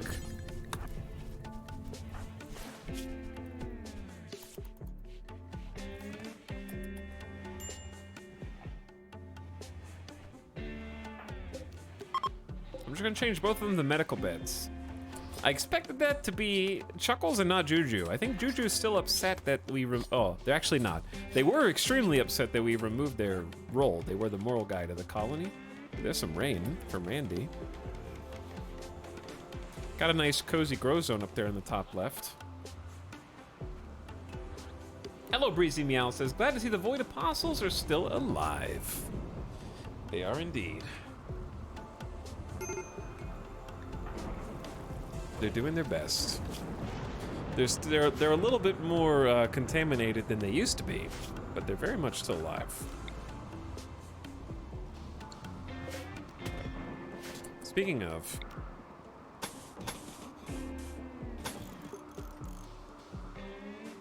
we're gonna expand this facility like so.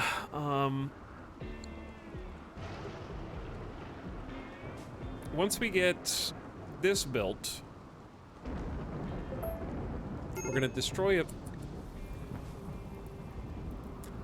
a piece of the inside, so we have more overall space. I'm probably gonna create a door, and then we'll just have a little expansion slot for the future. But the main thing is, I want this to be double layered for extra safety. But if it's gonna be double layered, it needs to be a double layered back. I guess the slate is the double layer.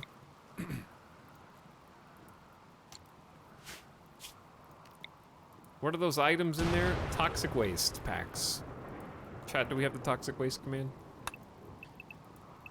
I do think it's pretty likely that we have some bug problems over here.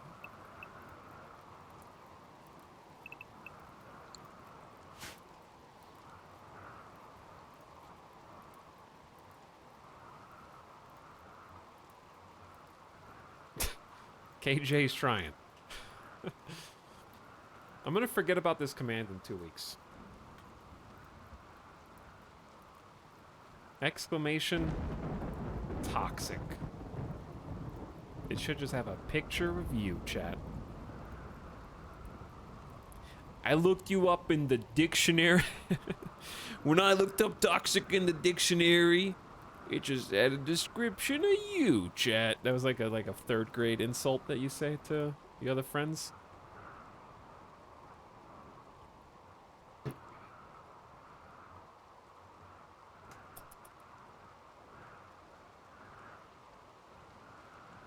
The only toxic emote I have. I like sending the mayor mail to my enemies. I have a feeling that Tynan is gonna patch it so that if you send toxic waste to an enemy faction, they raid you right afterward. Like, it's just instant raid. That's what I would do if I were Tynan.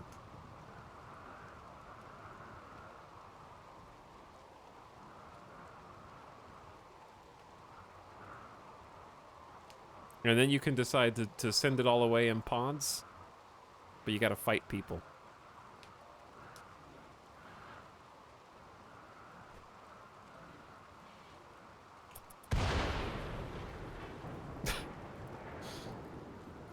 And not only do they raid you, but they've mutated. All their xenotypes are, like, upgraded and randomized because you turned them into, like, wastelander mutants who are really strong.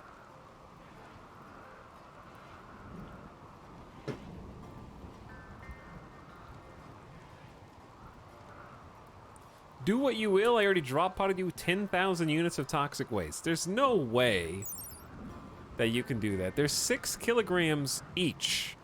How much can a drop pod hold?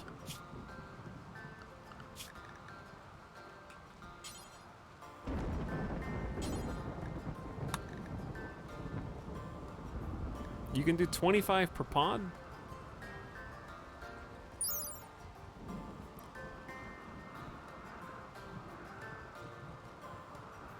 You need a lot of drop pods.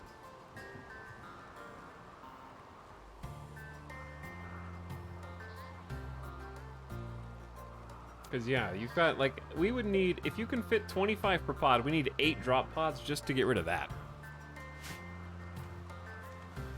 And that's just a small amount relative to the quest level that we're at right now. Okay, I need Lumi. Lumi's already on the job.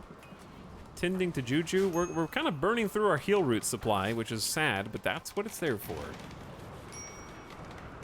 Okay, we're gonna stop using the good stuff on Chuckles. Did we do good in Snap today, Italics? No. We actually would have done better on the ranked ladder if we hadn't played. However, we did get to meet a new community of snappers, which was pretty awesome.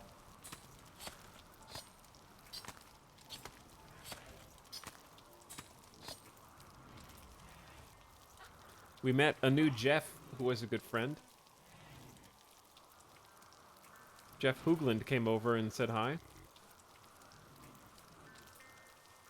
And I was actually watching their stream earlier.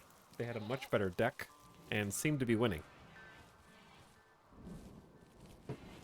So that was fun. But yeah, I'm at the point now where I'm just experimenting with different cards and just enjoying myself. Because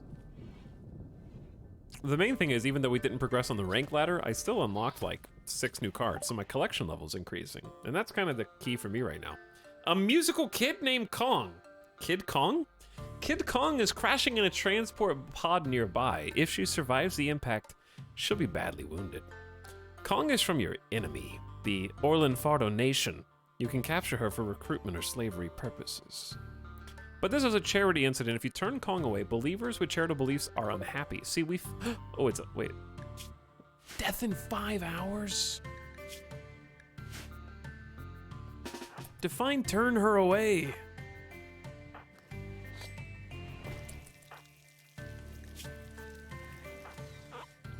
I think we just heal them and leave them there. Because last time I sort of captured, healed them, and then released. And that counted against our charity incident.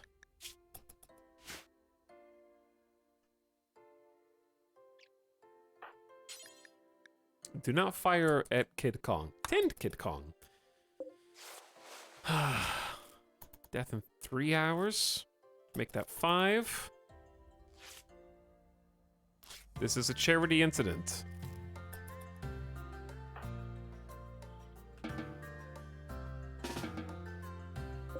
Okay. They have severe blood loss. Wait, were you not done tending them? They have a cracked humerus. Do you need to do anything about that? No. Okay, well. Hutch is about to have a mental break. Awful barracks. That's because you guys aren't cleaning it. That's because Juju is bedridden right now. Here, I'm gonna tend it for you so it's not so ugly. Chuckles is basically doing great with their infection. Juju's catching up though. Did we finish the steel plate? Nope. Silver's still working. Roranaz is putting this together.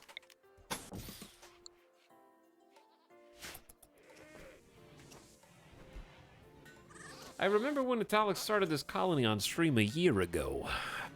Yes. The Void Apostles. At my pace. This is about right, you know? If you play on 1 time speed for a full year, you might get here. Blarg says Randy isn't absent, he's just waiting to strike. He's honestly not absent. He's got plenty of events, and we sort of flatlined our wealth. Like, what Randy does is work in insidious ways. Like, for example, tempting you to take on a burden of toxic waste packs that you didn't even have to take because the potential reward is just so great. Or drop potting a person who's injured from your enemies.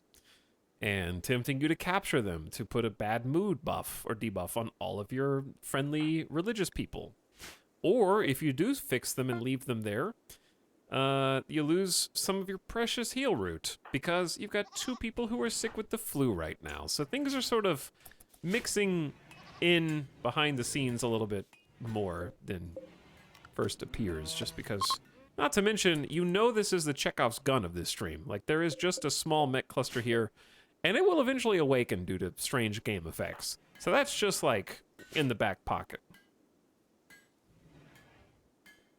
Chat, we need the exclamation tox command in chat stat.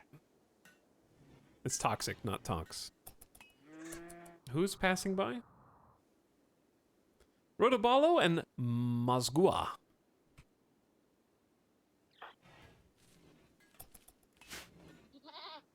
But yes, apparently that is the most confusing and befuddling part of the DLC. But perhaps also the most interesting.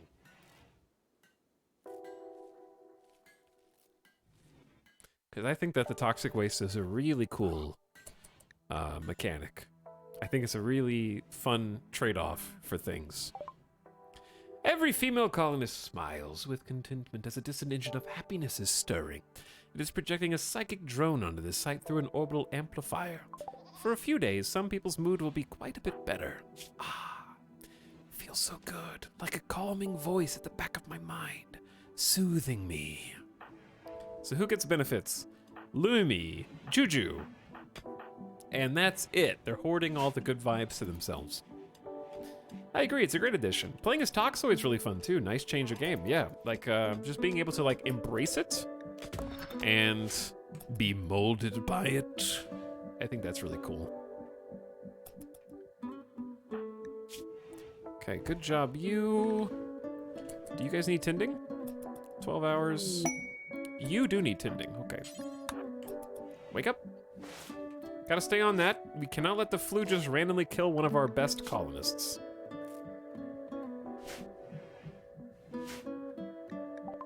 A caravan from the Camarero Covenant is approaching. They're a war merchant. I will always welcome traders and the ability to offload some things.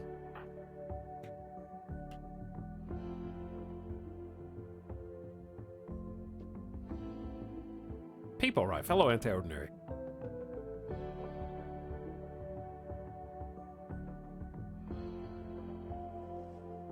Uh-oh, people are still asking questions about toxic waste. I don't think the command is comprehensive enough. But anyway, I don't know if it lowers your wealth or not. It says its market value is $0. I'm assuming it's not raising the wealth.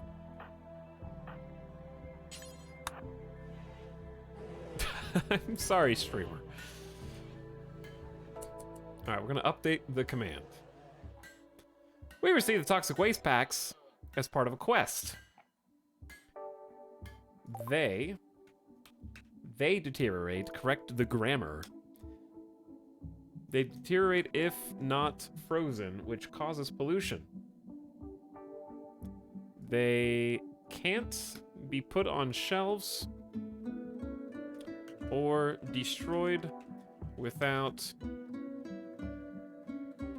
expensive tech or drop pods that spread pollution. I guess you could caravan it too.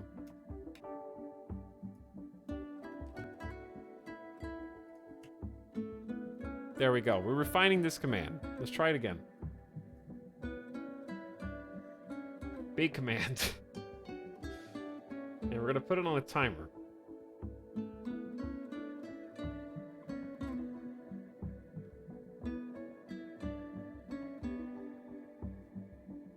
Caravanning toxic waste as it slowly thaws sounds terrifying. Terrifying. I agree, it does. Now, what do they have for sale? They have 1,000 silver for us. Number one, they have 30 heal root. And we're waiting for heal root on our end to grow. So I think we should definitely buy the heal root, because that's a good chunk. They also have a good quality great bow. We can make those ourselves. And that's pretty much it other than a parka. So we're going to sell them. We're going to keep the dusters because they're in great condition.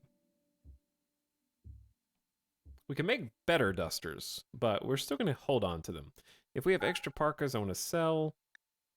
Tribal wear, poor quality duster, poor quality parkas, poor quality duster.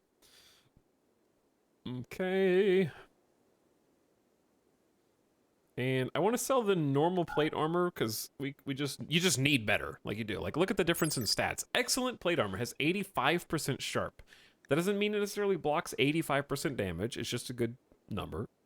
85% sharp damage, neck to toe, versus normal, 65. You're losing 20% on that for the same thing, and then 75. So it's like it's grading up 10% from normal to good to excellent. So we're gonna get rid of the normal, try to make some money back. Keep the revolver and keep the flame bow, which is a new item. Sell the short bows. Sell the normal warhammer, and we need to just make another one. But actually, we have so few melee, I'm gonna keep the good spear, because the spear can actually be pretty solid. We have a death rest capacity serum we got as part of a quest earlier. That's kind of cool for the sanguiphage stuff, and that's a good trade.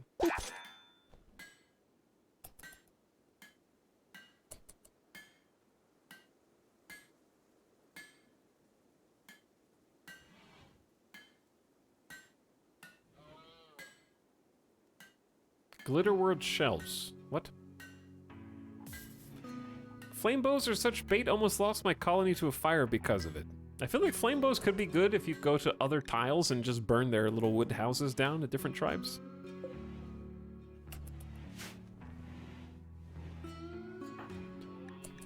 Alright, let me see how my two friends are doing here. Chuckles is healing very, very well. Juju has a decent chunk of green here.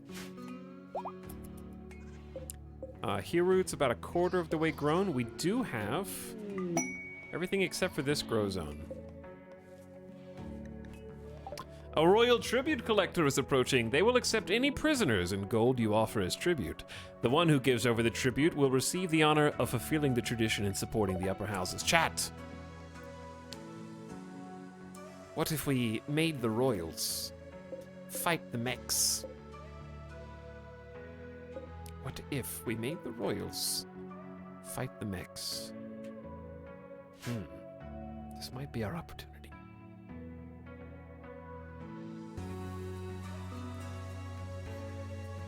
The problem is, 2 of my people are sick, so I'd only be able to bring 5 out of 7. And we don't have anything built up here. It sounds like a wonderful idea that will have 0 negative consequences whatsoever. How many are there? There's a chain shotgun. They have a plasma sword, a mono sword, chain shotgun, revolver, charge rifle, charge lance, LMG, and chain shotgun.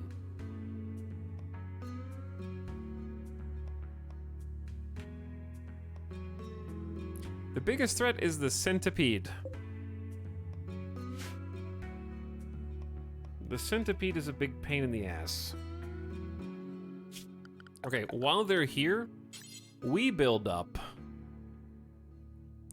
a little something something.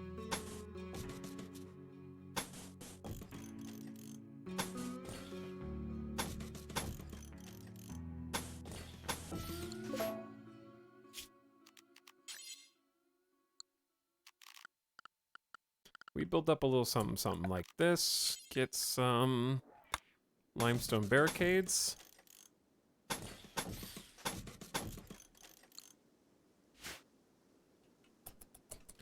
Okay, and the problem is Chuckles is the main one who builds that.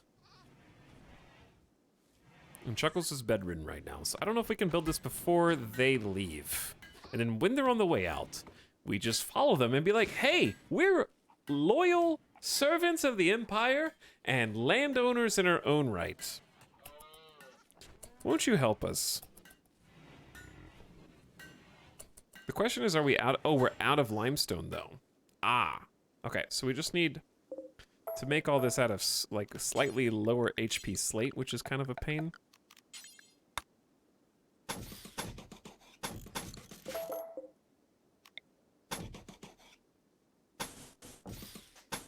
Wait. How did I do this? Oh, hey, you guys are going this way too? So am I. Wait. I definitely thought I had 3 in the middle, but... This is fine. Okay, then... Security, no limestone, just slate. We've used up all the limestone already. Yeah, I did this differently. It was 1 back. Don't worry about me, chat. Just...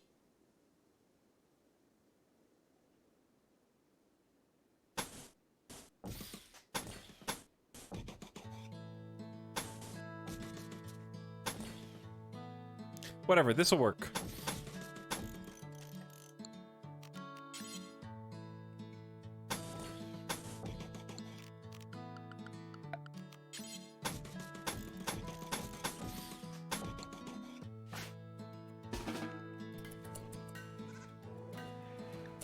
You don't need to take a fine meal to your inventory. Whew. What? The hell? Bites? Human teeth? Wait. What? They just dropped their... What happened? Social fight? They dropped a charge lance just on my tile? And it's not even biocoded?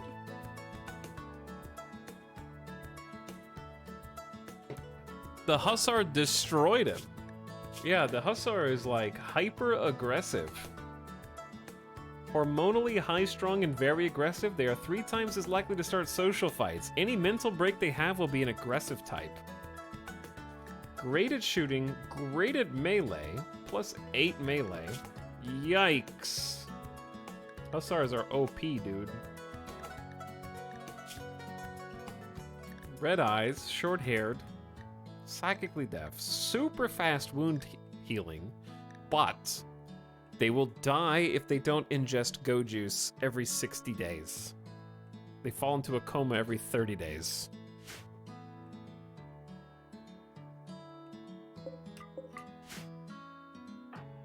Well, I think I know what we're gonna do with that. The best person is still Lumi.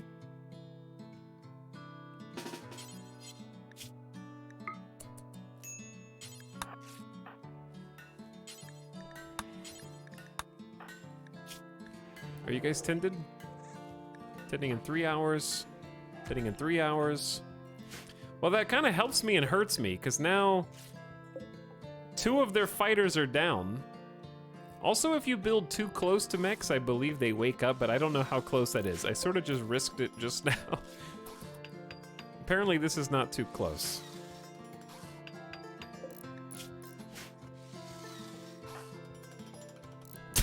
Yoink! Hutch is like, oh, package survival meals. Don't mind if I do. I'll rescue your leader guy.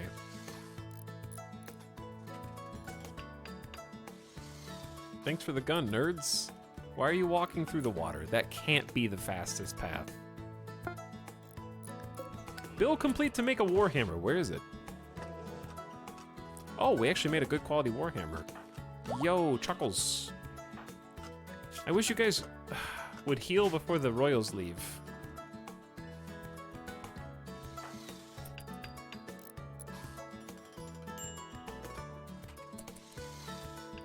Oh shoot, I knew I recognized your name. It took me a bit. I did not know you streamed.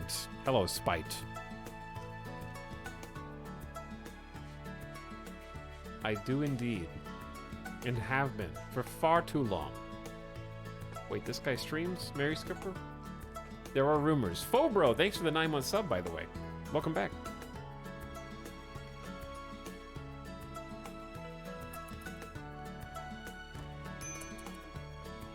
Did they leave already? Oh no, there's. I like that the tribe's on the left and the royals are on the right. This is a live stream. This is a live stream, yes. Juju, go back to bed.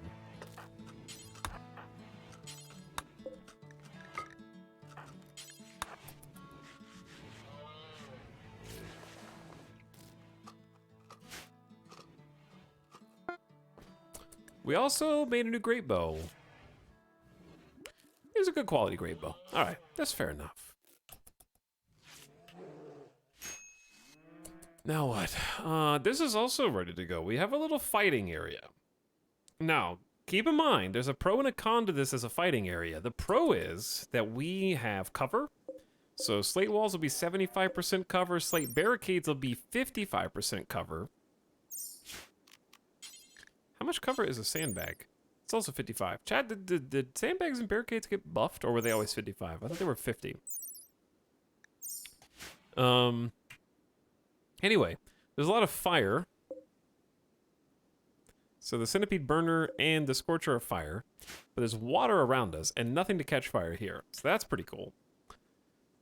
We've also got this mech node, which is a self-powered mechanoid node of unknown function. Mech nodes can be deconstructed for resources, but only if they're captured intact. Also, the internal micro power cell will flame out and ruin the materials if it takes too much damage. So, if we pop the mech node, we can probably deal with the two auto-charge turrets immediately. It'll probably do some damage to the centipede burner, and then we just clean up the rest, and hopefully the royals help us on our little mission. But I don't know if they can leave without their friend, or if they'll just leave later. So we just need to keep our eyes on the prize. You're thinking of unstable power nodes. Oh. I think the plan doesn't really change.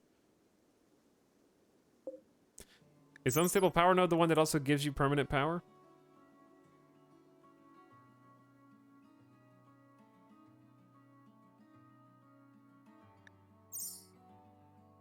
If you manage to bring it back? Okay, so there won't be an explosion. There might still be an explosion because auto charge turrets can explode sometimes. So, we'll do what we do. Okay, trade caravan is leaving, but not these guys.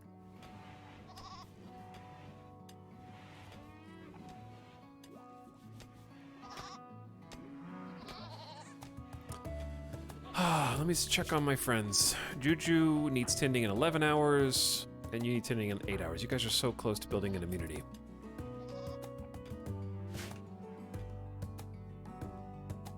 Goodbye. But yeah, I think this is actually our chance. They're still tending themselves. We need to go start hauling some more limestone in.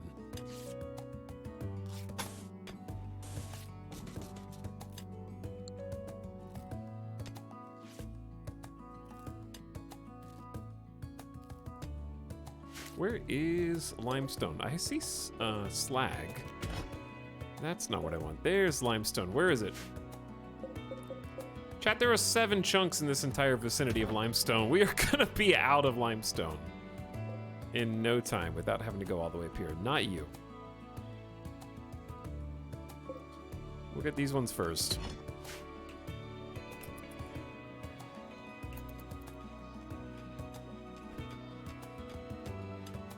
Because I pretty much want to build all walls out of limestone because they're 465 HP instead of 390, so they're just better for walls than slate. A fairly statistically significant amount more HP.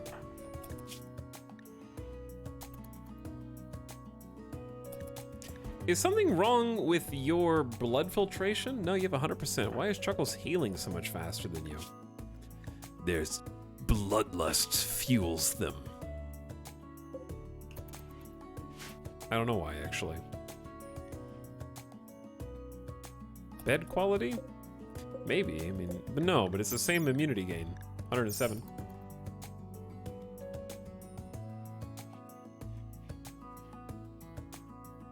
Maybe it's just RNG.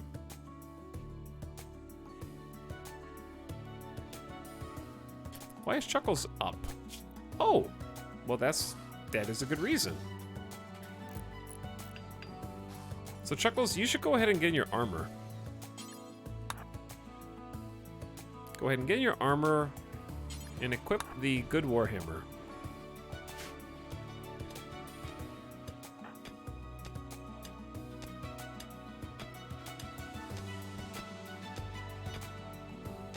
Because the Royals should be leaving very soon. Lumi, you gotta stay close. You can't just be wandering off to the south right now. Because we get to go up there in the same time. Okay, they're leaving. Game time. Deep breath, chat. Here we go.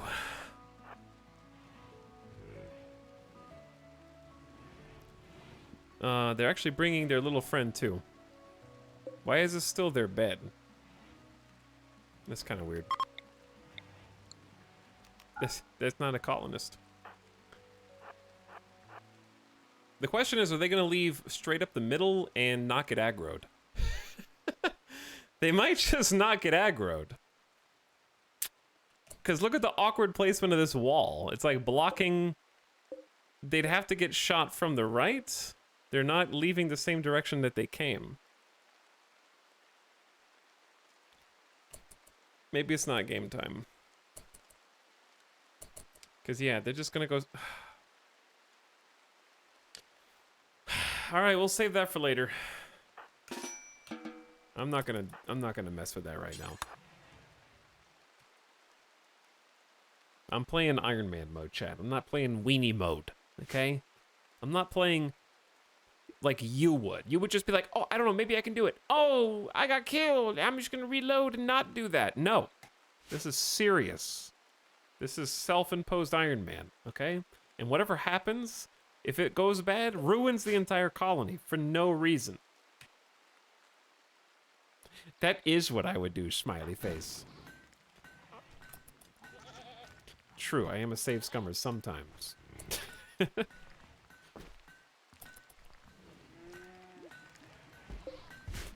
So I gotta stick with the permanent decision making. Now, here's the thing. If we can get up there, if the Royal comes from the left and we can get up there fast enough, it's a good time. But now we have at least some sort of defensive barricade to fight them in the future. The one thing we did get out of that was a charge lance, which has a pretty good range. So the reason why the charge lance is so good,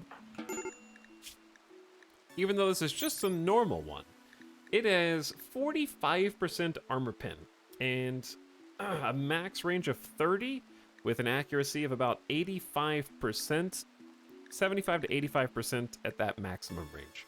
It has a long aiming time and an especially long ranged cooldown, but you'd know what's really good with long range cooldown? Bandoliers. So Lumi with the charge lance is actually a pretty sick upgrade over the great bow. That being said, the masterwork great bow is right there.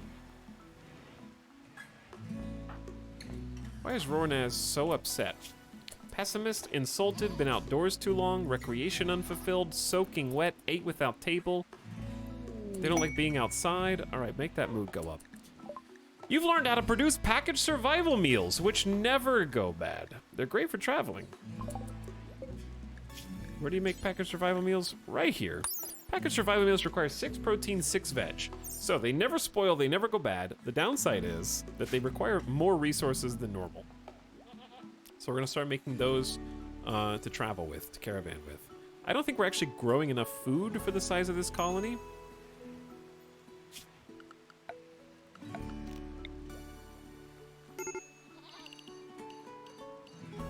So I want to do a little bit more potatoes here. Chuckles, you can take off the armor now, my friend.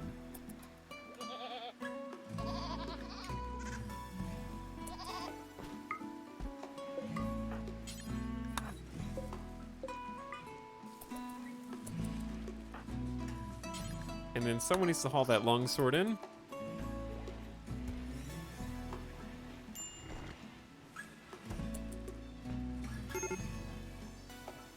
You mean like the auto-charge turret killing the entire colony in explosion? Something like that, yeah. I think I've seen something like that happen before on the stream one time.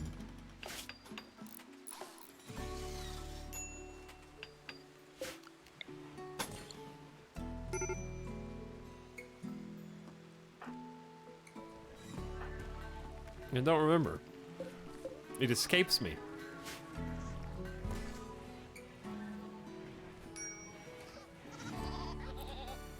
Chat, we gotta kill this Mega Sloth, though. Chuckles has developed an immunity to the plague. Are you guys ready to kill a Mega Sloth? It's just in here eating my potatoes. Living rent-free.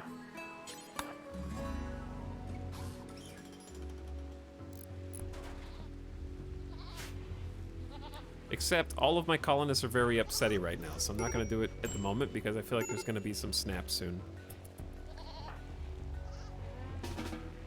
Rowanaz, you can just go home. Okay, you happy? You did it. Oh, yeah, sorry,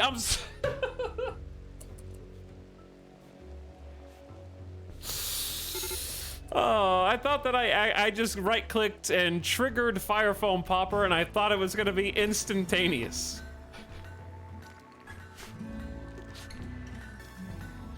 And it scared me. Luckily it didn't. That was a huge overreaction in hindsight. And that's why I'm laughing right now. Oh god.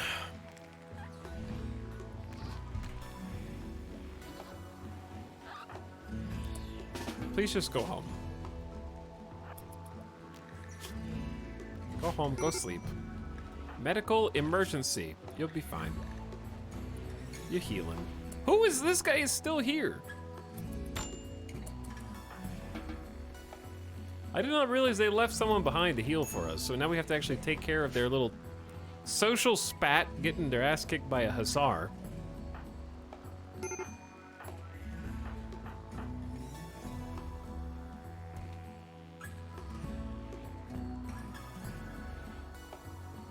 That's eerily reminiscent to the sound a card game rare pull makes. But you never unlocked that legendary before?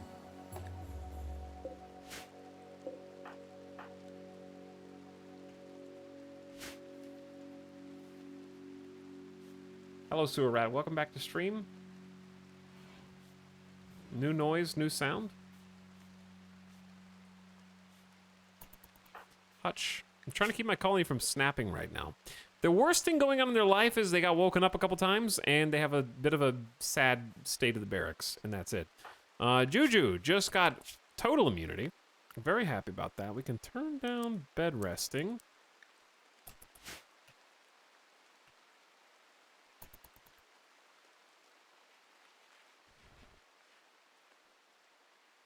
Snap? Is it Snap? No, not confirmed. It is not Snap. Rimworld's on the game screen right now. Oh, why are you guys so mad all the time? They're quite comfortable. They have high expectations.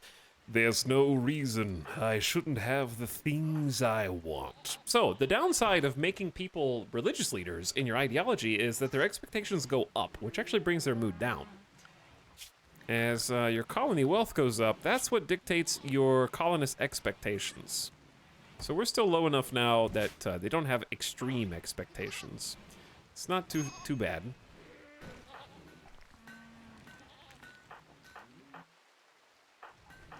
I think they're going to haul some stones, which is good. So we can kind of maybe finish this.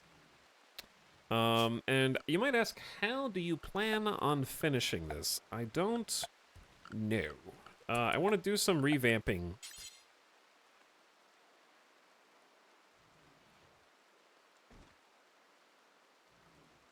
One, two, three, four, five, six, seven, eight, nine. 1, 2, 3, 4, 5.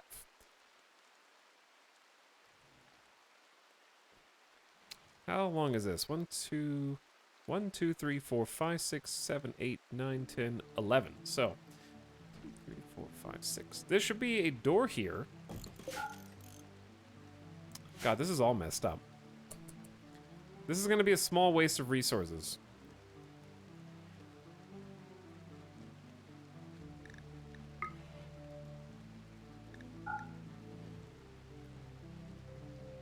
I'm trying to figure out how to do this. What are you doing? No, I forbade that.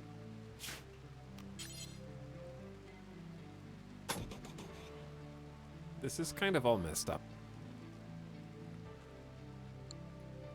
Ita, I have a tough question because I'm bad at math. Is stone floor harder to clean than wood or easier? I believe it's harder to clean wood than stone floor. Just got here, how much child labor is there? I don't know. That depends on whether you're able to go get your mom's credit card and subscribe to me right now, because if so, that's plus 1 extra child labor, which will add to my high score.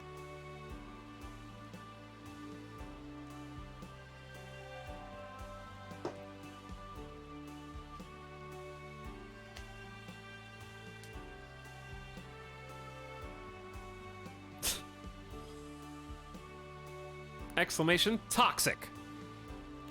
Why is he freezing trash bags? We have a toxic command. Yeah, it got bad, Mary Skipper. It got bad, okay? People were just like, people arrived. Toxic? Doesn't help that the camera's just hovering over this. Okay, the reason why this is taking so long is I am trying to come up with a plan, and my brain hurts right now because I'm looking at you guys. So, we need, actually, this is so stupid. I need walls here.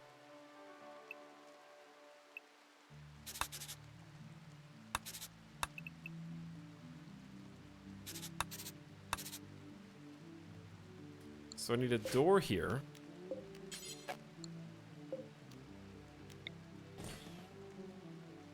Wait. 1, 2, 3, 4, 5. 1, 2, 3, 4. Yeah, this is gonna make sense. This is kind of gonna make sense. Kinda. Nice garbage room, Mr. Streamer. Thank you, thank you. Okay, we're gonna reinstall this fire foam popper just in there for now.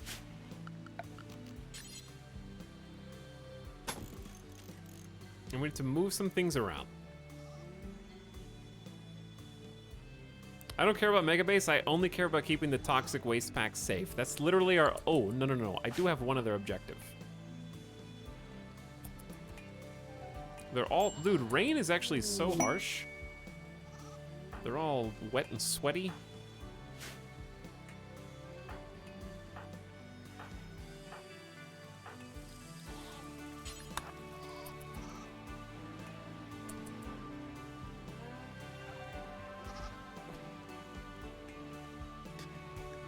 Grove of the mysterious ambrosia bush has sprouted nearby. If you wait for the plants to grow, you'll be able to harvest this delicious, slightly addictive fruit. I think there is another harvest over here, so we can get both. The streamer hates megabases. I do, yeah. All right, Chuckles, give me your armor. Now, we're gonna do something we should have done long ago. Kill Megasloth. Because it is evil.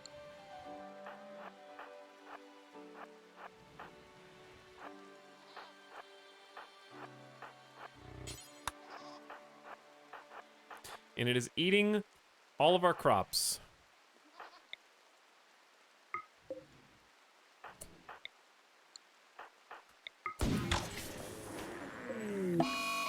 A mega sloth is attacking after being harmed. It will hunt any humanoid it can reach, and it'll calm down when it goes to sleep.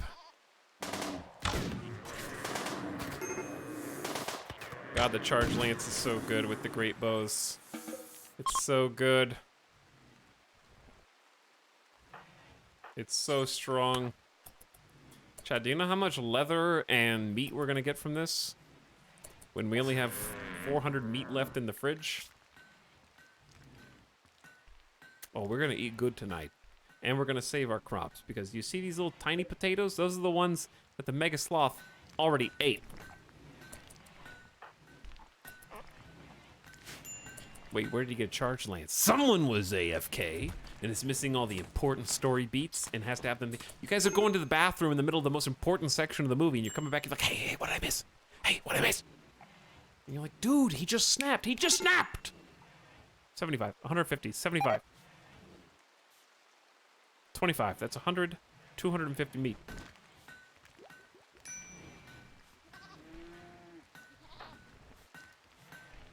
It's a 10-hour movie, come on. Yeah, well, too bad. Why don't you take your phone with you wherever you go, and I'll still be playing in your pocket with the audio turned up so you can still listen.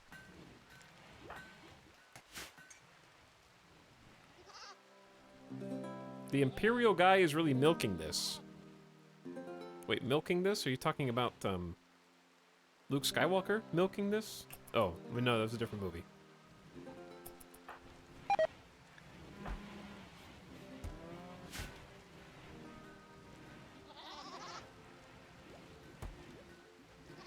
Joke's on you, I'm a filthy phone viewer anyways. How do you even see what's happening? It's about to be Barf City. Wait, did something happen? Food poisoning? Food... Oh, yep, something happened. Somebody's sick. Yeah. What? How do we keep... Food poisoning from incompetent cook. Who's the incompetent cook? Did Hutch cook? Hutch, please, stop cooking. I bet it was Hutch. But they have a passion. They have a passion. They're just not good. Okay.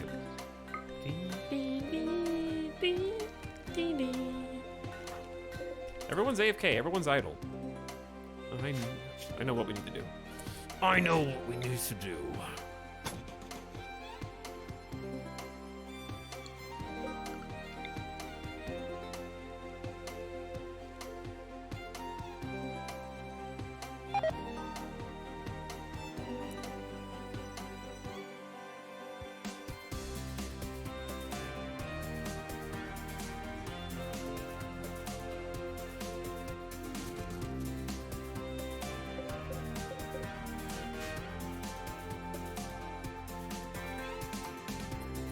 Now we're in business. Okay, this is gonna be a little strange. What?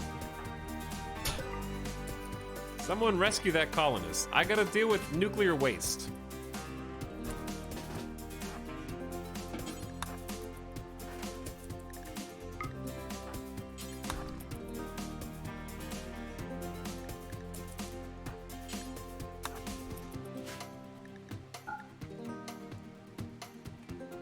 What's the temperature like in here? It's still 16, 17 degrees. There's a roof over this other area. We're gonna have to figure out how this goes.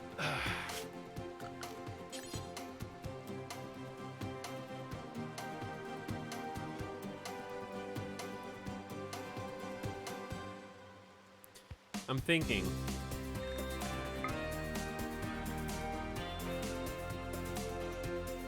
What happens if you incinerate the toxic waste packs? I mean, you mean set them on fire? They explode in a toxic plume. Well, maybe not explode, but they release a big toxic blast.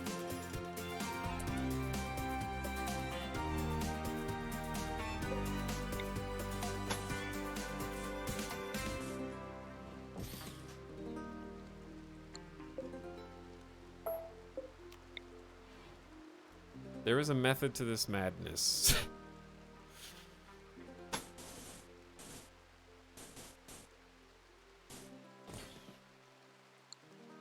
It's just taking a while to get to the part where it makes sense.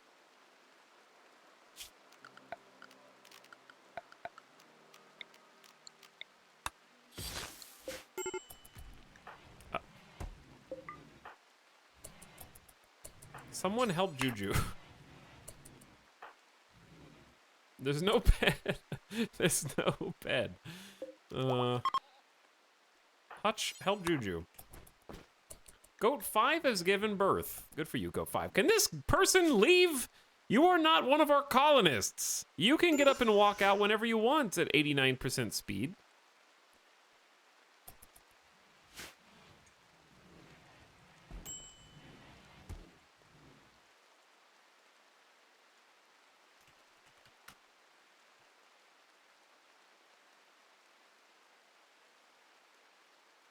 I got you, chat.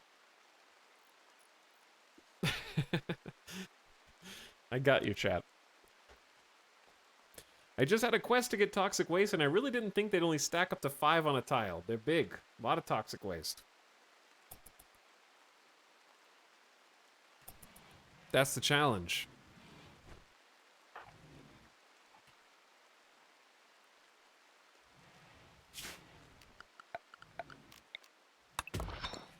But yeah, like I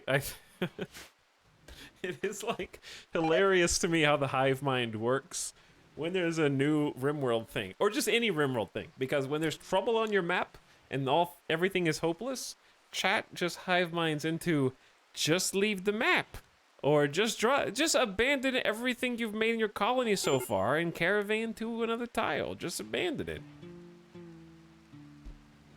Just restart the game, but don't restart the game. You get to keep all of your colonists, that's fine.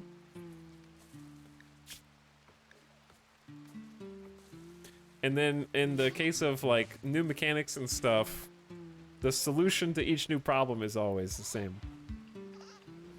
I got those toxic waste packs on my map. It was winter with forced rain, so they nearly instantly deteriorated. But yes, now toxic waste is just drop potted and or caravan it.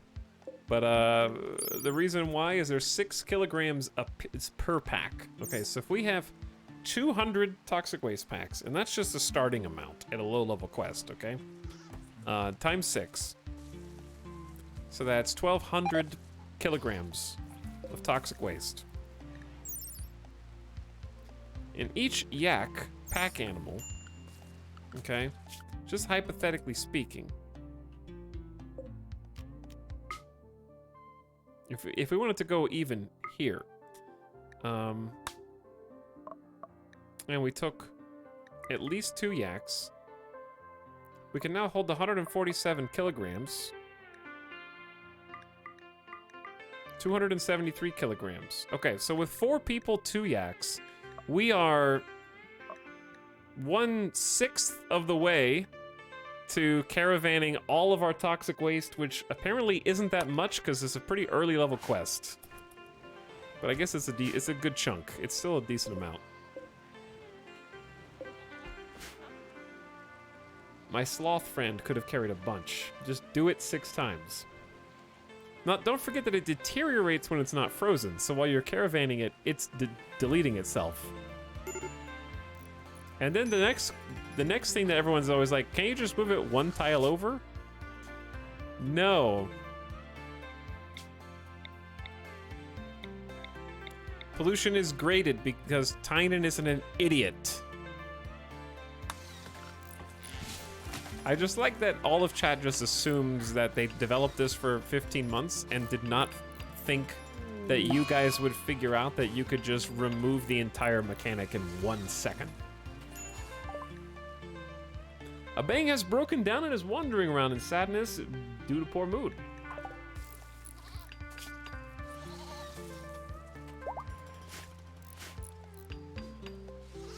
Build Rimworld planet-leaving ships, but fill with toxic packs instead of people and shoot it into the sun. We're very clever. Oh yes, we are very clever. Chuckles, please don't snap. Oh, you got food poisoning. Oh, everyone's sweaty because it's spring. Okay, I'm dumb. Hold on. Time to switch to warm guilt. I don't know if we have enough clothes for everybody. Okay, time to make some dusters. Oh! Nick is finally going. At last. Long have we waited. Also, yes, there was another bad batch of food. And we're getting short on food, so maybe making some more meals would be nice. Actually, let's do 32. Pause, unpause at 24. Got plenty of meat. We're about to get some potatoes. I think the guinea pig is eating the potatoes. But more power to them, I guess.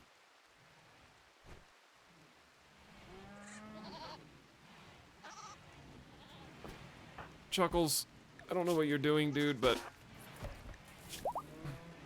just drop your sword.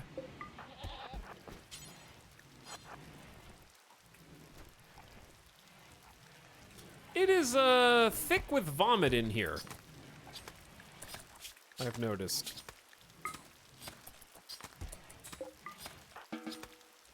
Alright, you shouldn't be sweaty anymore.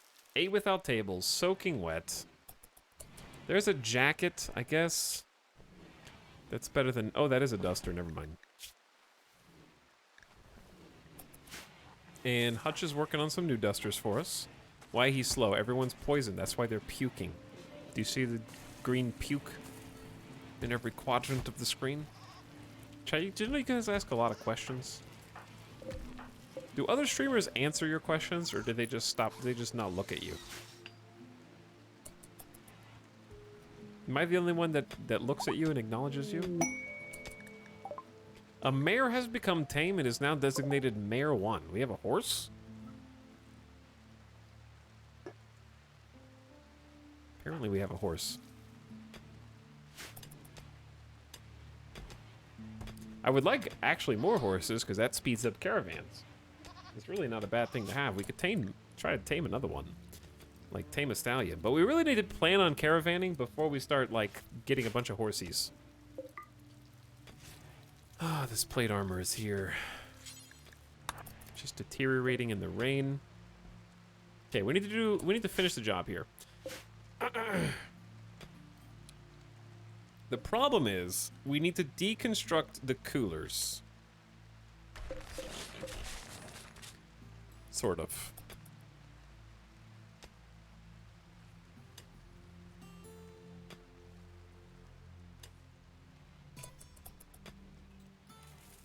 Because I need to move them.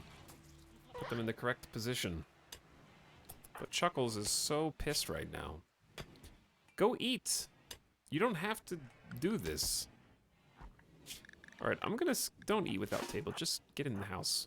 Go inside. This is why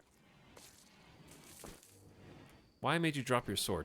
I might just put everybody on anything time for a full day. Try and right the ship before everybody starts having snaps.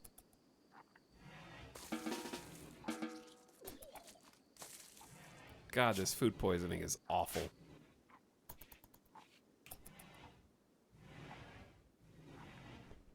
Why did you tag me to write just use shelves italics? Get out of here.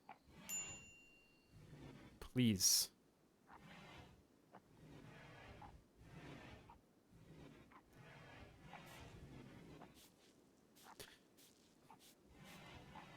A Devil MG, you have 4 ever messages in this chat. One of them was use the new shelves to store. Shelve it for new. Just use shelves. And then you 5-headed Keck W new fire. What if I told you that you can't use shelves on toxic waste packs? It's physically impossible. But you were very determined. I think they were suggesting a shelf combat only run where you defeat raids by building and igniting shelves to immolate your enemies. So what you're saying is a shelf of mortar shells, set that on fire, and let the resulting explosion cascade through your enemies. Because there'll be 6 stacks simultaneously. Chat, weren't we supposed to help Kong the musician? I'm really confused by what the design goal of this is. Because what's funny is, we patched them up and used heal root on them and helped them.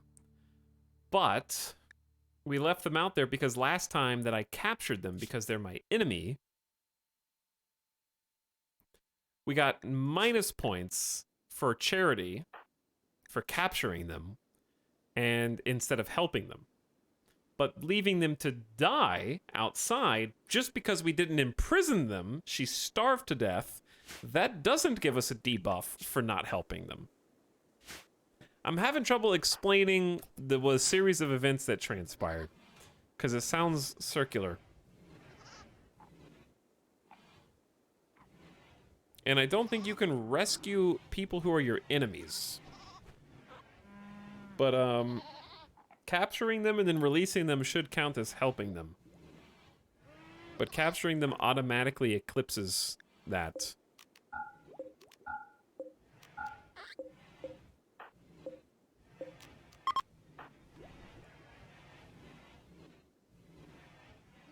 It's a trolley problem. Build a little home around them. Build a little home around them. Alright, Chuckles' mood is improving. We just need everyone to have, like, one big day of anything time.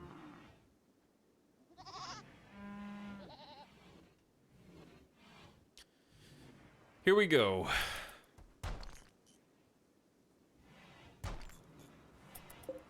So step one.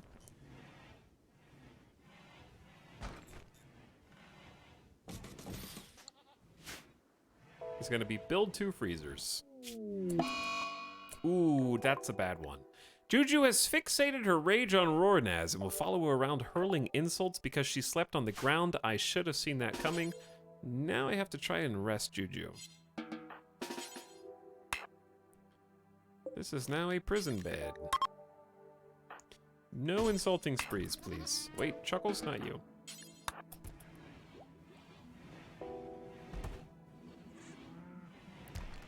Go to sleep.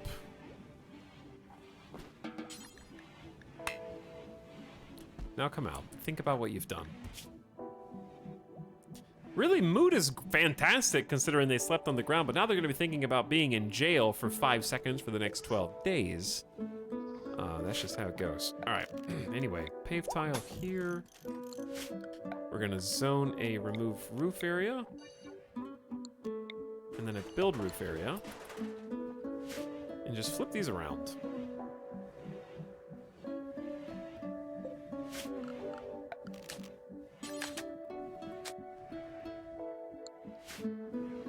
Etal gets more insulting sprees than any streamer I've ever seen. Confirmation bias. Confirmation bias.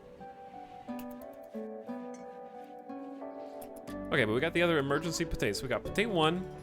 It's about 86. Potato 2, 58. Potato 3, 22. And our very first heel root harvest incoming. So those are some good strides. We have 2 cotton plants, 2 cotton plant positions, and then 1 hop plant for some beer. Oh, the visitor. More heel root? Yeah.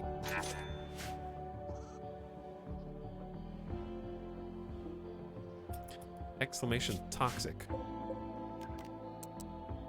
Let's get the temperature down. At least 16. We could go even lower, but the coolers would have to work harder and consume more electricity. But for now, this works.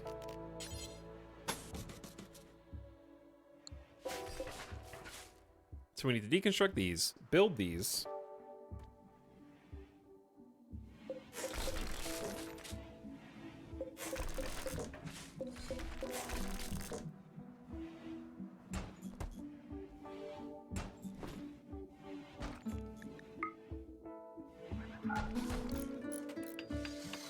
Okay, we're doing, oh, the component! Quick, they're deteriorating. Quick. No!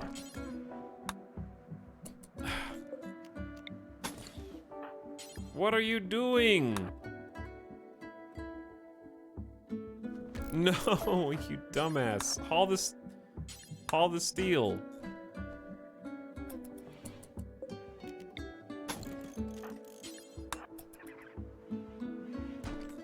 Dude!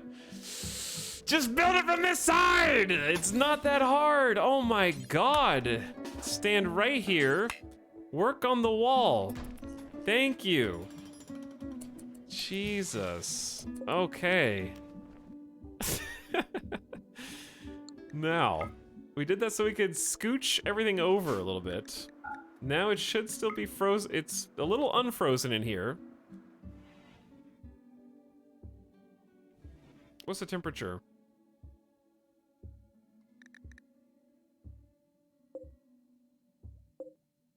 Temperature's going down.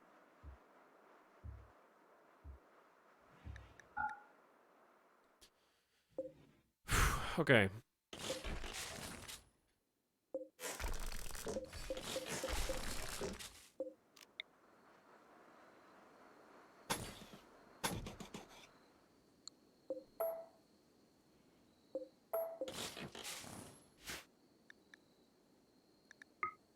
Getting colder. Back to 51. All right, the coolers are working. We're gonna maybe install 2 more coolers on the other side as well, optionally. I need to expand, wait. Expand the stockpile zone.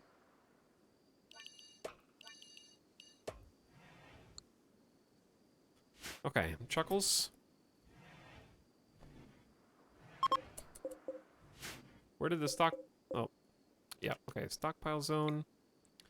Chuckles, where are you going? Can you do this for me? Haul these. So the door can close.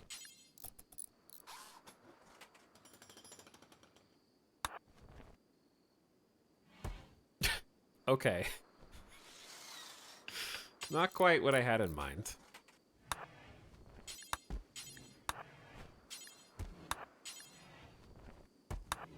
Sorry to keep you up past your bedtime. Alright, that already looks so much better.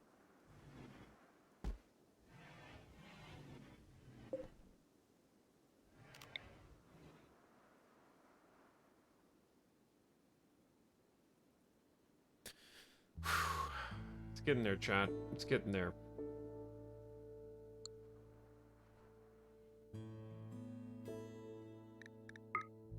Nice and frigid, 16 degrees. All right, we want to get this even lower if we can.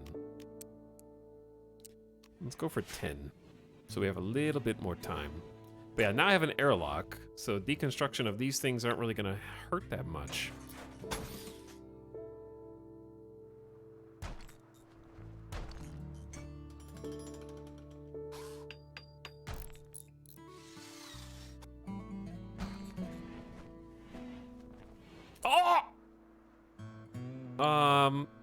Okay, so yeah, wait. Bro.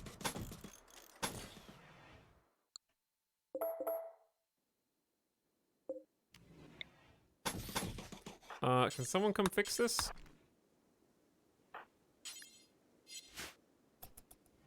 Would double walling make a difference? Yes.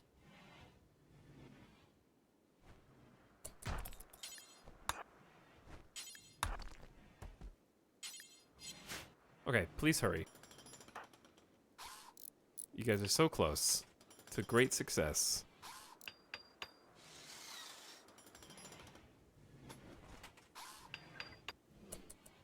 All right, now just cool the whole damn thing down. No, actually, it kept the cool. All right, it's fine. Whew. So, the plan is fill this so it's double walled there. And we have a little bit more space. Because if I want to, I can expand this way into the mountain if I want. We have a little bit more room, but most of all, it's safer for 2 reasons. Number 1, it is super insulated.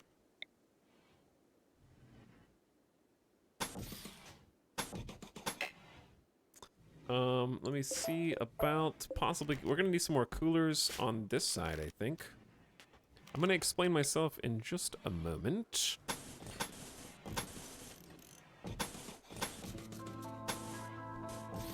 Get some fancy.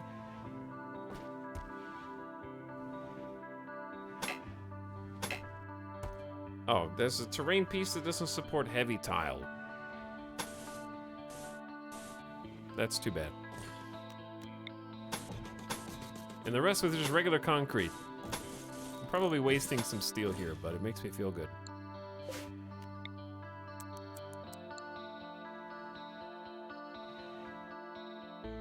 Okay. Whew. Now I can take a deep breath.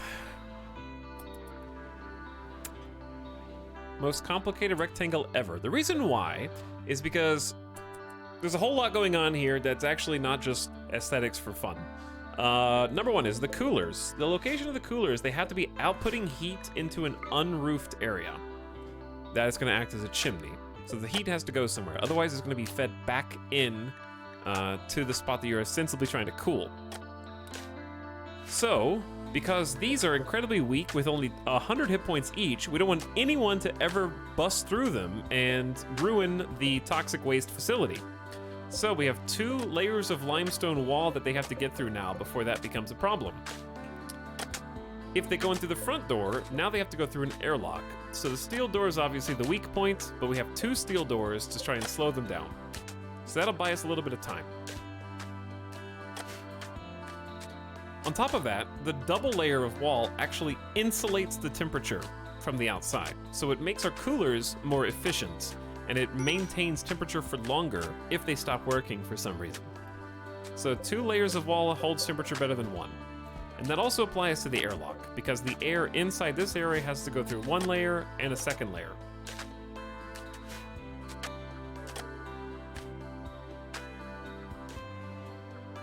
The coolers will use very little energy over time because almost no one's going to be going in there over the long run, that too. And if we increase the size of this for redundancy, I might consider adding 2 additional coolers, but it seems to be maintaining a temperature of 10 degrees Fahrenheit right now, minus 12 Celsius. So it's probably working okay. Is there a good way to proof against bugs? I don't think you can really proof against bugs. Chat, the biggest way is having more areas for them to spawn in that are better. But there's a lot of misinformation about bugs online. So I always consult the wiki.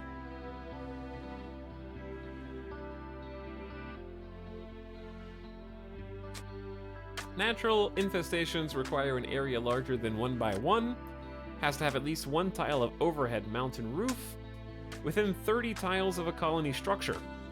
They are centered around a single valid tile, which must have a temperature higher than 1.4 degrees Fahrenheit. Temperatures under 17.6 degrees Fahrenheit will gradually reduce the spawn chances, as does light.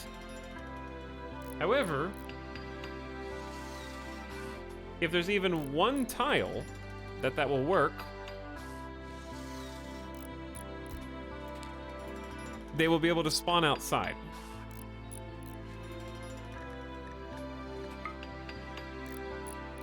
So if there's a roofed mountain tile that doesn't fit those, it'll still do it. And if there's nowhere else for them to spawn. But one thing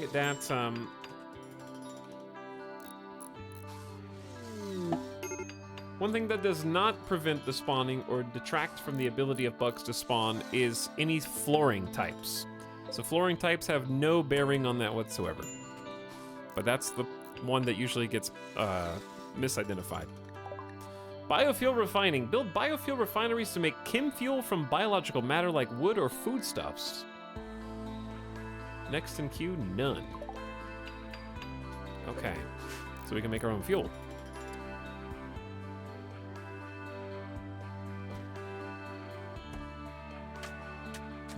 But bugs are more likely to spawn in darkness in warm enough temperatures. If you bait insects to spawn in a more convenient location, there's a smaller chance of them spawning inside of your base. But you can only mitigate the risk, you can't completely eliminate it.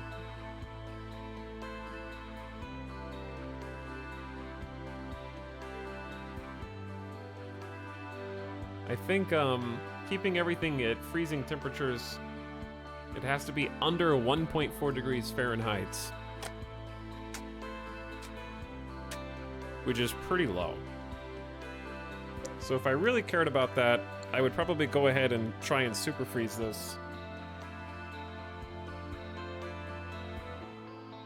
Hey Todd, you ever play with more than 2 or more colonies? Nope. I think more than 1 colony is not very fun. Too much micromanagement.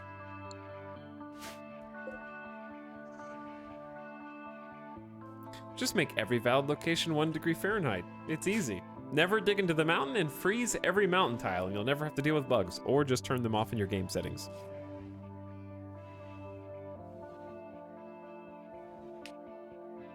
But we also did, this is a mountain as well, so we have space here. They last spawned right there.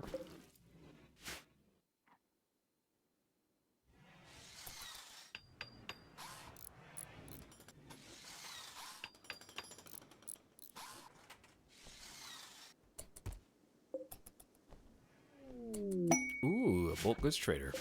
Okay, so what we want to do is unroof this, but we need to be ready to build on top of it the second that that's done. A bulk goods trader from the Camarero Covenant is approaching. They are a tribe, but they might have some things that we can use. Do we have any more research? We are caught up on research. Wow. Okay, so what were the last things that we did? We did beer brewing. I remember that. We did nutrient survival or packaged survival meals. We also did... It's gonna have to be time for microelectronics soon. We did flak armor, and we're growing the cloth for that.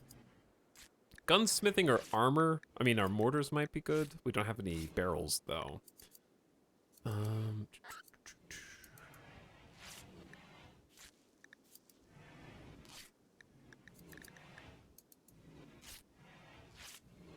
you see the new turret? Yeah, I haven't seen them in action yet, but I saw them on the list.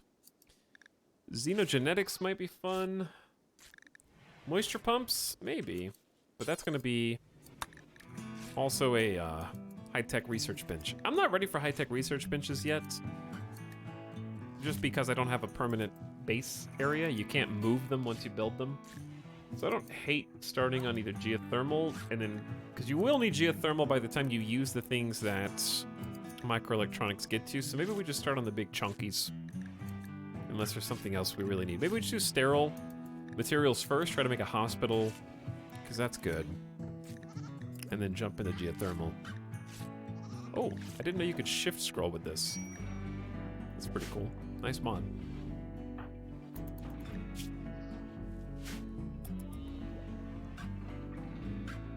Okay, but they have something new to take care of.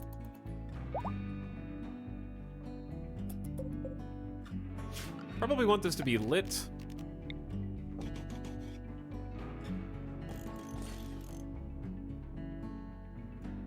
It's a really, like, spooky floor.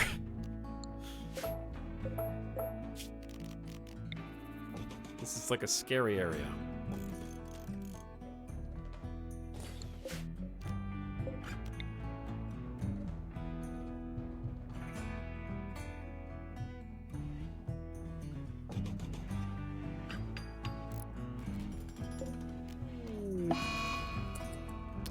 There is an eclipse, okay?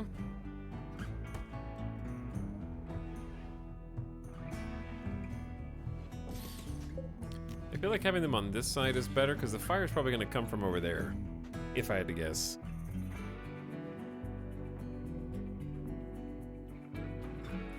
Tomorrow's my birthday and I've already started drinking. Let's go! Hello, Shadow Fox. What's up? Tomorrow's my birthday, dude. Jimmy Shoes. Oh, 2 birthdays? Jimmy Shoes and Shadow Fox?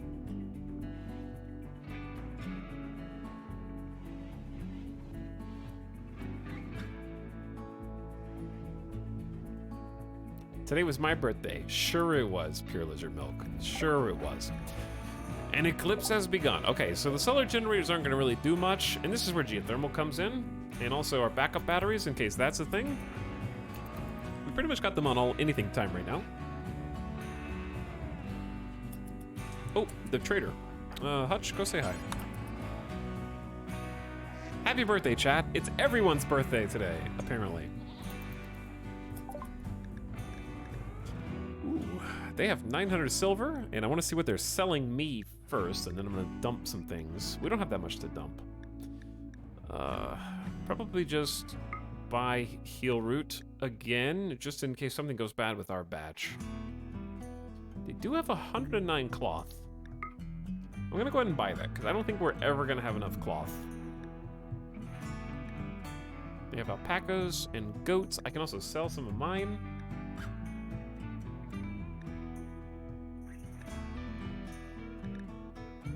Animals are good for trading. Horses are worth 288 bucks. Wow. Okay, let me go scroll down again. We want to hold on to the parkas and the dusters, unless they're bad quality.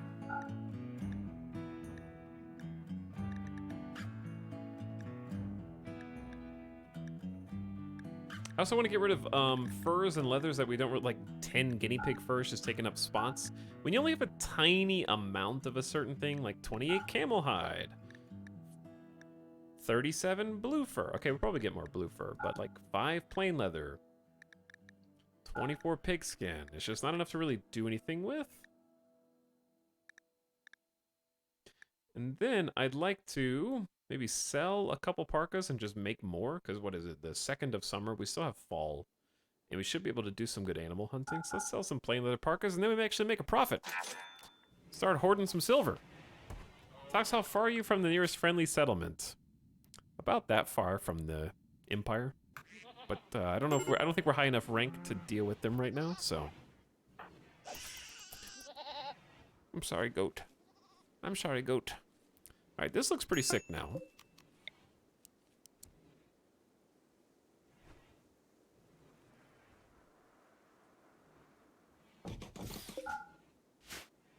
So for us to build here, we have 26 components. And the key is, it's going to hurt the internal temperature. So I'm going to try and get this sub 1 degree Fahrenheit if I can. But my colonists are a little upset right now. They probably don't like being in darkness. Yeah. And that's where lighting your streets and roads and the little paths that you have throughout your base is really helpful.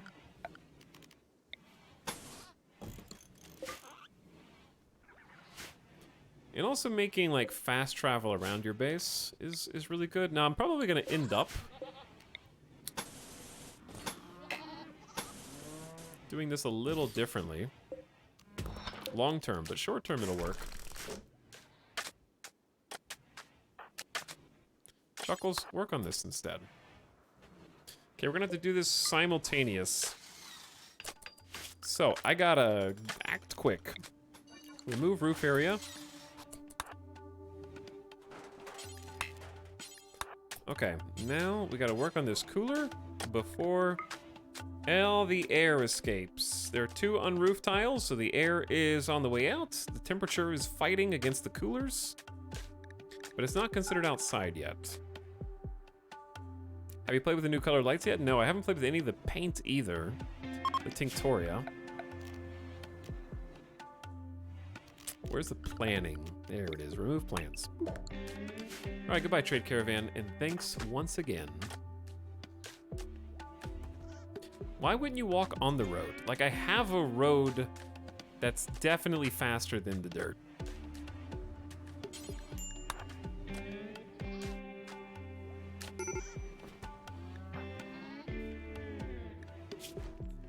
Hutch, you can go inside, be comfy, whenever you want. We do need to focus on getting an actual proper base set up. Now that, like, this has taken a while, but I'm happy with where my little toxic waste dump is. We have room for a bit more, and we can dig deeper, make another chamber. The front facade is pretty well in hand. I like that the building to contain the toxic waste probably raised our wealth. But I enjoy this. All right, this is more or less done. We just have to turn the temperatures on these down. We're gonna turn it down to like -6 degrees.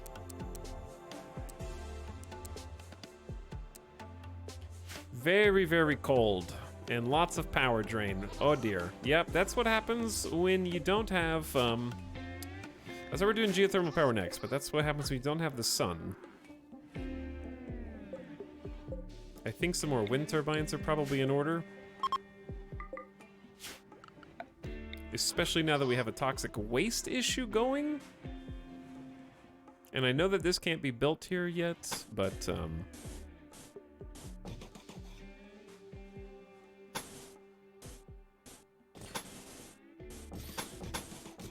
that'll work for now.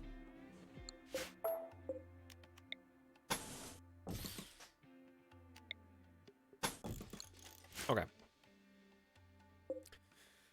But yeah, while the solar panels will come back on, the wind will kick up. We should be good. What do you think is going to be your go-to way to get rid of the pollution? I think For now, I'm just going to do long-term storage. Like, we have plenty of space. And if that goes belly up, it'll create some fun challenge gameplay. Otherwise, I'm just going to chill until we get to the long-term atomizer, I guess. But yeah, I haven't gotten to play with the robots. I haven't gotten to play with gene manipulation either yet. And I'd like to do both. So I do have a reformation ready for my ideology. And I might end up going transhumanist again. It's just a sleep accelerator and a neural supercharger. And then they'll demand age reversal. So I don't have to do that to get the prerequisite buildings. But I don't really have a RP reason to pick any of these things yet.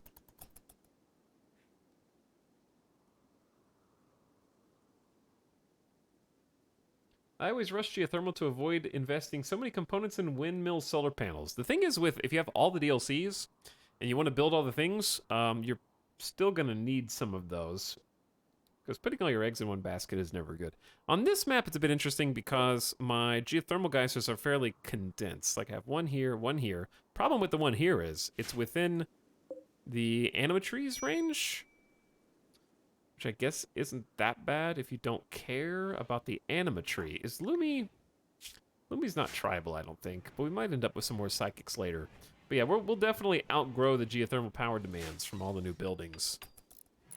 Because especially with all the robot buildings, all the genotype buildings, there's quite a huge power demand, and I think that's also why they added the Tox generator that generates electricity but spreads pollution around itself, and you might be able to use that in tandem with some cleaners.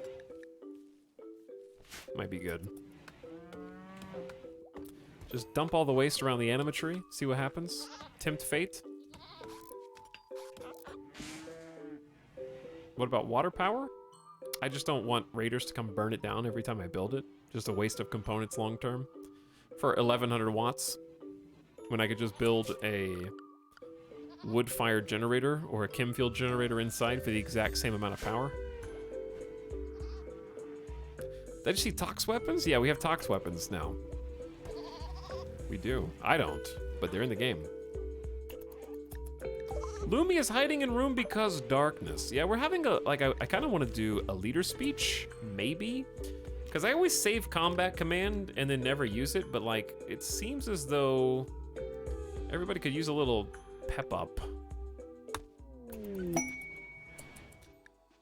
Lumi is giving a leader speech. If all goes well, they will feel inspired and gain respect for Lumi, or you could do social damage. Positive effects are reduced for non-void apostles. Lumi explained the promises to the southwest. What's in the southwest? The animatree. Hutch. Bro. You can't go on an insulting spree in the middle of the speech. This is what? You're the moral guide, and we're giving the speech to prevent this exact I'm gonna have to arrest you as soon as it's over. I can't interrupt us now. Who are you insulting? Hutch derided Silver's mother's construction skill. Lumi talked about avoiding gorillas and how to be a good assistant. That's right, Hutch. How do you be a good assistant? Well, Lumi actually increased their social skill to level 8. It was an uninspiring leader speech. There was no passion. Unoriginal. Droning. We can't award development points beyond 12 anyway, so I have to reform my ideology to get more points. Oh. I didn't realize that. You got a -4 for 8 days? That speech was more awkward than inspiring. If that's who we're listening to, I'm worried, bro. So I used my 10-day cooldown speech. Now we're guaranteed gonna get raided because we can't do combat commands. And I just hit everybody in the colony with a -4 because Hutch was heckling during the entire thing and is still heckling.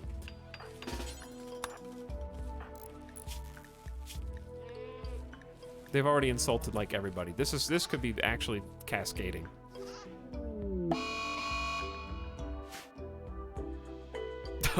Uh-oh. A distant chemical fire has released a plume of poison over the entire region. Any person or creature not under a roof will be slowly sickened by the toxic dust settling out of the atmosphere. It will last anywhere between a few days to over a quadrum.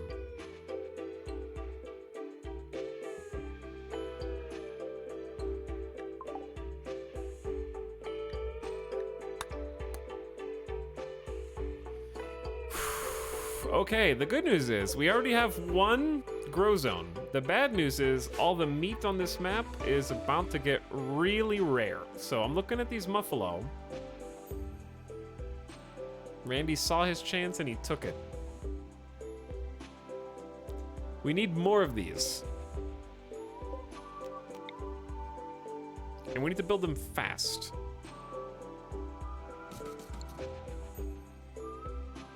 And I don't think I have enough. I might have enough limestone for one more. Chad, I need to take a BRB. This is a gamer mental break right now. There's a gamer mental break happening.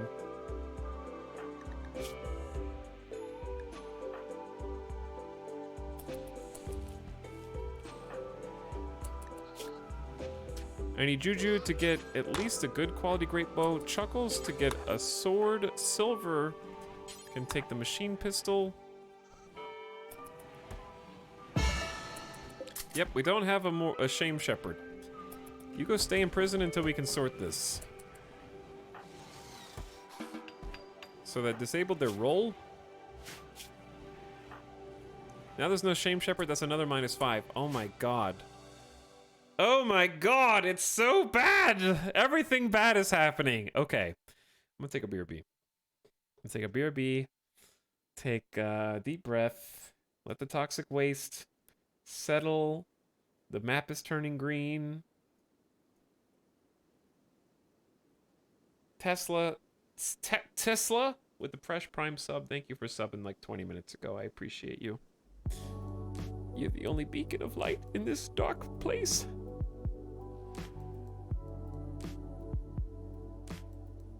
I'll be back in just a few minutes, and then we'll handle... I knew there was going to be some bullshit eventually. And it's finally here. I'll be back shortly.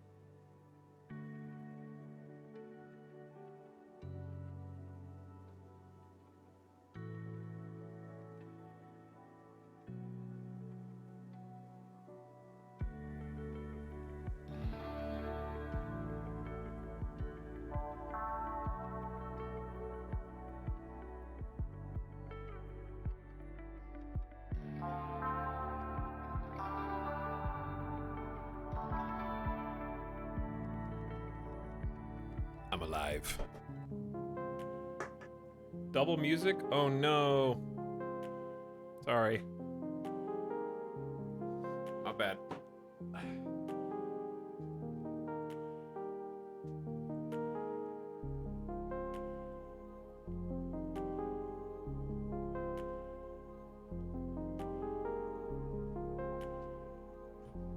Okay. Whew. We got some things to deal with.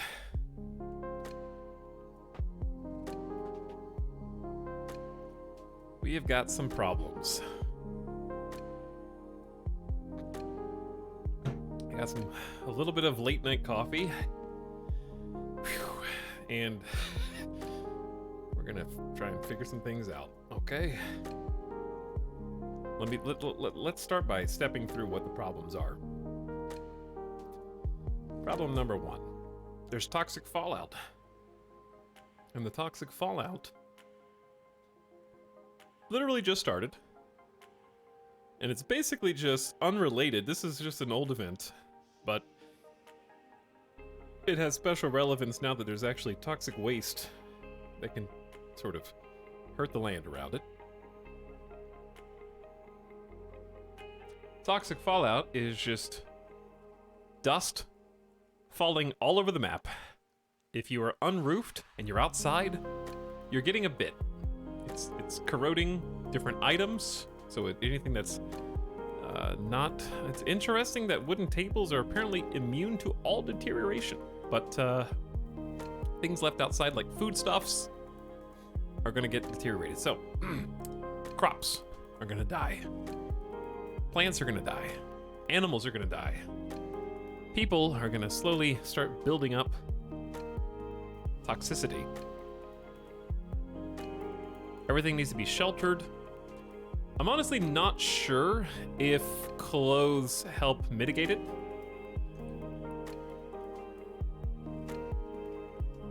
Because I know that there are gas masks now in the game.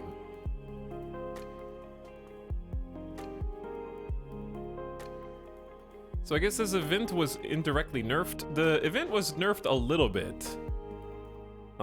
It's not a lot, because toxicity builds up a bit more slowly now than it did before. But otherwise, it still builds up. It just lets you be outside a little bit longer, and there's ways to sort of handle it now. Because I would say the toxic fallout was probably the worst event in the game if you're caught off guard.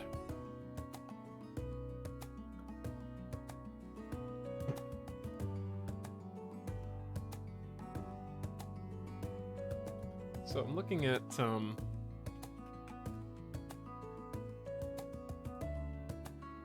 toxic fallout.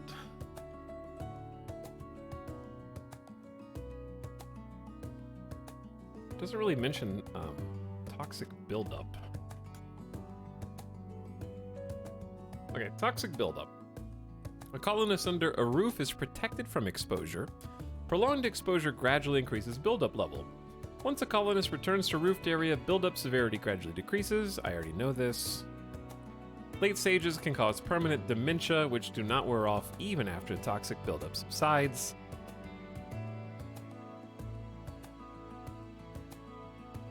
I did not know this. When a pawn affected by toxic buildup dies, there's a chance its corpse will instantly rot. This chance is equal to the severity. Buildup is proportional to the toxic sensitivity stats. Thus, humans build up at full rate, animals at half, insects and mechanoids are, of course, immune.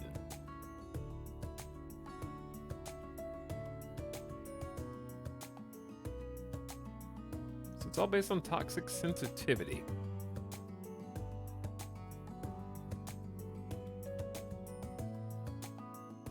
Okay.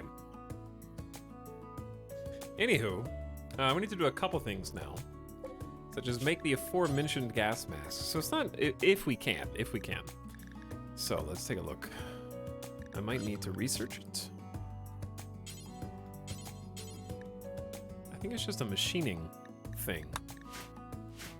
So it's not tailoring, it's machining table. And then, yep, it takes fuel, which we actually can make, but we have to build the prerequisite material first. And that offers 80% toxic environment resistance. So, we're not really prepared. Because a biofuel refinery is kind of a difficult job. And it takes up quite a bit of space. And it's also a building that I can't move after I finish building it. So, it's not really great. I believe there is a face covering that you can make, though. I don't remember where you make the face covering. Oh, here we go, face mask. The face mask gives you 50% toxic environment resistance, covers the wearer's nose and mouth with several layers of textile, remarkably effective at reducing the effects of environmental toxins. So we could make at least these. just to get started. And they can be made only out of cloth and wool. Uh-oh. Well, on the upside, we did just buy some cloth. So we've got that in the short term. Long term, we were growing cloth, but guess what, Randy? He's like, oh, you were growing hops, cotton, and potatoes? Not on my watch. So how much did it say that it costed for each one? 10 fabric. So we actually do have enough. We just bought it from the bulk goods trader. So we do have enough for all 7 colonists. However, we have more problems besides toxic fallout. Our moral guy just went on an insulting spree. It's a terrible time to go on an insulting spree. You can already see that Lumi has a -10. Silver has a -10. Roranaz has a -10. And the Bang was recently imprisoned. So everybody's pissed. All moods are bad. There could be cascading, mental breaks, while toxic fallout is happening, which is even worse because now the animals are possibly going to die. People aren't going to be doing their jobs. We really need them to go out and handle a few things such as acquiring food, since all of our food supply is going under. We have many things that we need to take care of, and it's really difficult to do so right now. So we have a little bit of time before the toxic fallout starts to build up. So I think our first step is to go ahead and release Hutch. This is the most direct thing I can do. I release Hutch, and we make Hutch the moral guide again. That'll take at least the No Shame Shepherd Void Apostle debuff off and make them a little bit happier that their moral guide hopefully comes back to us. So we need to roll change Shame Shepherd for Hutch. And we don't need everybody to go, so we only need Hutch to go, really. Juju doesn't have to go. Let's say Roarnast doesn't have to go. We need at least a couple people there, though. Chuckles doesn't have to go. You need to have at least 2 spectators. You're about to assign the role of Shame Shepherd to Lumi. Oh, this is the role changer. Lumi is the role changer, sorry. Wait, what?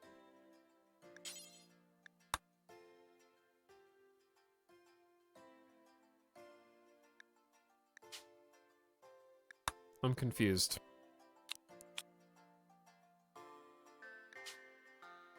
Why does it say I'm gonna assign the role of Shame Shepherd to Lumi no matter who I put in role changer spot? Am I doing this wrong?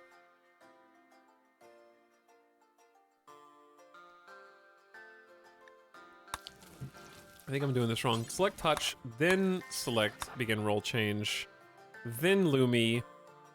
I thought you could choose whose role you were changing. What?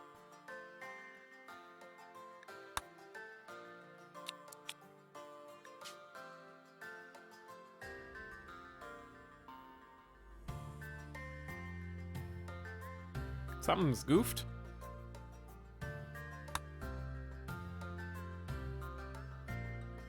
I might try reloading, yeah. Because it says Lumi no matter who I put in the thing.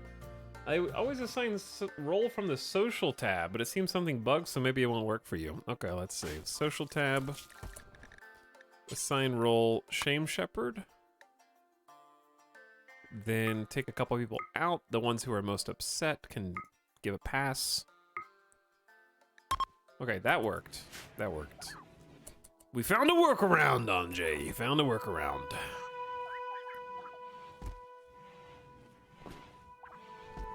Yes, I am sorry for Check's notes. Calling you a weasel, calling you an elephant, insulting your sense of responsibility, and calling Roarnaz's son a crook. And I will do better as the moral guide. I'm supposed to set an example. Okay, thank you, bye. Okay, so here's what we need to do. Hutch needs to... Oh my god, there's a -5 for toxic fallout. Sickly yellow toxic flakes drift around me like snow. The air burns my skin, throat, and lungs. Fabulous. Whew. Okay, Hutch. Go get... Did we always have just a poor quality machine pistol? I don't know, is a good revolver better than a poor quality machine pistol? At least this has accuracy and 12 damage at 12 cells. 83% accuracy, 12 damage. 58% accuracy, but it shoots a burst of 3. I think I'd rather have the revolver and just land more hits. Okay, we have to go 1, 2, 3, 4, 5. And before the, like, Muffalo can be allowed to die, we have to hunt some of them. Okay, good. A Bang is wandering around a psychotic state because they're an undergrounder who is outdoors. They already have initial toxic buildup. It has begun. It seems like it's happening very fast.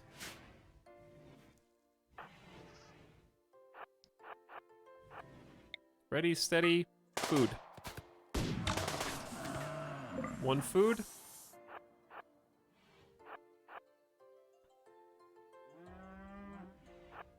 Gotta go fast. God, their moods are so bad, chat. I don't know what to do. 2 food. Other Muffalo have become enraged. Our food is coming to us. Muffalo revenge.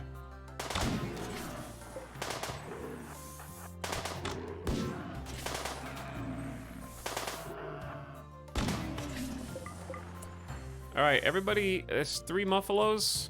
Or is that 4? That's 4 Muffalos. Let's go 5 Muffalos. How much space do we have?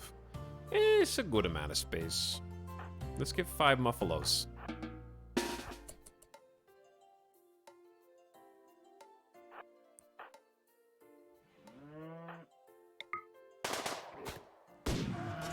Okay. What about 6 Muffalos? We might be too greedy. Let's not get too greedy. Let them eat their poison food.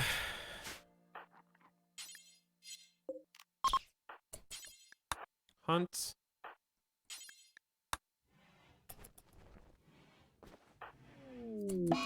Not now, everybody! 8 without table, you did that! Oh my god, I'm gonna have to, like, build a roof over your dumb heads just to keep you alive. Hold on, build a roof area.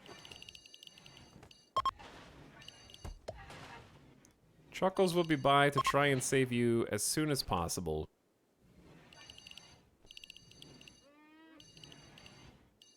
And it will build as far as the roof can be supported, basically.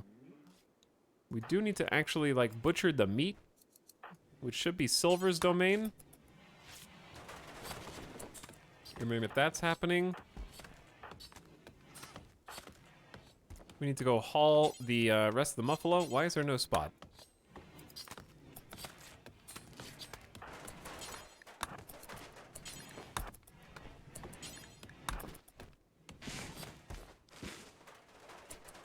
Okay, Chuckles, you haul that one.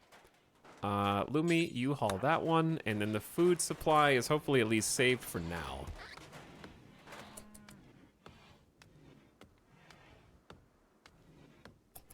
We should have a little bit of time before toxic buildup gets too much. And I'm building the roof as we speak.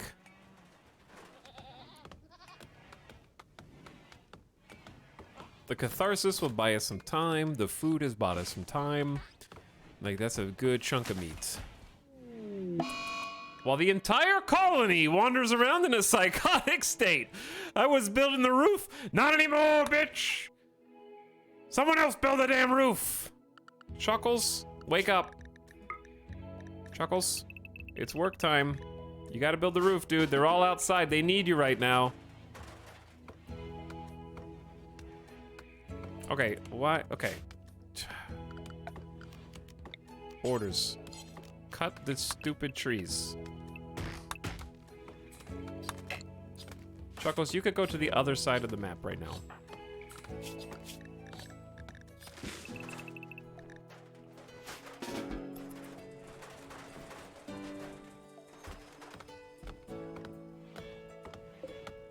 Look, this is not the most important place to build a roof right now, all right?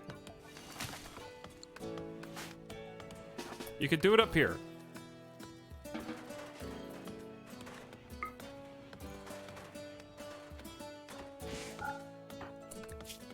Chat, I don't know how to protect the bang. People are just like, they saw toxic dust and they're just like, oh my god! Oh my god! Everything is over! Our life, our colony, the base, look at the green dust!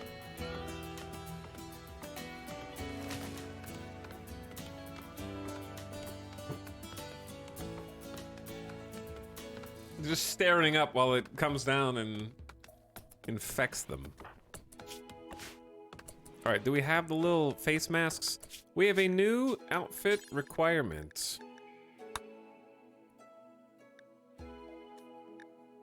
Face mask is now required to be outside.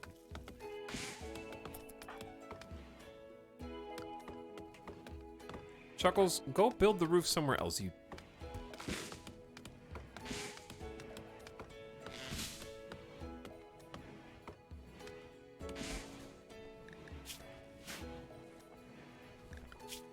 Interesting that they'll still eat while they're working or on work schedule.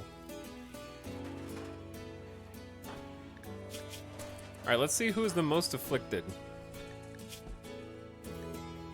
They're still thinking about being insulted. That's awful timing. It really feels like a bang is the most at risk right now. They're sort of wandering back. They might psychotic wander to bed, which would, oh my god, they did. It's so good.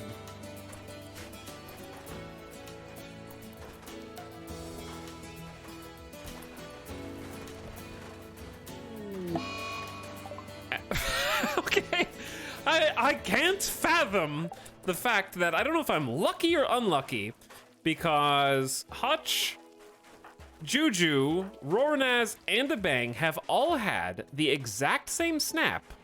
The exact same snap. How? All psychotic breaks. Okay, stop. No planting. Gotta haul the meat. Whoever is still with us. Oh my god. Alright, you guys are now anything schedule?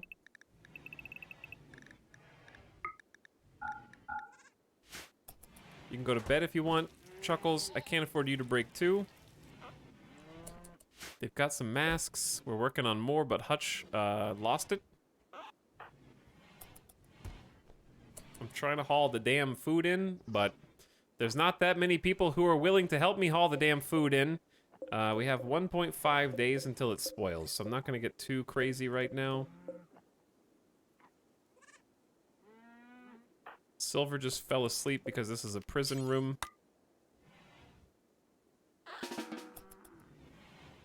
There's meat in their room.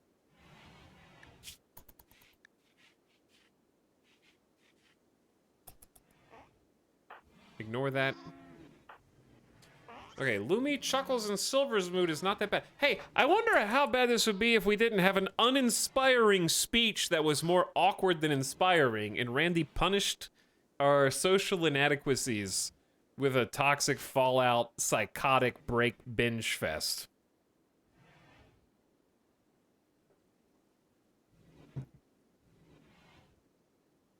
The breaks seem less randomized than my playthroughs as well. What I'd like to see is the breaks be relevant to the actual, like, conditions that they're in. That might be advanced AI. But yeah, like, psychotic break actually sounds pretty reasonable for, like, a we're doomed, there is poison falling from the sky, and we're becoming infected. So from that stance, I feel like this is a believable reaction to what's happening. It's just like, oh my god, everything is dying. The animals are dying. They actually do have enough food in there for now, believe it or not.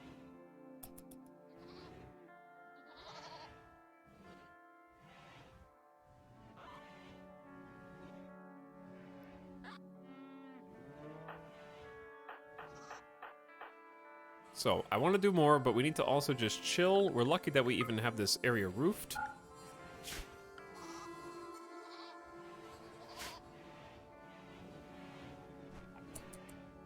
And 4 of them are still on a snap.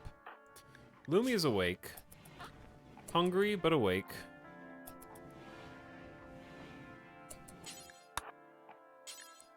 And then we're going to start hauling muffalo meat.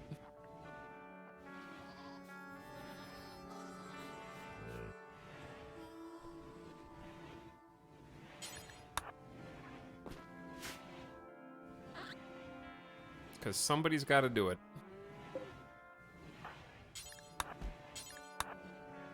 I guess I could leave the doors open while we're doing this to make it go just a little bit faster.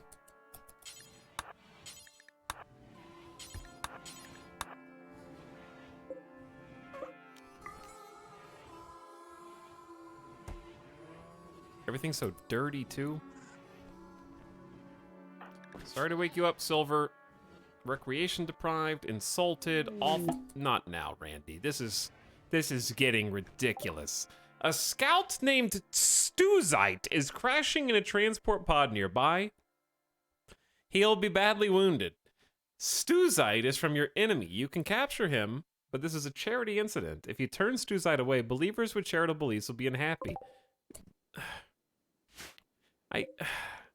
We literally can't rescue you. We can capture you or leave you out there to die.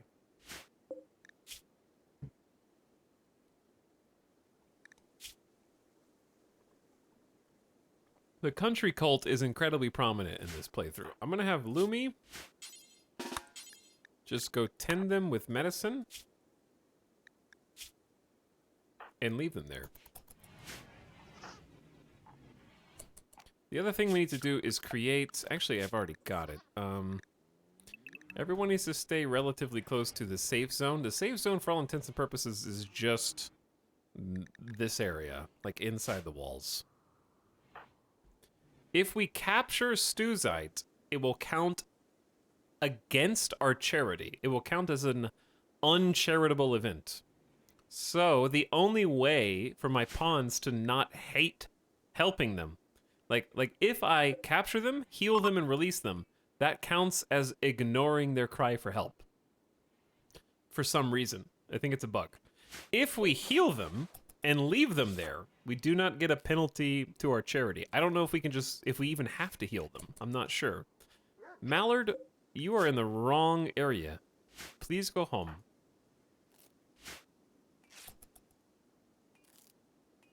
You cannot rescue people who are red named. They are your enemies and cannot occupy a medical bed, only a prison.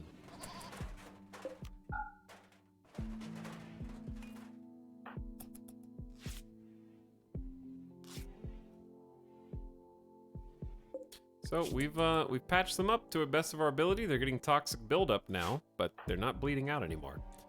And we're just gonna send Lumi back home.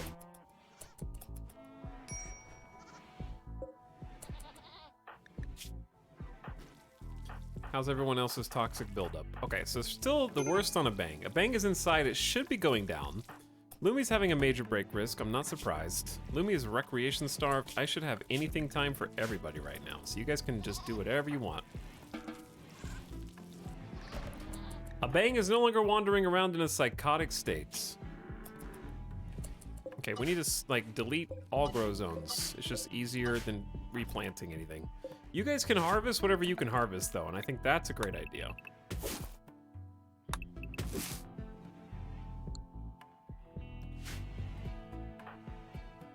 Okay, Lumi got to bed before Snap. That's good. A bang has catharsis. It felt so good to unbottle all my feelings, and is sleeping off some of the minor buildup. Their consciousness is reduced from the poison in the bloodstream. Even at low doses, it can generate cancers. If a creature dies with toxic buildup, there's a chance they cannot be eaten. The higher the toxic buildup, the higher the chance. The crops are not toxic, but they are dying. You can still eat them.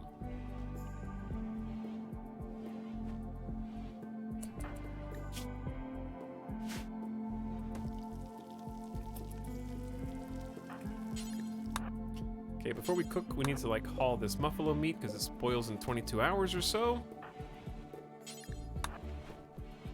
There you go. Put them in the freezer.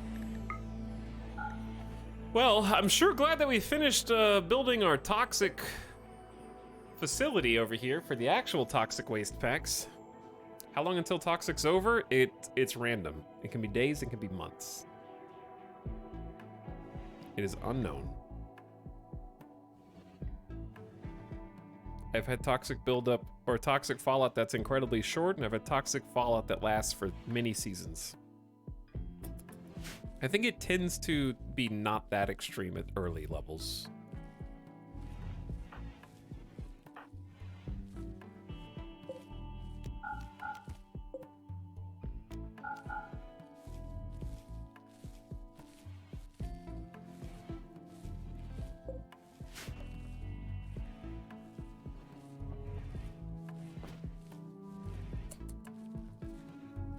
Hi guys, I'm new here. What is toxic waste mechanic?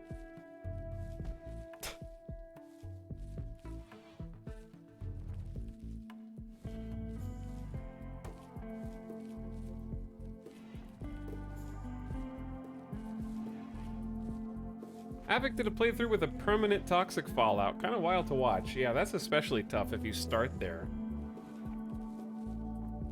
That's extra challenge. All right, Abang, you need to go inside for a bit, my friend.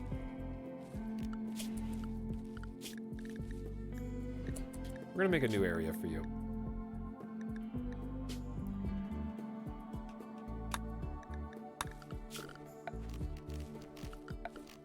That would be zone, expand, in allowed area.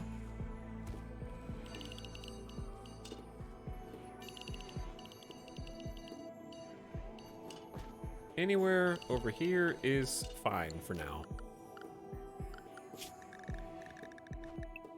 Because I want to Bang to stop getting infected. I don't want to Bang to get cancer right now. So if you stay inside, it will go down on its own. They haven't even gotten a mask yet. I don't know if it's because we haven't made one. Juju has broken out of their snap and got some catharsis for a bit. Good. We need this so bad. So it's now just Rornaz and Hutch. But I actually really enjoy the fact that there are ways to sort of semi-counter it now. Like having face masks encourage you to have cloth early game for 50% reduction. That's kind of huge. And then getting fuel so you can get gas masks is kind of huge. So I like that there's actually things that you can do to deal with and cope with the events. Because I think what made Toxic Fallout so insanely difficult before was if it hit you at a bad time, there's very little that you could do to just create the full-on infrastructure to handle it. And it's nice to at least have some form of mitigation. I'm not sure how effective that mitigation actually is, but I mean... it is remarkably effective, it says, in reducing the effect of environmental toxin. Toxic environment resistance is how resistant the creature is to the effects of environmental toxins. This protects against tox gas, rot stink, toxic fallout, and polluted terrain, but not against venom or poison attacks.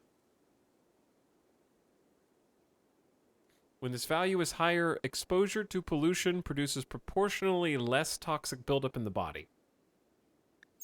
So now you can at least do stuff now. And you can wear the face mask with a helmet. So that's actually pretty cool. I think that was a really nice change.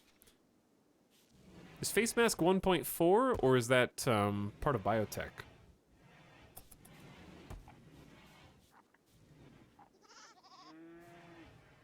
Is there any way to get rid of the pollution? It's not pollution. This is toxic fallout, which is an event. It'll go away on its own. It's just like bad. It's like bad weather.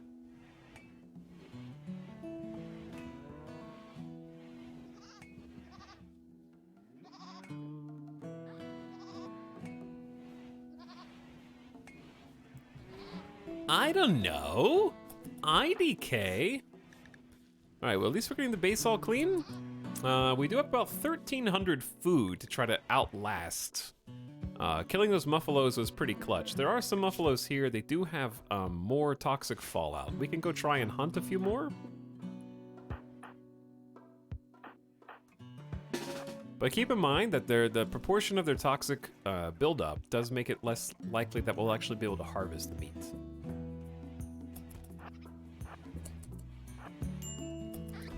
So we're gonna get some friends out here and at least give this a try. Oh. Angie. Yep. Dead muffalo. Rot stink muffalo. 2 infected. Too infected to eat.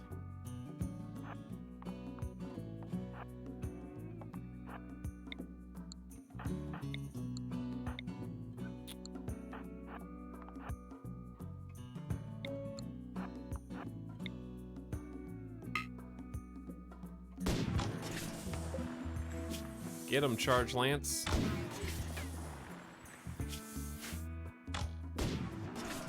How is this Muffalo still alive, to be honest?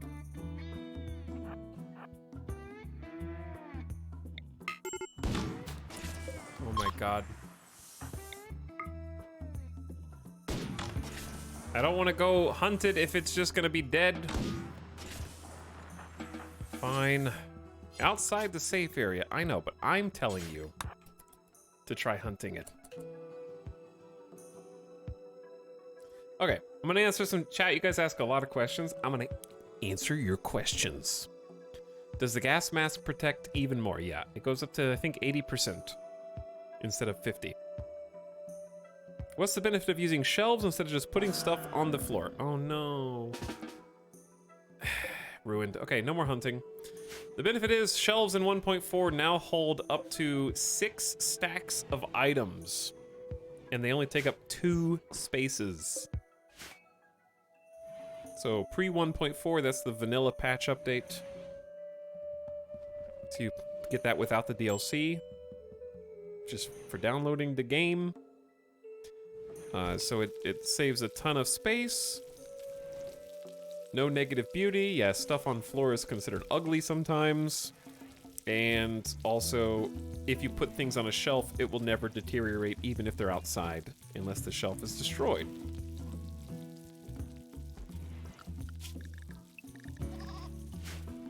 So shelves are game changers now.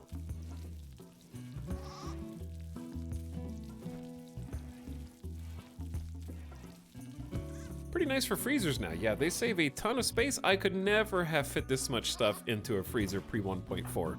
It would have been impossible. Look at the moods. Catharsis is a hell of a drug. Okay, is there any toxic buildup that we should be concerned with? A bangs is going down, and we're actually getting our very first heal root harvest. So, heal roots, great, but no more planting because we need to convert this into something else. Likewise, it is now time to create a second one, because we cannot just assume that this toxic fallout is only going to last 3 days. It very well could, but we can't assume that. So we need to make another grow zone. I'm also going to go ahead and reinstall this little guy.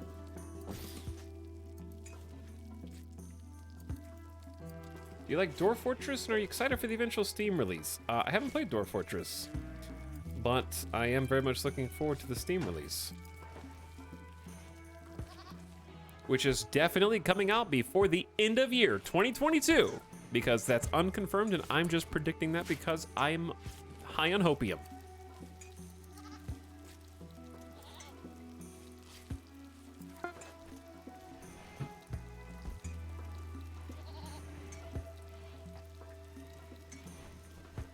But yes, I'm gonna go all in on the Steam release. That's gonna be the perfect time to learn how to play. So we have a gas mask, a face mask here. Juju doesn't have one. Rornash just picked one up. There's something weirdly aesthetically pleasing to me about, God, this expansion's so good. 1.4 in this expansion is so good. Like, taking old events like Toxic Fallout and giving you new gameplay to deal with them. Like, I'm so happy that we just bought that cloth. And having, like, new stuff to craft, where now I'm looking around and, like, everybody's got, everyone, Juju, has got their little cloth face mask on. Add some new dynamics to the colony. Lets you cope with toxic buildup because it was by far the most punishing, I think, just regular event. There's so many new playstyles with this DLC. Yeah, I think so too. Because you would just sit inside the base, roof everything, and just wait for it to end. Now you can actually venture outside a little bit.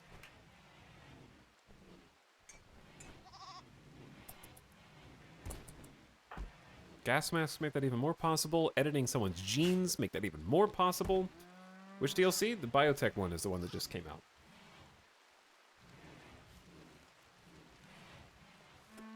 Adds controllable robots, including existing mechanoids. We can eventually make and control our own mechs. Added a bunch of new mechs. Added gene manipulation. New xenotypes like Roranaz, who is an impid, who can spew fire from their mouth. Super heat tolerant, fire resistant. You can mix and match and edit your own xenogenes. Make our own superhuman, and of course, babies and children. And Chuckles came to us as a child at 9 years old. They were in paralytic abasia state, and we had to put them in a bed and raise them basically in a bed. Now they're 14, and they are the best builder in the colony. And we got to mold our little psychopath bloodless pyromaniac into our own. Can you briefly show the benefits of the inventory mod and the research mod? The research mod is a little hit and miss right now because I don't know if it's been updated, but I prefer the full screen presentation of research with icons under everything and boxes, but you can also, there's a way to zoom out. How do you zoom out? There was a way to zoom out and make this smaller, but I just like the way it looks. And I've been playing with it for so long that I find it a little easier to parse. Shift scroll. Ah, there it is. Yeah, shift scroll. So you can zoom it out to here if you want. But some of the things like Waste Pack Atomizer and Cataphract clearly need to be like brought down. So there's probably some work to do there.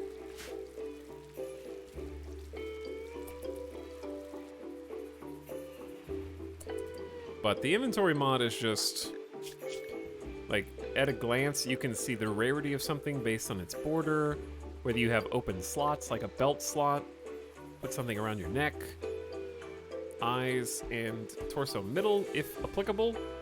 Some of those things are not applicable all the time, for example. As well as comfortable temperature range, armor totals, and inventory. I just quite like the way it's presented.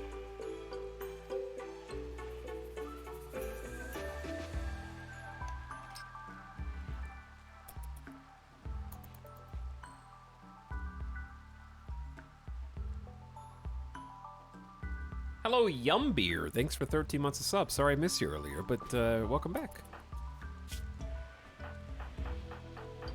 Thanks for supporting the stream. All right. A bangs. Toxic buildup is going down. Good. Good. All right, let's create a grow zone here. Actually, delete the grow zone. Create a new one. The point of this grow zone is to make food. So, let's just get... I say we don't have anything better to do. Let's get rice, because it's just fastest. And we need some veg. And then most of this heal root is 97 to 100% grown. So I think we go ahead and take what we get, because we already have 61. Let's allow sowing, and then we're going to do double rice and then double potato. Or we might do 2 rice, 1 rice, 1 potato, then double potato, just to ease into it. And while they're working on that, we're gonna get a structure up if we have enough limestone, which we do.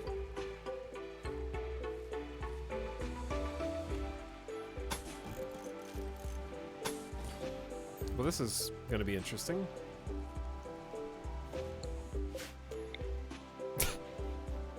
Not quite what I planned.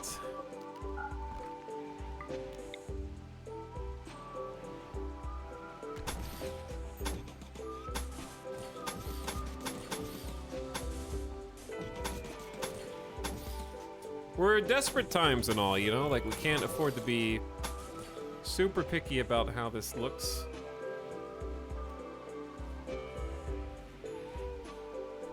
But I'm lucky that this door actually goes out the other side.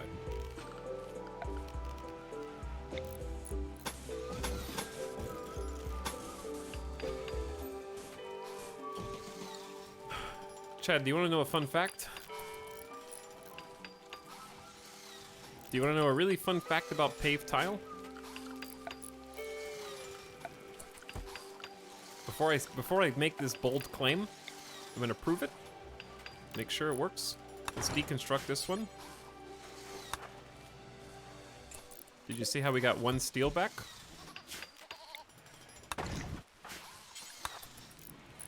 But then over here, we get 0 steel back. The fun fact is, paved tile is never worse to build than concrete if you're making it for paths. Because if you ever need to move it or build over it, you always get 50% of your resources back, rounded down. So because concrete takes 1 steel, you can't get 50% of 1 steel, so you get 0 steel. But if you make paved tile and you move it, you get 1 steel. So you don't actually lose any steel by deconstructing paved tile versus deconstructing concrete. So it costs more to build up front, but you can get half back. So it's the same as if you had just built concrete, if you've deconstructed it. Paved tile is also better looking, yes.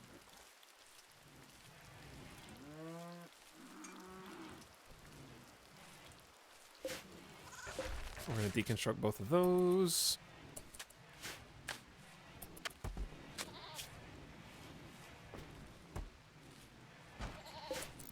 And I don't know if we have enough power to support the other lamp. We're gonna find out. Is paved tile better in some other way? Yes. Paved tile is cheap, but neutral in terms of how it looks, whereas concrete is actually ugly. It's -1 to beauty. So paved tile does not have a -1 to beauty. And that adds up.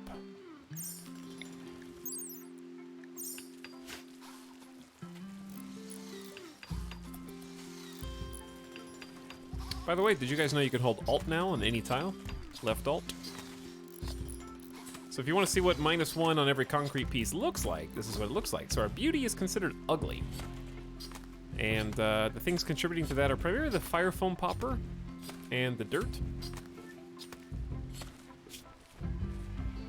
But also the tile.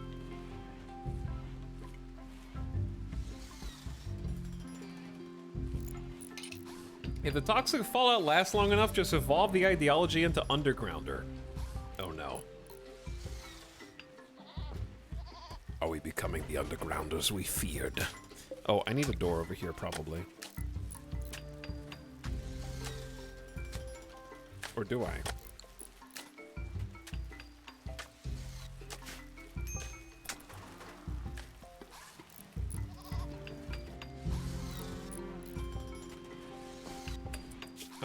Does it? Oh, we didn't build the power conduit yet. Identical thing. What did I build? What? Chat, where's my... What is going on? There's a power conduit building. What? Oh, they haven't built... What? Where'd the blueprint go? One work left. There we go.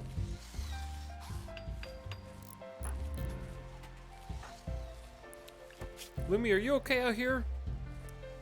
God, these face masks are so good. You really have to babysit them a lot less, mitigating it by 50%. Which I think is what Toxic Fallout should be. Occasionally, in the past, it was sort of the death of the colony, where it was just like, uh-oh, Toxic Fallout, we don't have any animals, and we don't have enough farms to feed all these people that we can put indoors with sun lamps, we don't have the power grid to support this, etc., etc. And now we can't grow outside, but we can still, like, go out and build the infrastructure, where before just going out and building the infrastructure was death. So, like, right now, there's 0 wind. We have 5 wind turbines. We're not getting any wind. Battery life is draining. We've got backup battery grid that's slowly depleting. Batteries, even when you take them off the grid with a switch, do drain slowly over time. They have a self-discharge of 5 watts. So you do have to top them off from time to time.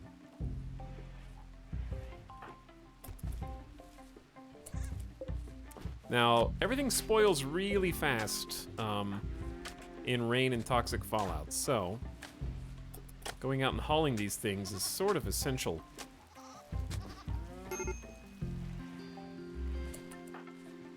Lumi, you can go inside whenever you want. I don't remember a -5 from Toxic Fallout, but it's also been a while since I've seen Toxic Fallout. Is your pet not getting sick? You mean Guinea Pig 1? Guinea Pig 1 is getting sick, I guess.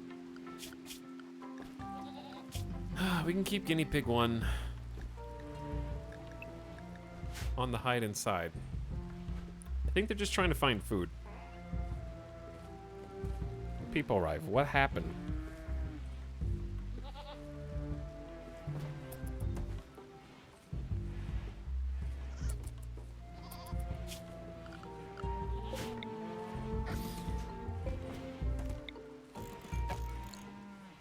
I didn't mean to move that. I was trying to create a copy. Oops.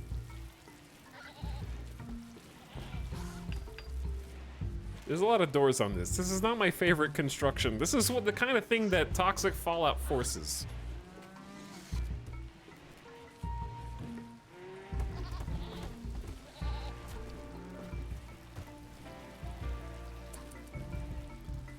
The biggest struggle I'm having with shelves is finding a specific item I need to right-click, like trainers, etc. There is a mod, I don't know if it's updated, to let you left-click on the items, and it would you could double-click it and it would zoom the camera in.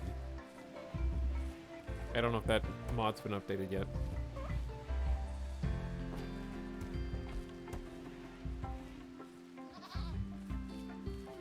But that would be a good one.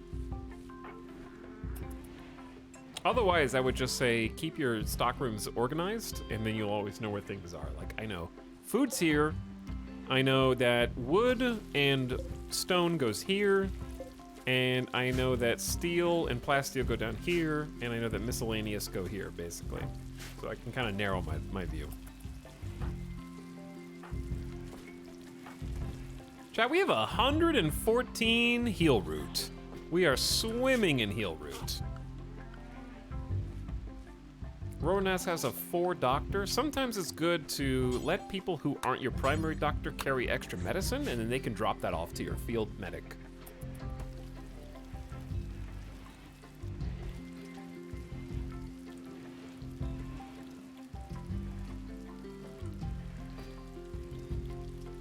Why so many questions? There's just a lot of questions. What plant's in your animal pen? This is, well, it was growing dandelions. Dandelions are pretty fast-growing food for ranch pens. Do you have any pollution yet? I don't have any pollution, but I have a bunch of waste packs that are currently -6 degrees Fahrenheit.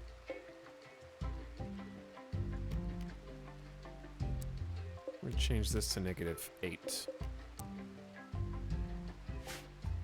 Keep those toxic waste packs super frozen, insulated, and just leave them there. So we're having to pay, what? So fun thing about coolers, chat, did you guys know that coolers and heaters turn off when they're not needed? So since nobody's going in and out, and we've double layered the insulation here, we're getting very efficient cooling, especially since part of it is buried inside of a mountain. So that's even better cooling. So now, we have one cooler at 200 watts, another cooler at 200 watts.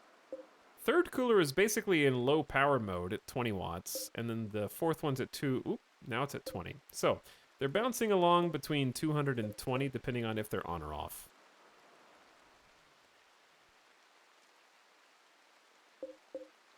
Depending on how the temperature fluxes. And heaters are the exact same way. You never have to turn heaters off. They just go into 18-watt low power mode. Time for an infestation in there? Sorry, I have frozen the bugs out.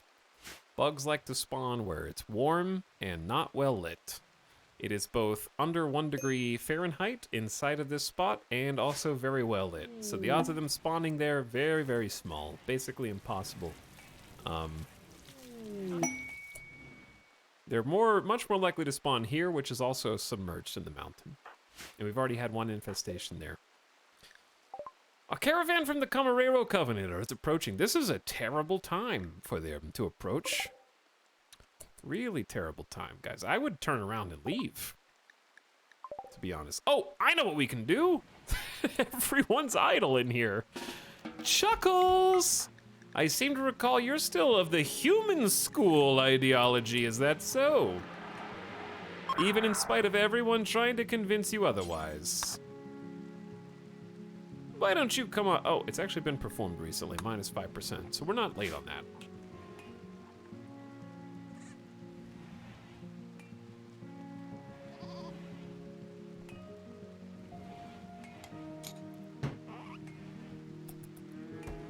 I'm learning.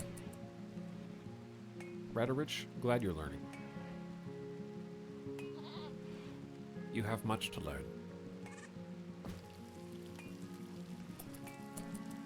Okay, so what can I have them do while they're chilling?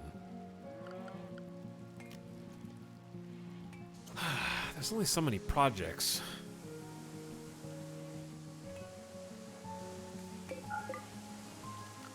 Because we're already researching. I guess Silver could prioritize researching over cooking while Juju's here. And that would more efficiently spend our time, so Silver can go on the research bench, Juju can cook. But then Roranaz and a Bang are like, I want to build stuff, boss. I want to build. Blocked by roof.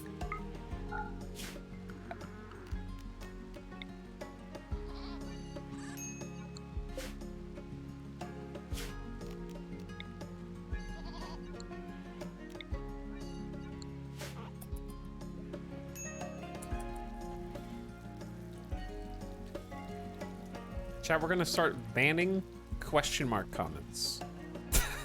Just kidding. Does the rice need heaters? Not right now, it's 87 degrees Fahrenheit outside. We'll eventually want to build heaters in here.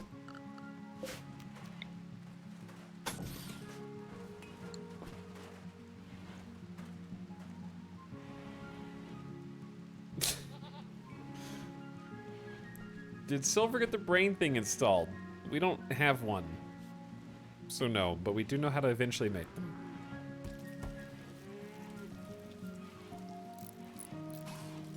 Toxic Command needs a heater for how often it's been used. Maybe.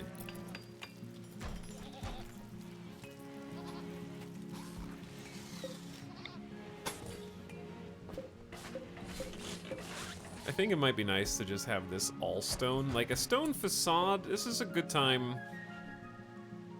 I can make this out of slate.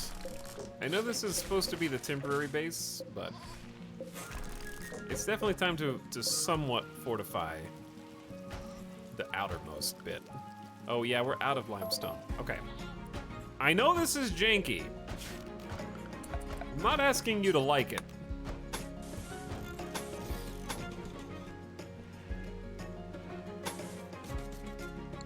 But it's the best we can do with what we've got.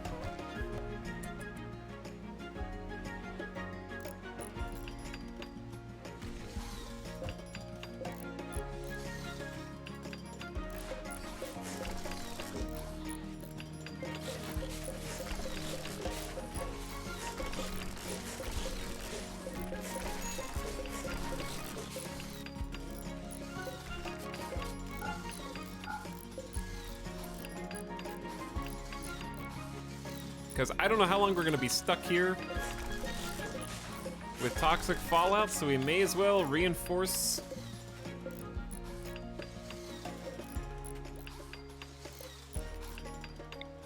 This is another thing that would actually be very convenient.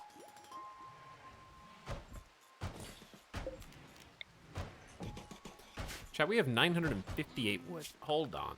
Hold on. I know what to spend our time doing. We're just gonna build a bunch of dang spike traps.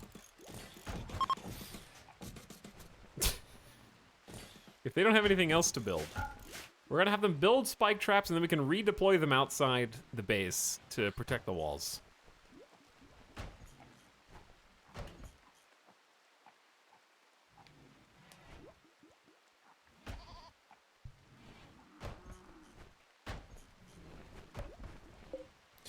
Okay, it's getting a little silly in here.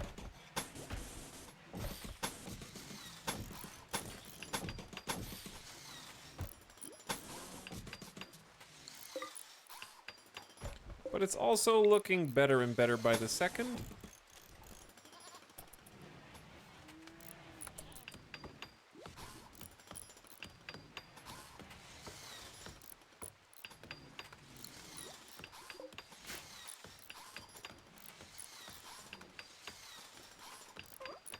Face kind of looks like SpongeBob. Okay.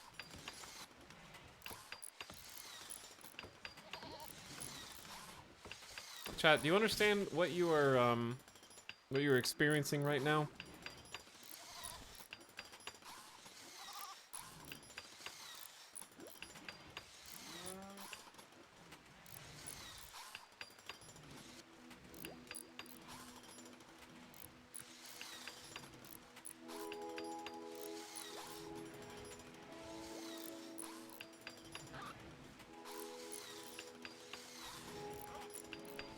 It's not parabola.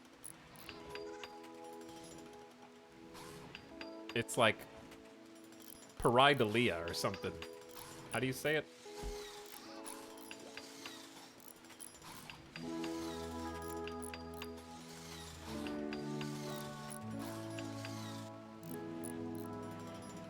Chat's spelling it wrong, but you get the idea.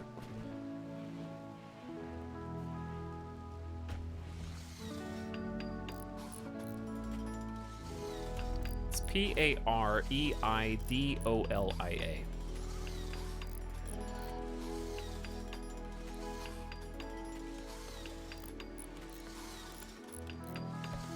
It's the tendency to see faces in patterns where there are none. It's actually the reason why emojis work.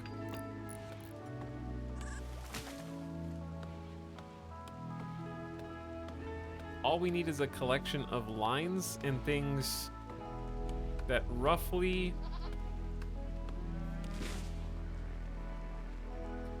Like, we just see faces everywhere, but it's not just faces, okay? For example, check this out. You wanna see something freaky? You wanna see something weird?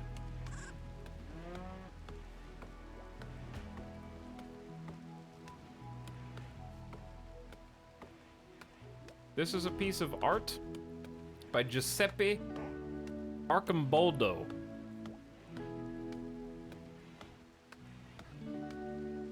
Look. It's a guy. Look at the guy. Look at the guy. That guy's pretty cool, right? Except it isn't a guy. It's a frog, some fish, a chicken leg. Not a guy at all. But you thought it was a guy because you see stuff. You just see faces everywhere. I've been deceived. I have been tricked.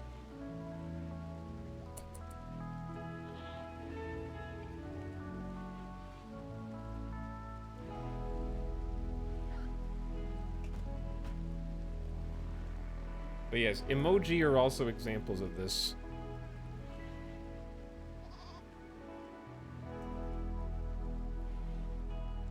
These are from Wikipedia. Like this isn't actually a face. It's a circle with 3 lines in it, but you see a face.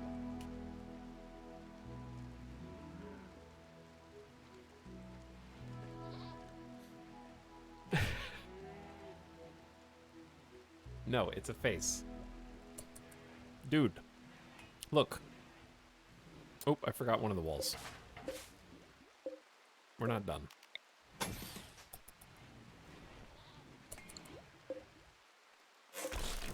We're also gonna rebuild these as steel doors, because even though wooden doors are fine, if bugs spawn in here, I want as much HP as possible. Wait, why is the map not green? Wait a second. Chat, while we were looking at faces, the worst of the toxic fallout has settled! It was over so fast!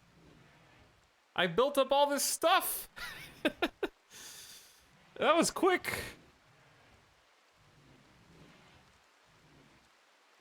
Hello, may I ask for help? I have not done anything with the new mechs, so I will not be of any help.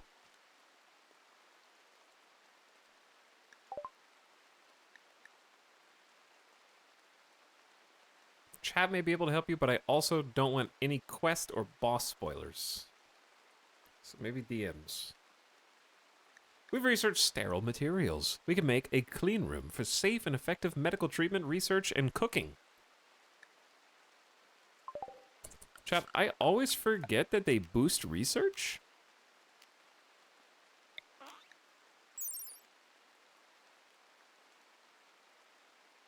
Improves outcomes in hospitals and research labs. What?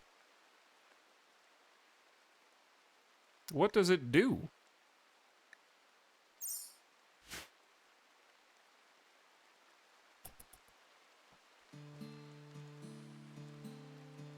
Hospital/research room.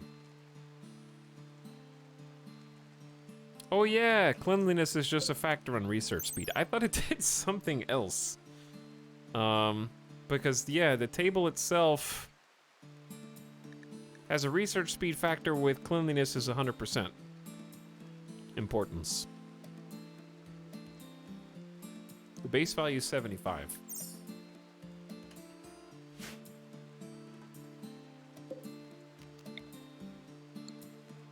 Okay, well, there's no reason to keep you guys restricted anymore. And I'm putting you back on a work schedule. You've been having way too much fun.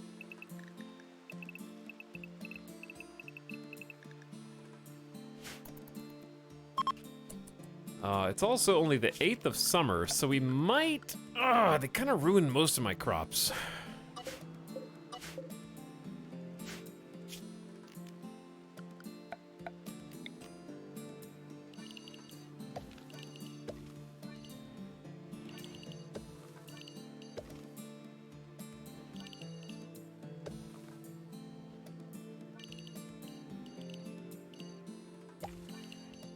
I like the new sounds. Plop, plop. All right, daylilies for you.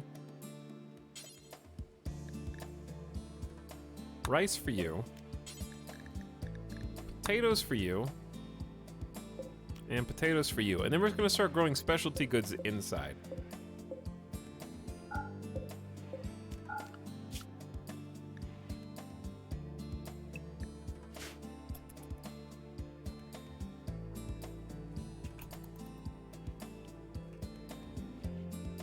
So, we survived.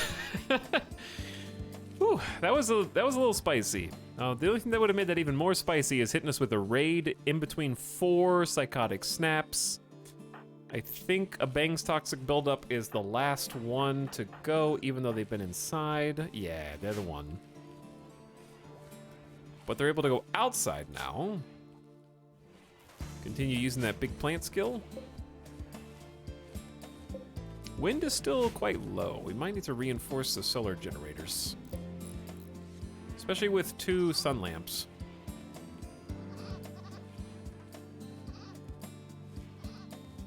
Two sun lamps is demanding a lot of power from the grid.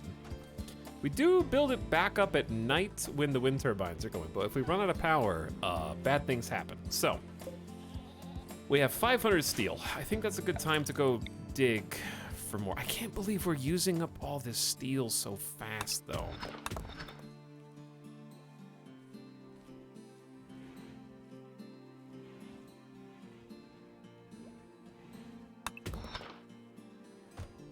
These components, pretty spicy. I definitely want to get this. Build some doors.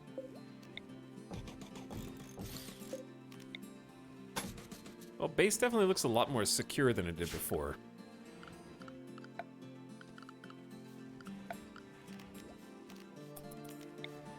I'd also like to just go ahead and smooth this. It's been too long. I really don't want to have to expand into this anymore. I want to start building, like, mega base.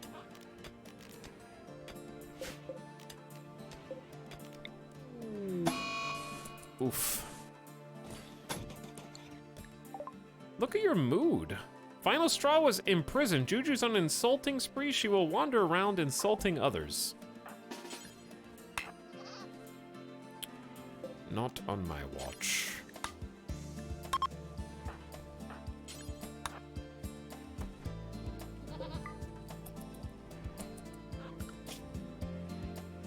He said it. What if a solar flare happens? Then the temperature is currently negative 8 degrees Fahrenheit in there, and it's double wall insulated with an airlock, so it would take a while for the air to naturally escape. Because the only place it can really go through is maybe the single wall cooler into the chimney, but it's gonna maintain a freezing below 32 degrees Fahrenheit temperature for a while.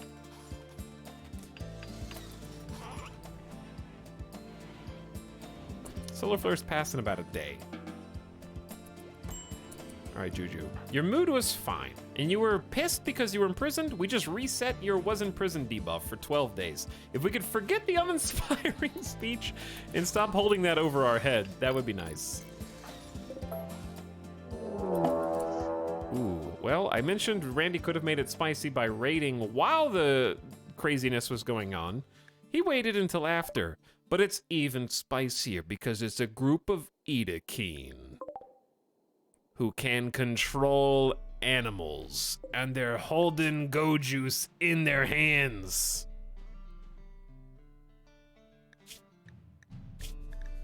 Edakeen have an animal war call. Carriers of this gene can perform a war call using a powerful bellow and psychic connection to call an animal to fight for them. I don't know if they will or not. They don't heal from wounds very fast. They're incredibly quick while they're naked. Plus a little bit of speed. Well, not incredibly, but they're just faster while naked. They Naruto run. They're very aggressive. Strong melee. You don't want to fight these guys in melee. 50% bonus damage. They're sleepy. They also shrug off 25% damage immediately.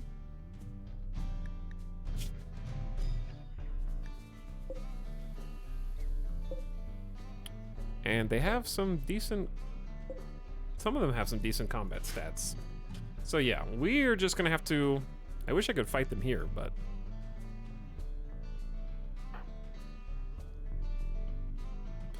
Alright, Juju. Where'd you put your bow? Chuckles. Grab your plate armor.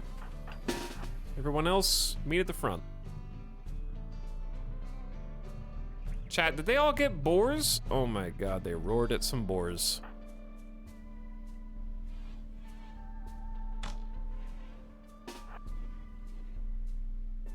They're basically already here. I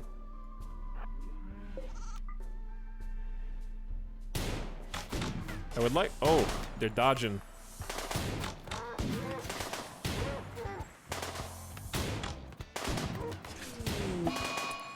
Right now, Juju? Right now? You're really that upset about being put in prison? Okay.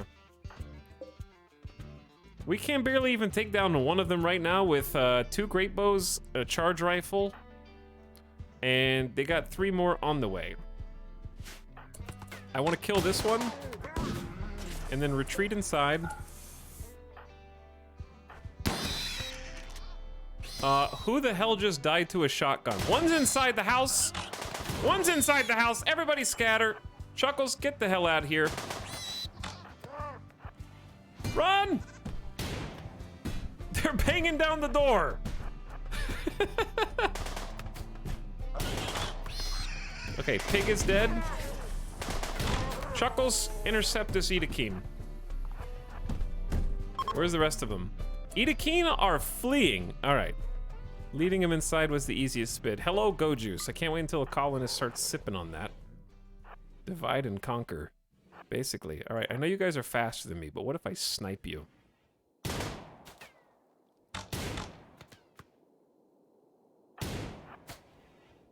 Oh, there's still an angry boar. I was hoping for maybe an Edakeen prisoner. Are we that bad? Oh, it's foggy outside. Accuracy of ranged weapons is reduced during a fog. That explains. Okay, we need to allow everything on the map because there's some bodies. It's been a while since we had to dig new graves.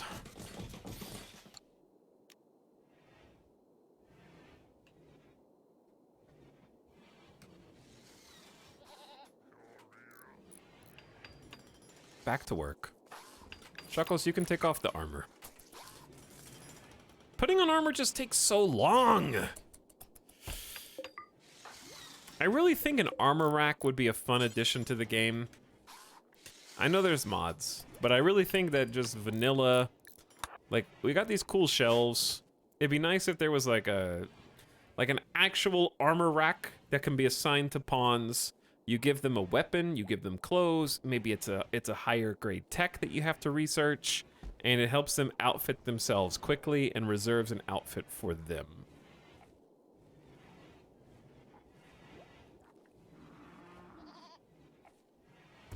Etel, someone just played Gamora on Bar Sinister. Look at chat. Who in chat is playing Marvel Snap right now?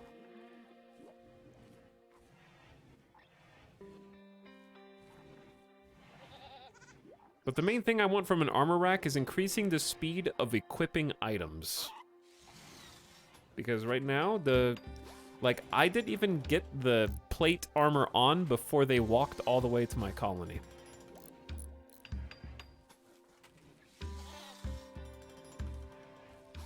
Evanito, did you say me because other people said me?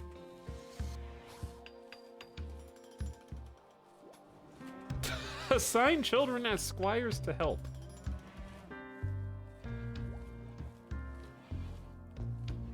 Kaibo, are you playing Snap?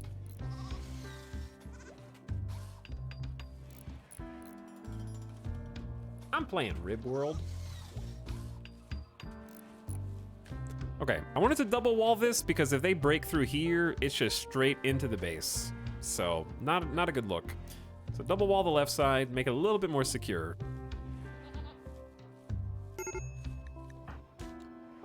Oh, there is a live one! They're dead in 3 hours!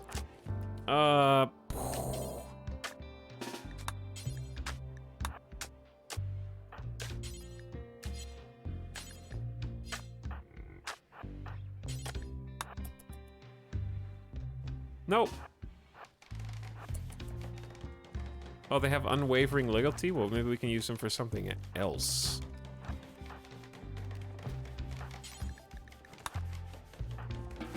Also, I don't hate, like, we believe in charity. I think we probably just release them, if nothing else. I'm playing Victoria 3. All right, chat, we're gonna do a poll. New poll. What are you playing? Option 1, nothing. Option 2, Rimworld. What are you playing now? Option 3, Marvel Snap. Option 4, Victoria 3. Option 5, something else. Poll.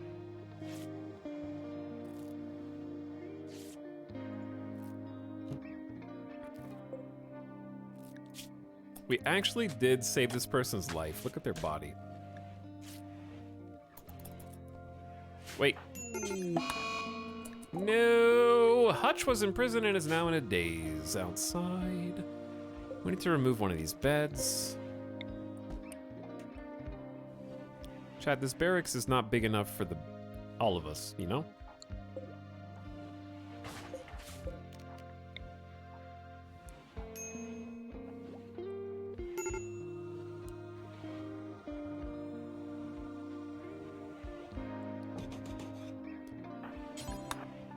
We need a door here.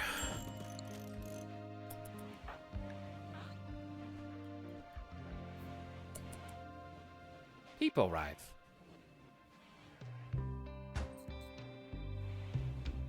Egotistical streamer only lets us choose from games he streamed. I'm not just gonna create a list of all games. Typically, the majority of people are playing something that we have played. Like right now, 41% are playing something else, but then combined, 36% are playing Rimworld, Marvel Snap, or Victoria 3, which is definitely going to be the majority compared to the something elsers.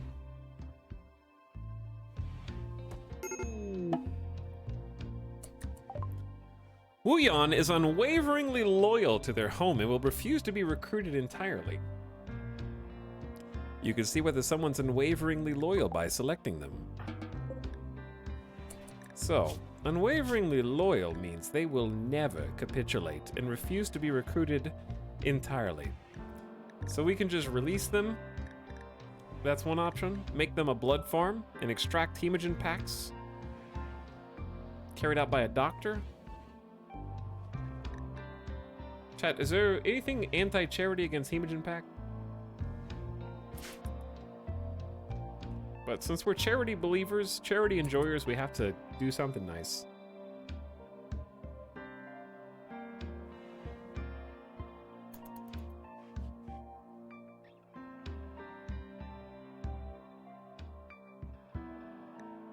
Temporary base 3 years in? It hasn't been 3 years?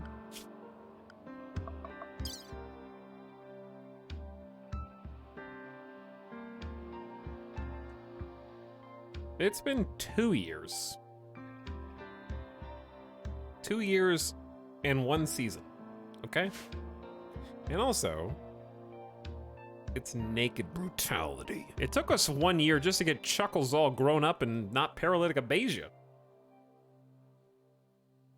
Is the blood worth quite a bit? The blood is good to give to your own colonists, so you can actually use blood packs to help mitigate blood loss, which is very nice.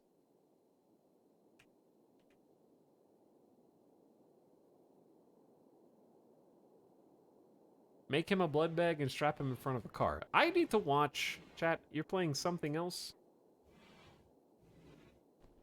Too many games. Yeah, it's like a blood transfusion, or you might be someone of the sanguiphage leanings.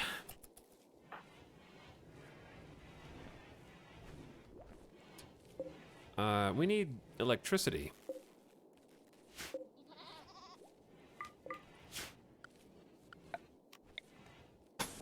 Probably a good time to go ahead and build the other solar panels. We got a lot of drain on the electric grid right now. I want to find a more permanent solution for the animals. Before we can even do any mega base planning, we're gonna need to get the planning tool. And it's gonna kind of be a huge pain. I'm probably gonna start down here, because it's the most open area. Because, like, this is technically the middle of the Tombolo. And we got 2 new farms up here. Okay, getting some daylilies planted for the animals is just a nice surplus. Not surplus. It helps with the food. Clean up the blood.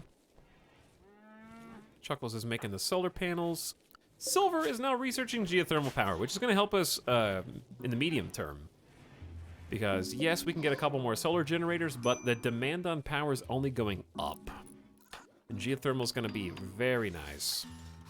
So the other thing I want is to go crack open some more limestone chunks. Oh dear. A warrior named Mister is crashing in a transport pod nearby. Another transport, another one, another one. Mister is suffering paralytic abasia and is unable to walk. He'll naturally recover after many days. There's a chance of a lucky quick recovery. Paralytic abasia can also be cured with a special Glitterworld tech operation. He is willing to contribute once he has recovered. New colonists.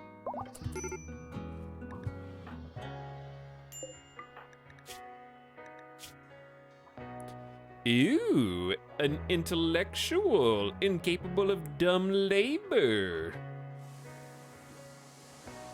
Ew. We don't have enough beds. Chat, we're kind of like out of space here, dude.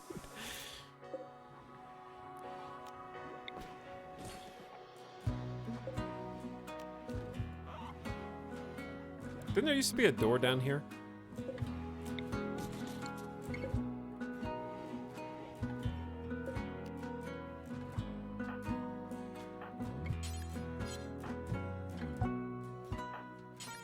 Chuckles will be around to rescue you shortly. While that happens... Where is Rornaz?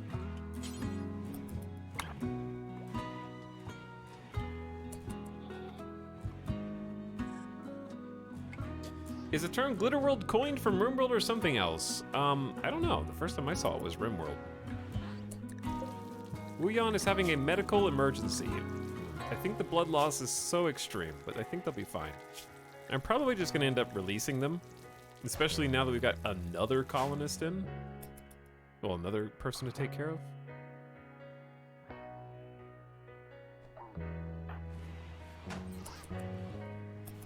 Why are we feeding them our only survival meals?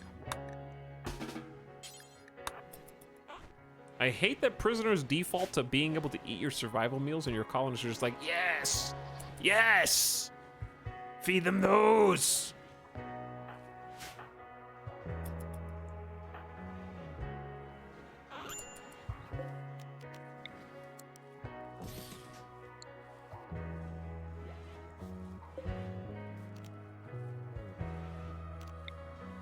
Don't mind this bed.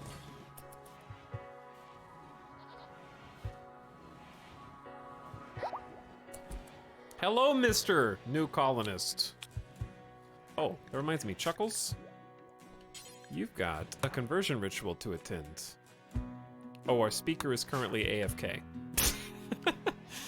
I see. We can also take off the masks and sort of preserve. I don't do this. It's going to take up a lot of storage space. Hello, what's up, Taco Soup?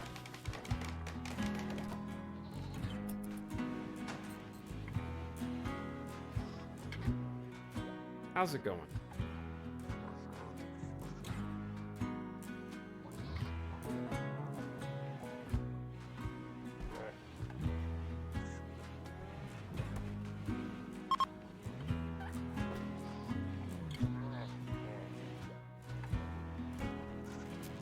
Not much, just watching Rimworld. Oh, really? You on 3 times speed and just letting it go play? Just kidding. Alright, what's up with Mister? Another country cultist! They're fallen from the sky! Everyone who drops down is country cult cannibals.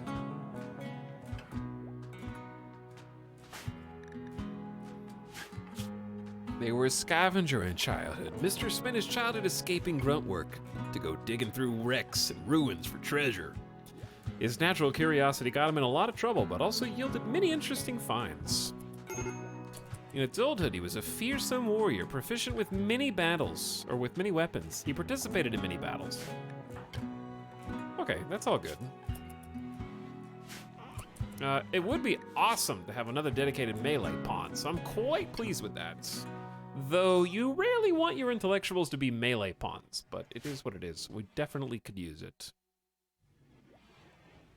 Ooh, we did get the other 2 solar generators built, so power grid will hopefully stabilize.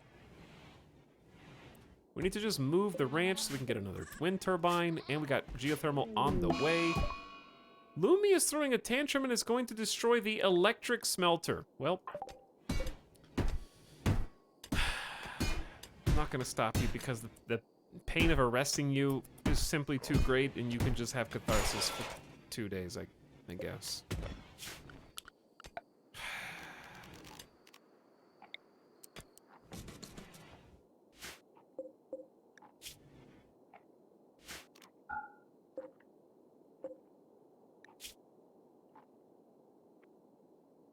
Do we need more clothes? I think it wouldn't hurt to have an extra duster, t-shirt, and pants. Guinea pig didn't like that. Is there any reason you don't turn on the auto rebuild feature? Because I don't like it.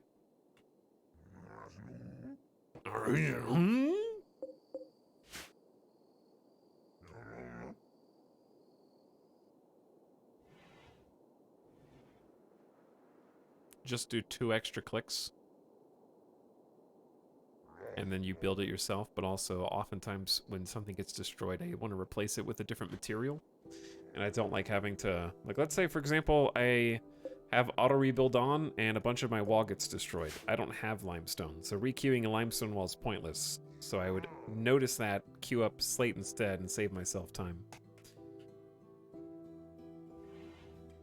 Or I may just want to move stuff.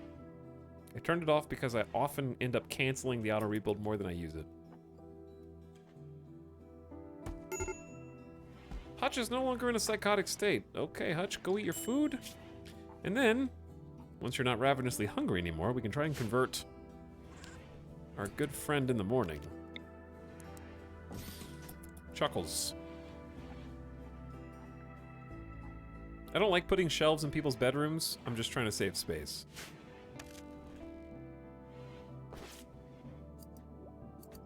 That was my favorite smelter. Ooze Ooze. Hello, Ooze Ooze. Thanks for 20 months of sub, and Dr. Mac Daddy says Rimworld is life. Appreciate the subs, chat. Alright, let's just... I don't want a Hemogen farm yet. I'm gonna release Wuyon. I think a charitable people would do that. And that's who we're playing as. We really do need to reform, though. Because we can't earn any more points for the fluid ideology until we do. Oh, there they go. Goodbye. Boop. Excuse me. Okay. Just wanted to tour the base so that you can come back and raid it later. I understand. Weren't sure where everything was located.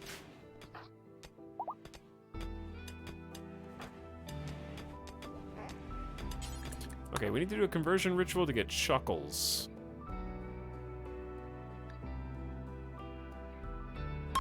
Sorry, song. I know it's a good song. Chuckles, why don't you have a lie down right there? Why don't you have a little lie down right there? Chuckles? There you are. Yep, just lie down right there, and we're gonna pray over you or something, okay? We're gonna help you forget about what you've seen.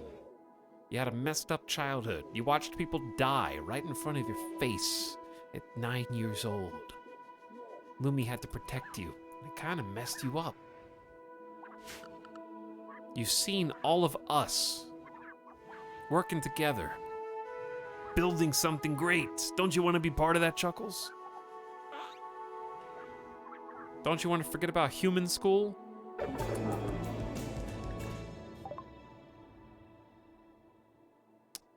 The conversion ritual was terrible. From the first word, it was a fruitless back and forth argument. It dragged on for a cringe-inducingly long time.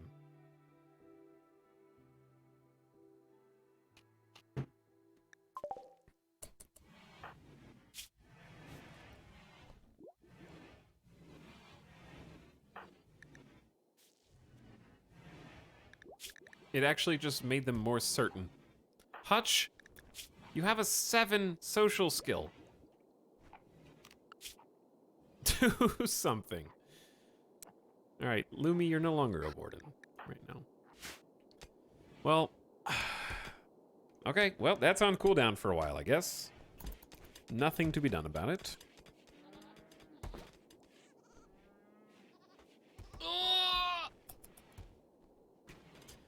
What do we need to work on now? What can we do now? Nobody's idle.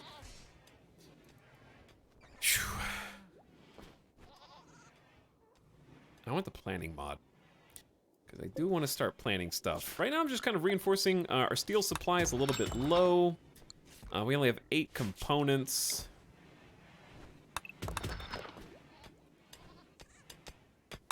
Chipping away at some of the steel reserves. Planning? Yes, planning. We definitely need to move out of this barracks. I don't know if it's time for individual bedrooms yet. Oh my. Wealth is getting a bit high. The Shame of Carlson. This is a 3-star quest. A 49-year-old defector named Carlson is calling nearby. He's begging to join you at Illumination. There's some kind of threat following him, but he refuses to tell you more. He is unwilling to share or divulge any information. And he also won't tell you what his stats are, other than he's a baseliner. And this is a 3-star charity quest. Ooh. Ooh hoo hoo. Well, I hope everyone's prepared to take that charity hit.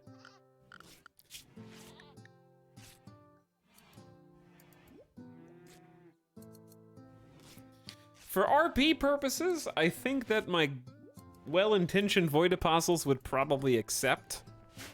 Bad RP, yeah. However, I know better, and 3-star quests are basically impossible at this level for us. And let's just say this. I have never, since Royalty came out, successfully completed a 3-star raid quest.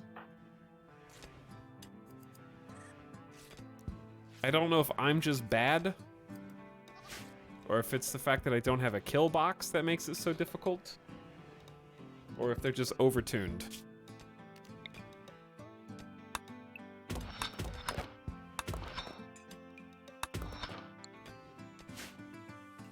Quick reform now.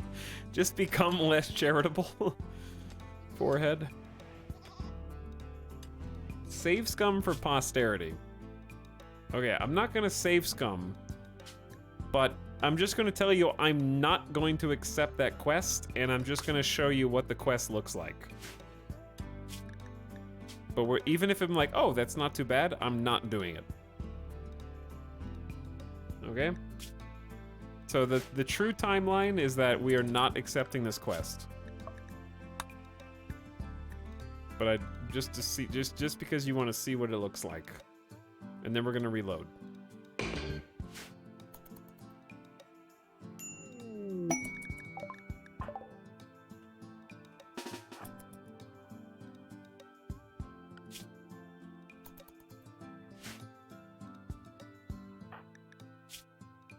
Carlson is a psychopath bloodlust doctor crafting shooting. 49 years old. Not a bad pawn.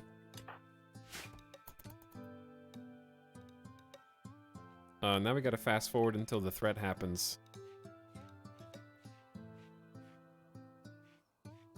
Which, I guess I don't know how long it takes.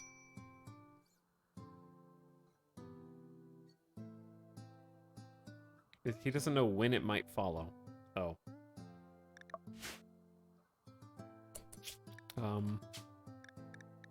How do dev mode now?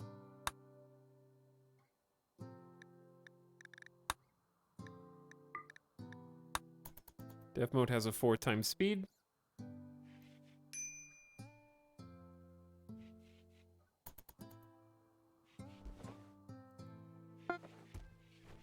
Okay, nothing that happens here is canon. Randy's gonna punish us for our insolence.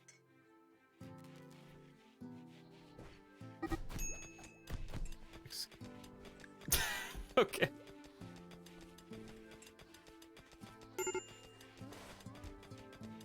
Carlson just decided to equip all the armor.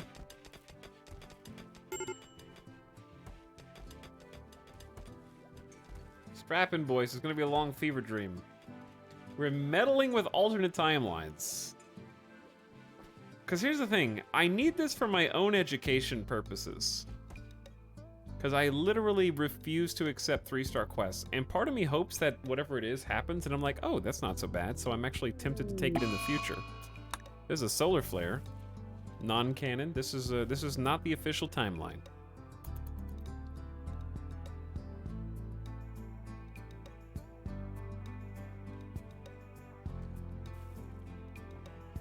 There may be a way to instant trigger the threat.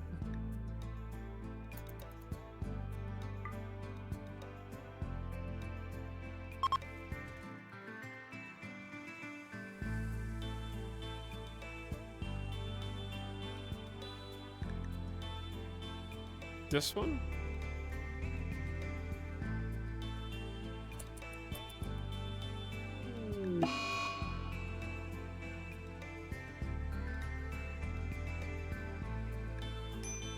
I don't know, dude.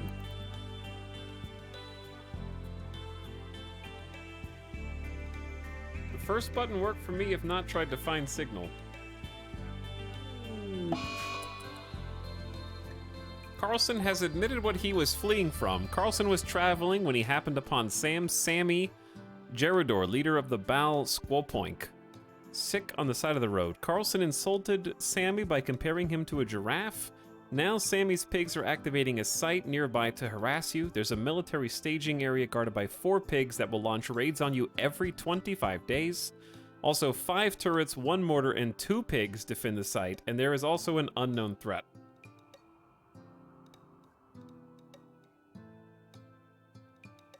So there's at least 6 pigs, a mortar, and 5 turrets. Wait, 4 enemies? Yeah, no, 6 enemies.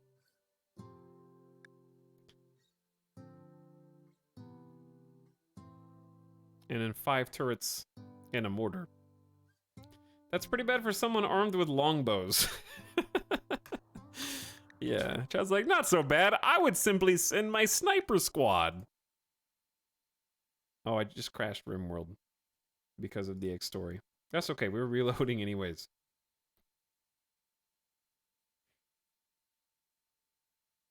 Look what you did.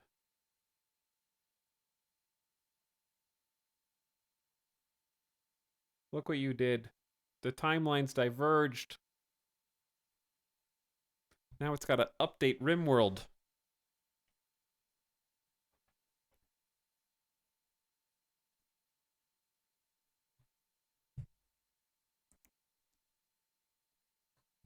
Oh. Oh. It's happening. Oh, there it is. It's here.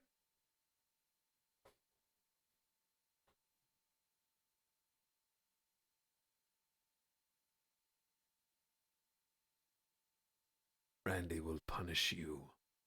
No better time to install the planning mod.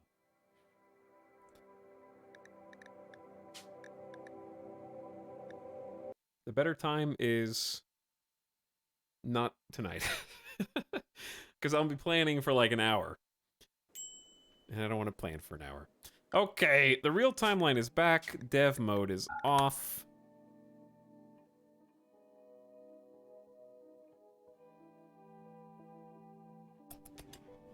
I honestly think that that would be a huge problem for our colony because A, caravanning is hard right now. B, we have 5 turrets and a mortar, and then pigs, and we have 3 great bows, and the charge lance is the only thing we have, and our charge lance is currently being wielded by a permanent gunshot injury, low consciousness, low manipulation, low, I guess, good sight main pawn. So we're not at our top form. We have no flak armor.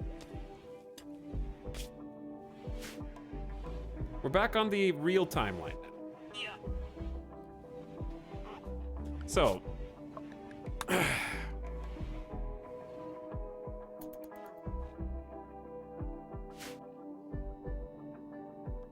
have you killed the mechs? No, I have not killed the mechs. Charity refused. The shame of Carlson has been rejected. We refuse to help someone in real danger. I have deeply violated my beliefs. Listen, we just got back on our feet after toxic fallout. We haven't even finished all the planting that we're trying to do.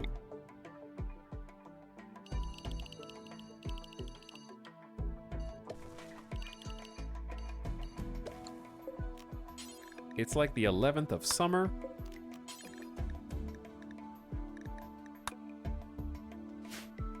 We still got time to start some new farms. This is the RP event to become less charitable. Maybe. I honestly do just really need to reform my ideology, so why don't we just try that now? Because I'm just wasting reformation points.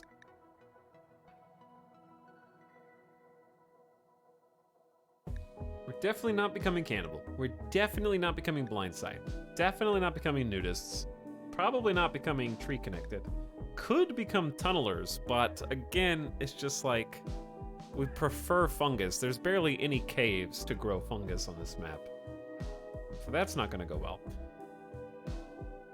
Darkness nourishes and creates. People should live in darkness. Dark light preferred. Combat in darkness preferred. The eclipse is beautiful. Unlocks the mining specialist. Is okay. Pain is a virtue, sort of just naturally goes hand in hand with guilty, but I've done this one before. That was the first one we ever did, actually.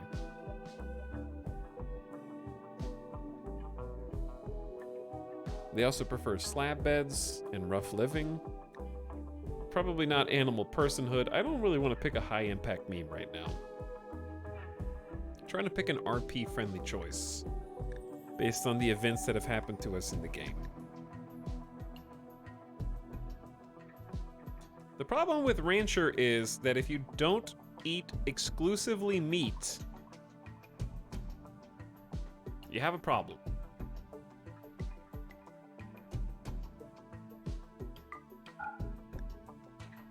And eating exclusively meat just feels like challenge mode for no reason. The strong should take from the weak. I want to do Raider, but not this time. The human body should not be debased. Human progress means merging with technology. High Life actually does stuff now. Man is a stain on nature's perfection. I feel like that goes with guilty and sort of the void apostle-ism. But my question is, if you click on, I don't think I've done nature primacy before. I've done tree connection, which just seems better.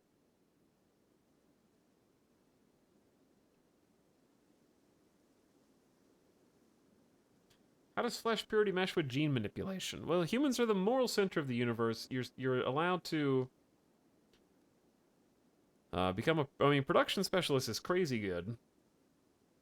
Basically, it just gives you blank check to slaughter animals, kill animals, mine, and cut trees. Can't pick anything that goes against it.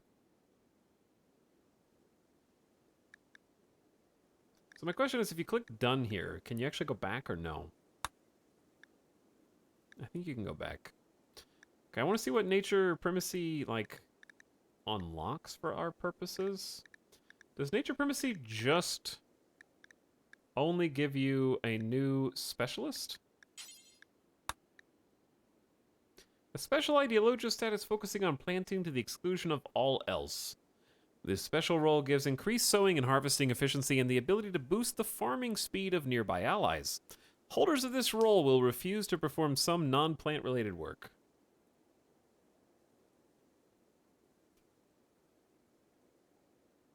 They refuse to handle animals, cook, construct, mine, smith, tailor, or craft, but they have plant work speed plus 70% and plus 30% to harvest yield. That's pretty awesome. They must have at least 6 skill in plants. Is there anything else? Oh, we have a lot of things. Talks base nature primacy makes mining, tree cutting, and killing animals terrible. I don't see that on here. That's not coming up on the precepts right now. I can make cutting trees prohibited or horrible. Or make slaughtering animals horrible. Or make body mods horrible. Or prohibit drug use. Or killing innocent animals. Ugh.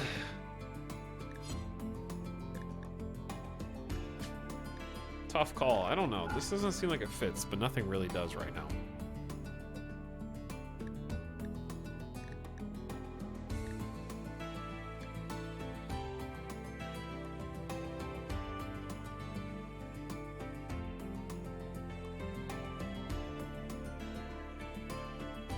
Like, I think in my mind I want to go transhumanist, but man, their desire for neural superchargers and biosculpting is like just gonna stack so poorly with all the other tech that we need to do.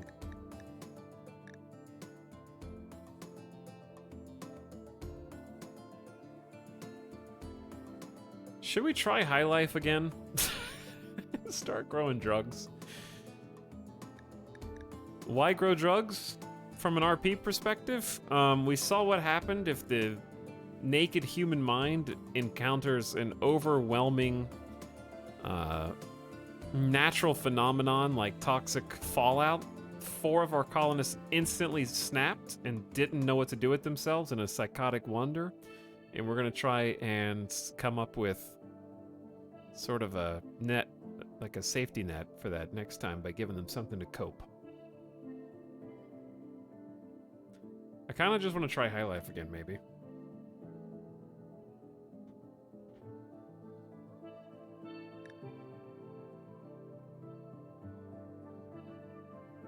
Now that the we get the plant specialist, and then High Life actually does harvest more drugs now because it's finally been patched. All right, I'm gonna say yeah, because this is an interesting combination to me. Okay, so drug use is now essential. Exotic states of mind are essential to a good life. Physical love is still horrible. There needs to be at least one couple that changes my colonist's stance on this. There hasn't been no one, everyone's just been like rejecting their physical advances. Anytime someone hits on someone else, they're like, ew, gross. Not one person has succeeded, so I don't feel like they've changed their mind on this. What else can we do?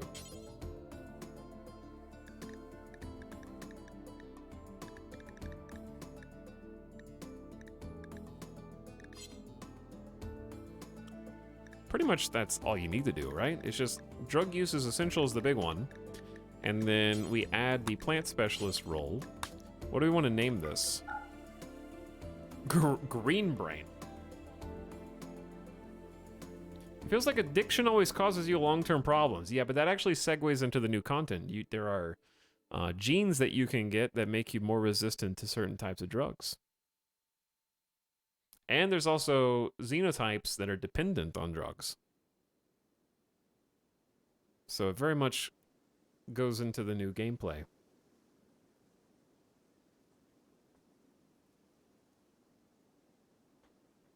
All right, late night chat. What do you guys got? Our other names are the Prime Sinister for our leader and the Shame Shepherd for the moral guide.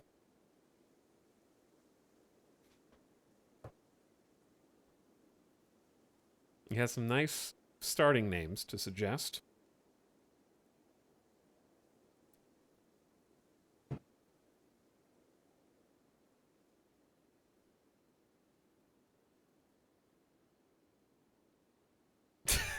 Prime Sinister goes so hard.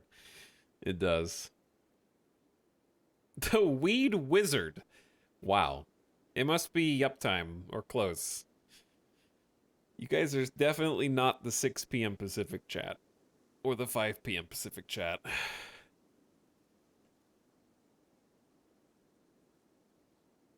Rude. Yeah, well, you get what you get, and that's what I'm dealing with now. We're trying our best. Oh. Okay, let's see. How about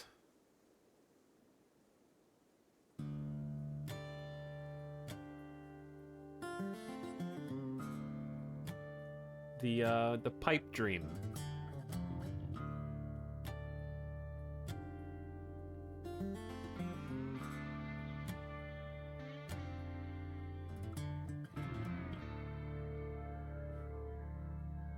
The Pipe Dreamer? I like Pipe Dreamer. Alright, let's just go with that. That works. I can make them wear something. Special apparel. I feel like the Pipe Dreamer should wear a flop hat. The problem is, if they wear a helmet instead of the flop hat, they'll become upset. But I'm still gonna do it because RP. Alright, they get the flop hat. New social festivity? We haven't really done anything. We had a funeral, smoke leaf. Oh, the smoke leaf circle's new. Okay. Yeah, that is new. We gotta come up with a name for this too. We need the recharge side focus, nearby faction goodwill, discover an ancient complex, or a random recruit joins the colony 50% of the time. I feel like a random recruit is pretty OP. But it is part of the base game for ideology, and we don't have one yet.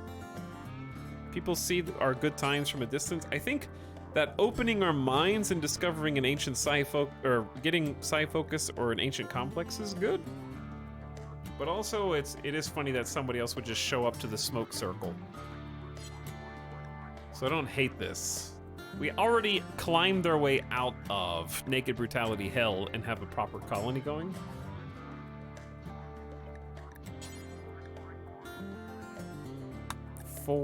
There is no 420, chat. Proportionally, that would be the 10th of April, May. Well, actually, it'd be like April 2nd. Because April, May is 3 months. If it's once a year, it doesn't seem too OP. Yeah, it doesn't seem too OP. Plus, it's part of ideology. We've already done the hard work. Okay.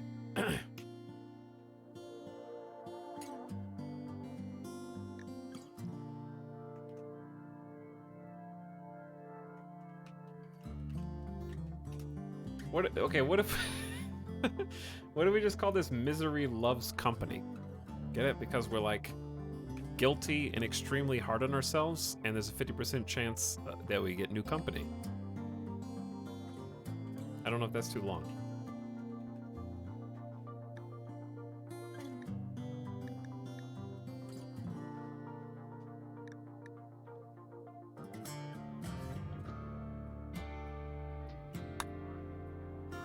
A little long. It's a little long. All right, we get a new building. I believe this is just the burn bong. A wood structure packed with smoke leaf. It can be ignited during a ritual and produce a huge amount of smoke leaf smoke for a few hours, after which it is destroyed.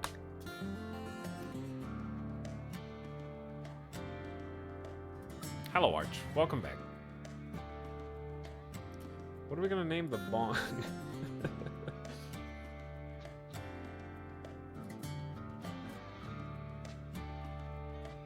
I'm not naming the bong Wesley Pipes.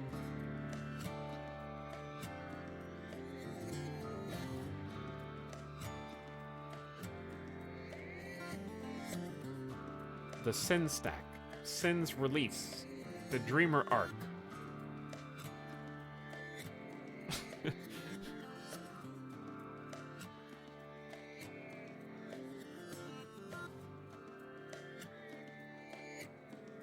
The Peace Pipe, the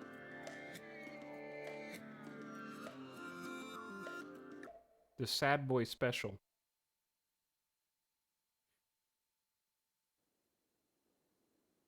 Bon Jovi. Chat, how many of these like celebrity name ones do you have? The PP, the Peace Pipe. The Guilty Pleasure. I like that one. That one, that's a good pun. Okay. Preferred apparel. It is relaxed, so they like flop hats. You can make it strong, which means they'll get a +2 from wearing it. Relaxed is just a +1, but strong also means they basically require it. Whew, okay. Looks good, chat. Save it. Well, the Void Apostles in progress. That way we don't overlap. A local rat has gone mad. It will attack everyone that it sees. Panic, hide, run for your lives. The rat is here. It's gonna get you. Don't you dare step outside or the... Anyway. Now that everybody needs flop hats, we should probably just make a bunch of flop hats.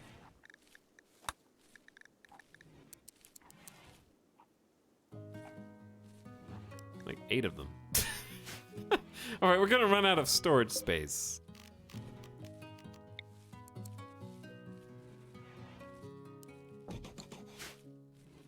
Oh, this song. Oh, hell yeah. Trevor, what was I gonna do?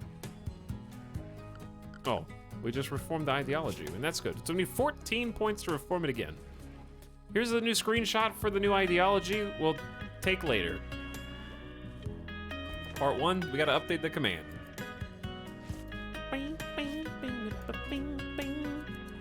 Oh, we should have become more bigoted. I forgot to look at these. That gives us something to do next time. And then... right about there. And then we have a bit of preferred apparel.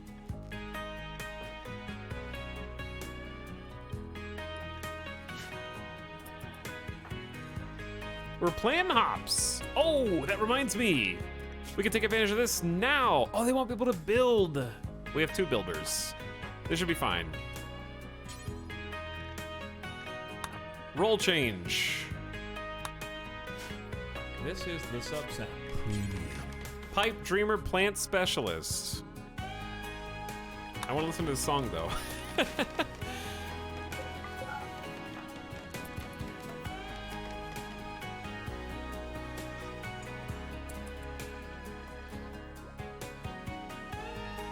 I thought the point was to relieve the colony of charity. Don't you think it's fitting that they feel guilty about not helping the people who are in need? They are imperfect specimens. Just because they have ignored a cry for help doesn't mean they still feel charitable in their hearts. And they're dealing with their own conscience.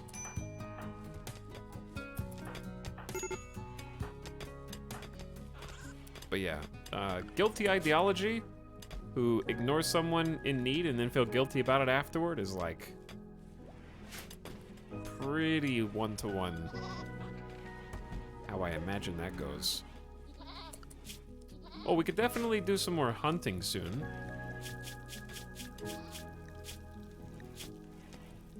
Got 400 meats. The rice is very nearly grown.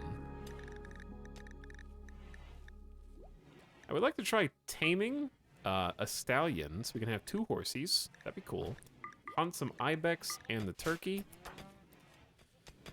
All right, they got plenty of work to do. We're sitting on about 500 steel. It's an okay amount. We're getting some more components over here.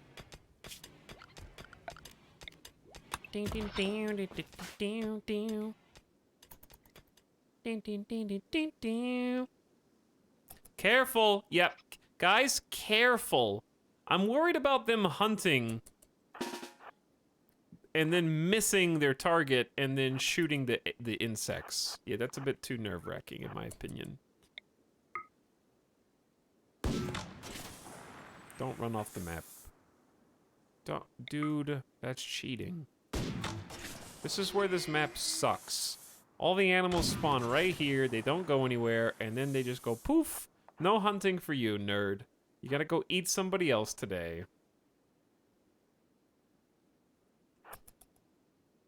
Actually, you guys go home. People, bye! Well, it's good that the daylilies are getting eaten. And if a Bang becomes the plant specialist, I might actually have them just also prune a tree. And we could have a Garanlin. It won't be as good as being a Garanlin focus, but it'll still be good. Alright, I say we have the role change now.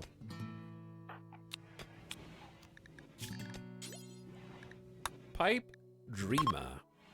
So the downside of the Pipe Dreamer is they will be unable to handle animals, cook, construct, mine, smith, tailor, or craft. So we're losing out on their construction skills, but they can still do cleaning and hauling, which is good. Bang, we require you to carry the torch forward into this new era of our ideology. We are using the oft-tried, oft-failed, high-life meme precept, where we consider drug use an essential part of daily life. Some may argue, shouldn't you have waited to do this until after you had available drugs? To which I say, nay, we will suffer the consequences of not having any such drugs right now.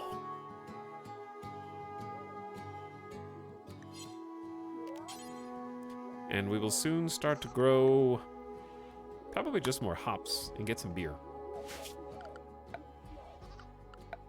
And if we want beer, we're gonna need a brewery and some fermenting barrels.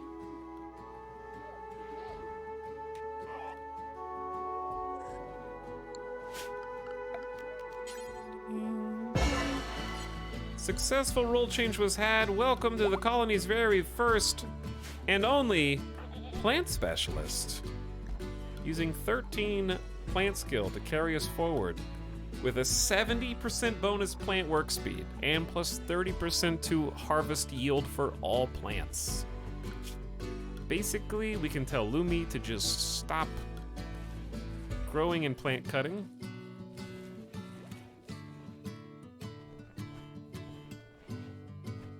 Maybe even become a cleaner.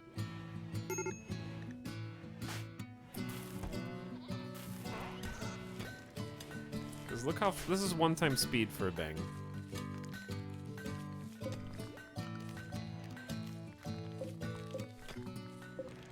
All right, some of these are not ready to grow. I'm gonna go ahead and allow planting of hops. We're gonna do the same thing over there. All hail the pipe dreamer. So what does that actually look like, numbers-wise? Harvest yield, 136% of whatever they normally get, and plant speed is 268% right now because their base value is 100. Pipe dreamers plus 70. Their skill level gives them more. Global work speed is a factor on that too. We also have a pruning speed. So now, chat, fantastic update. Pruning speed is now affected by plant skill and global work speed, but not by plant specialists. That's okay. Look at, oh my god, it's so fast. Oh, so I had a thing. We're gonna do this. Boop, boop, boop.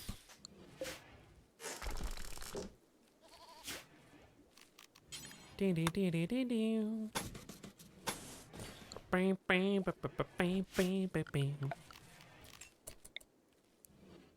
that's such a small nuke.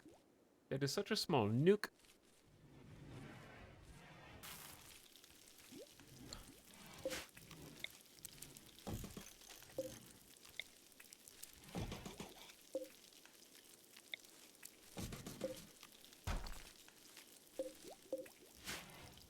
Okay, we have to do some reorganization. Once again, this is going to cause a bit of a mess.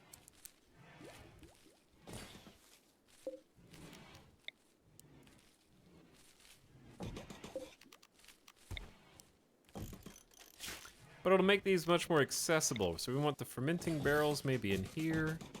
We'll probably need more than 4. It's a little wonky. And then, this is so annoying. Who's gonna go in here? Like, I could just put the barrels in here, but we need a brewery somewhere. This is just so squeezed in.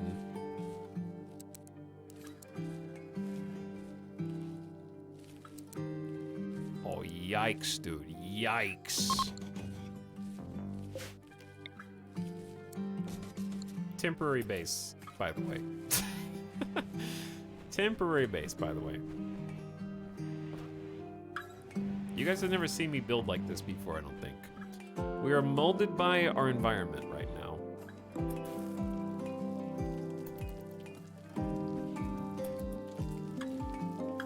Curious how many barrels we'll actually need. These are 10 steel, 30 wood. Just put another barrel in there and then put a light behind it.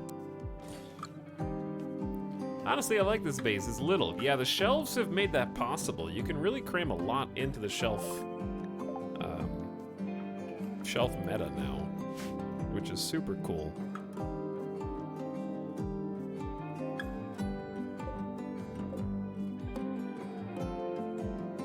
Okay, but yeah, we'll grow some indoor hops there. We're growing some hops outside. I don't want to do all hops. I want to switch this over to, because we got 3 food fields going on outside. We already have 108 heal root. It'll go quick. Don't get me wrong. That'll go quick. I think we switched to some cotton. Because we're growing some cotton outside. We'll definitely need a ton of cotton. Dude, having a plant specialist is huge. Okay, that was a worthy meme to change. Now we just gotta get them the drugs. Nannyog, by the way, thanks for the 52 months of sub. Appreciate you. Welcome back. Literally Nabisco, Alien Pleasing with a tier 2 sub. Thanks for 2 and 1 for 54 months and for sticking around so long. Brutal says no problem. Hey, Brutal. Brutal Offender's back for 3. And PJDM says his basis is temporary as my sub for 39 months. Hey, yo. The half shelves make some nice layouts too. Yeah, there are some half shelves. I was planning on using those later, yeah. I think the half shelves are really good for putting meals next to eating areas.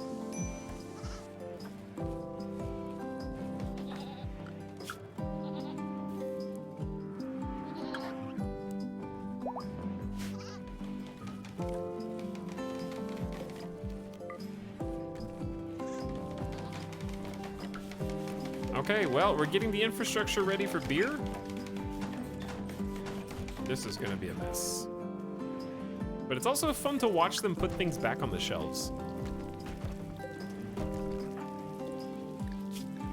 And this is gonna be important for hops.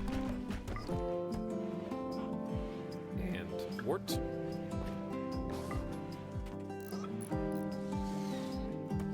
Wait, the hops spoils. They're probably just wort. Hops will be able to go in the freezer.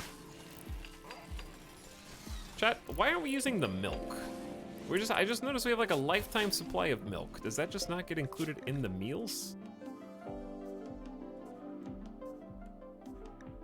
It's supposed to. It says they can use animal products milk. They're just choosing not to, I guess.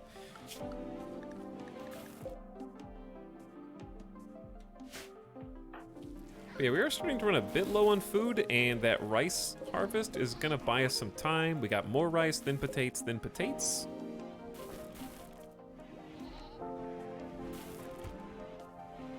Because yeah, we just shot up to over 750 rice.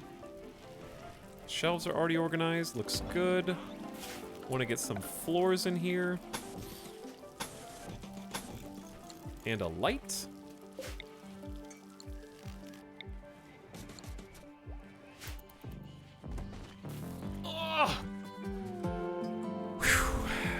And with that, chat, I think that's where I want to put it on pause for tonight.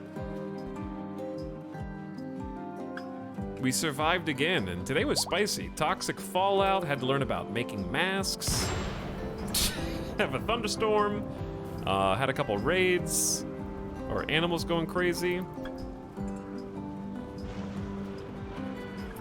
Had 4 mental snaps simultaneously. There's good news though. I'm gonna stream more Rimworld tomorrow, so I don't know if it'll be part of a greater variety stream again. Roanaz is on an insulting spree, rejected joiner in danger.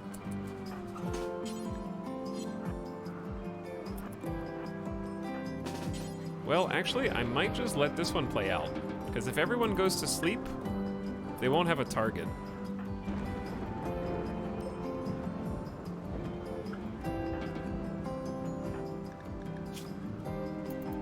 If they're awake in bed, they can still target them. Oh no, chat, Tynan fixed it! Tynan was watching the stream, and they did not make Insulting Spree auto-cancel on everyone being asleep. I can't believe they got stealth patched. They just wander around looking for targets now. They used to just cancel when they couldn't find a target.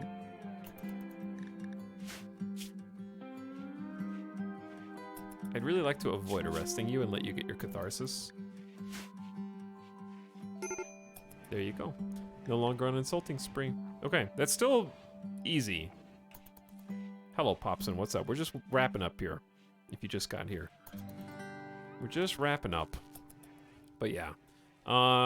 Really refined our toxic waste pack freezer. This is in a good spot. I eventually want to connect this up to the greater base with a geothermal.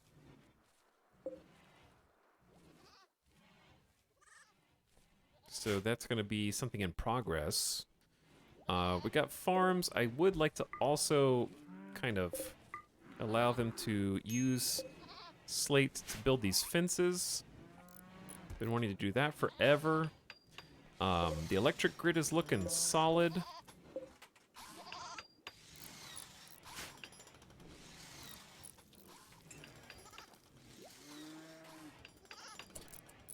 We have a all gold canyon. Not trying to give you the short answer, but I'm a little sleepy right now. But basically, toxic waste is a byproduct of either quests or robots with mechanitors, and you have to deal with it in one of a few different ways, or just indefinitely freeze it forever so that it doesn't become pollution, and then pollute your entire map. Okay, what do we want to call this one? This is just the guilty. I don't know if I have any instructions specifically other than just keep vibing, maybe do some hunting for future me. And then grow drugs, but I got the brewery, so everything looks like it's in order, chat. We're in better shape than ever before. We even got a damn charge lance today, so that's pretty badass. Very happy with how everything went. We got some indoor grow zones, which is huge, especially for winter, complementing our outdoor grow zones. Got a plant specialist, toxic waste facility, more power, reliable power. We're research halfway to geothermal. The entire base has been... That doesn't count. This isn't canon. I already made my save. That was just showing you what we've done. None of that is real. Whew. Anyways.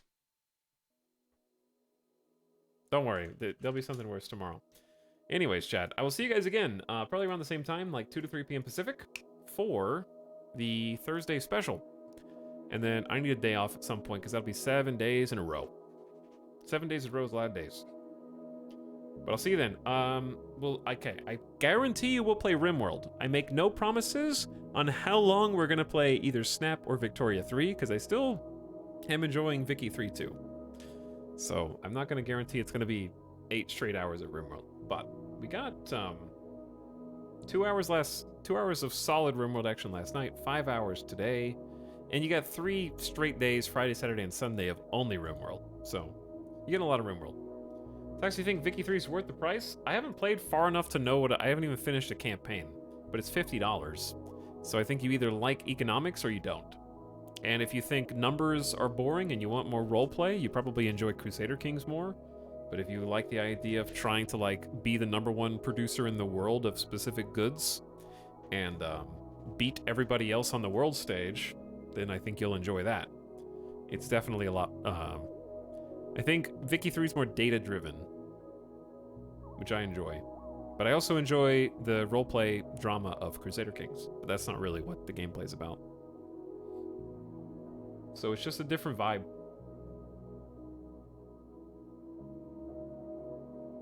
But I also enjoy learning these super dense games. Midas is hungry. Thanks everybody for coming out. Appreciate the new viewers. Those of you who stuck around from earlier. I don't know what the docket's going to be tomorrow. I will just guarantee Rimworld and then whatever else I feel like doing beforehand. Probably Snap, maybe Vicky 3, because I do want to play more of it, but I'm not really in a rush because we've been doing 7 days of streams. So we'll just...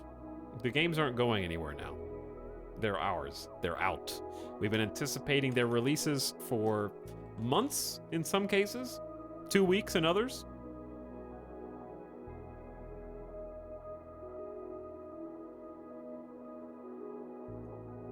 Thanks for streaming. Hey, thanks for watching, everybody. And thanks for spending time, whether you're here for one game or the other. Fuzzy Spudkiss also for 40 months as posting to get streamers' attention. You have succeeded. Thanks for the 40 months of sub, Fuzzy Spudkiss. What up? How's it going? Thanks for stream. Hey, my pleasure, Timmy's. I'll see you guys again tomorrow. And we'll definitely start with some Snap. I'm not gonna make any promises. It might be 3 hours again. It might not be. Surprise Bannerlord stream. Not yet.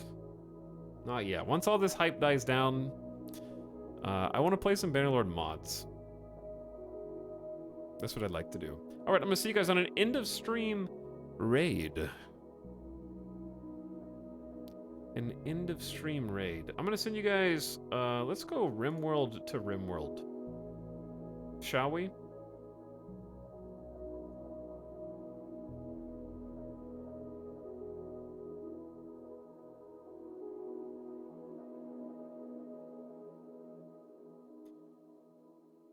Rimworld to Rimworld. Let's go say what's up to Arch Play Stuff. He's been hanging out here earlier. And I think is just getting started on Rimworld soon.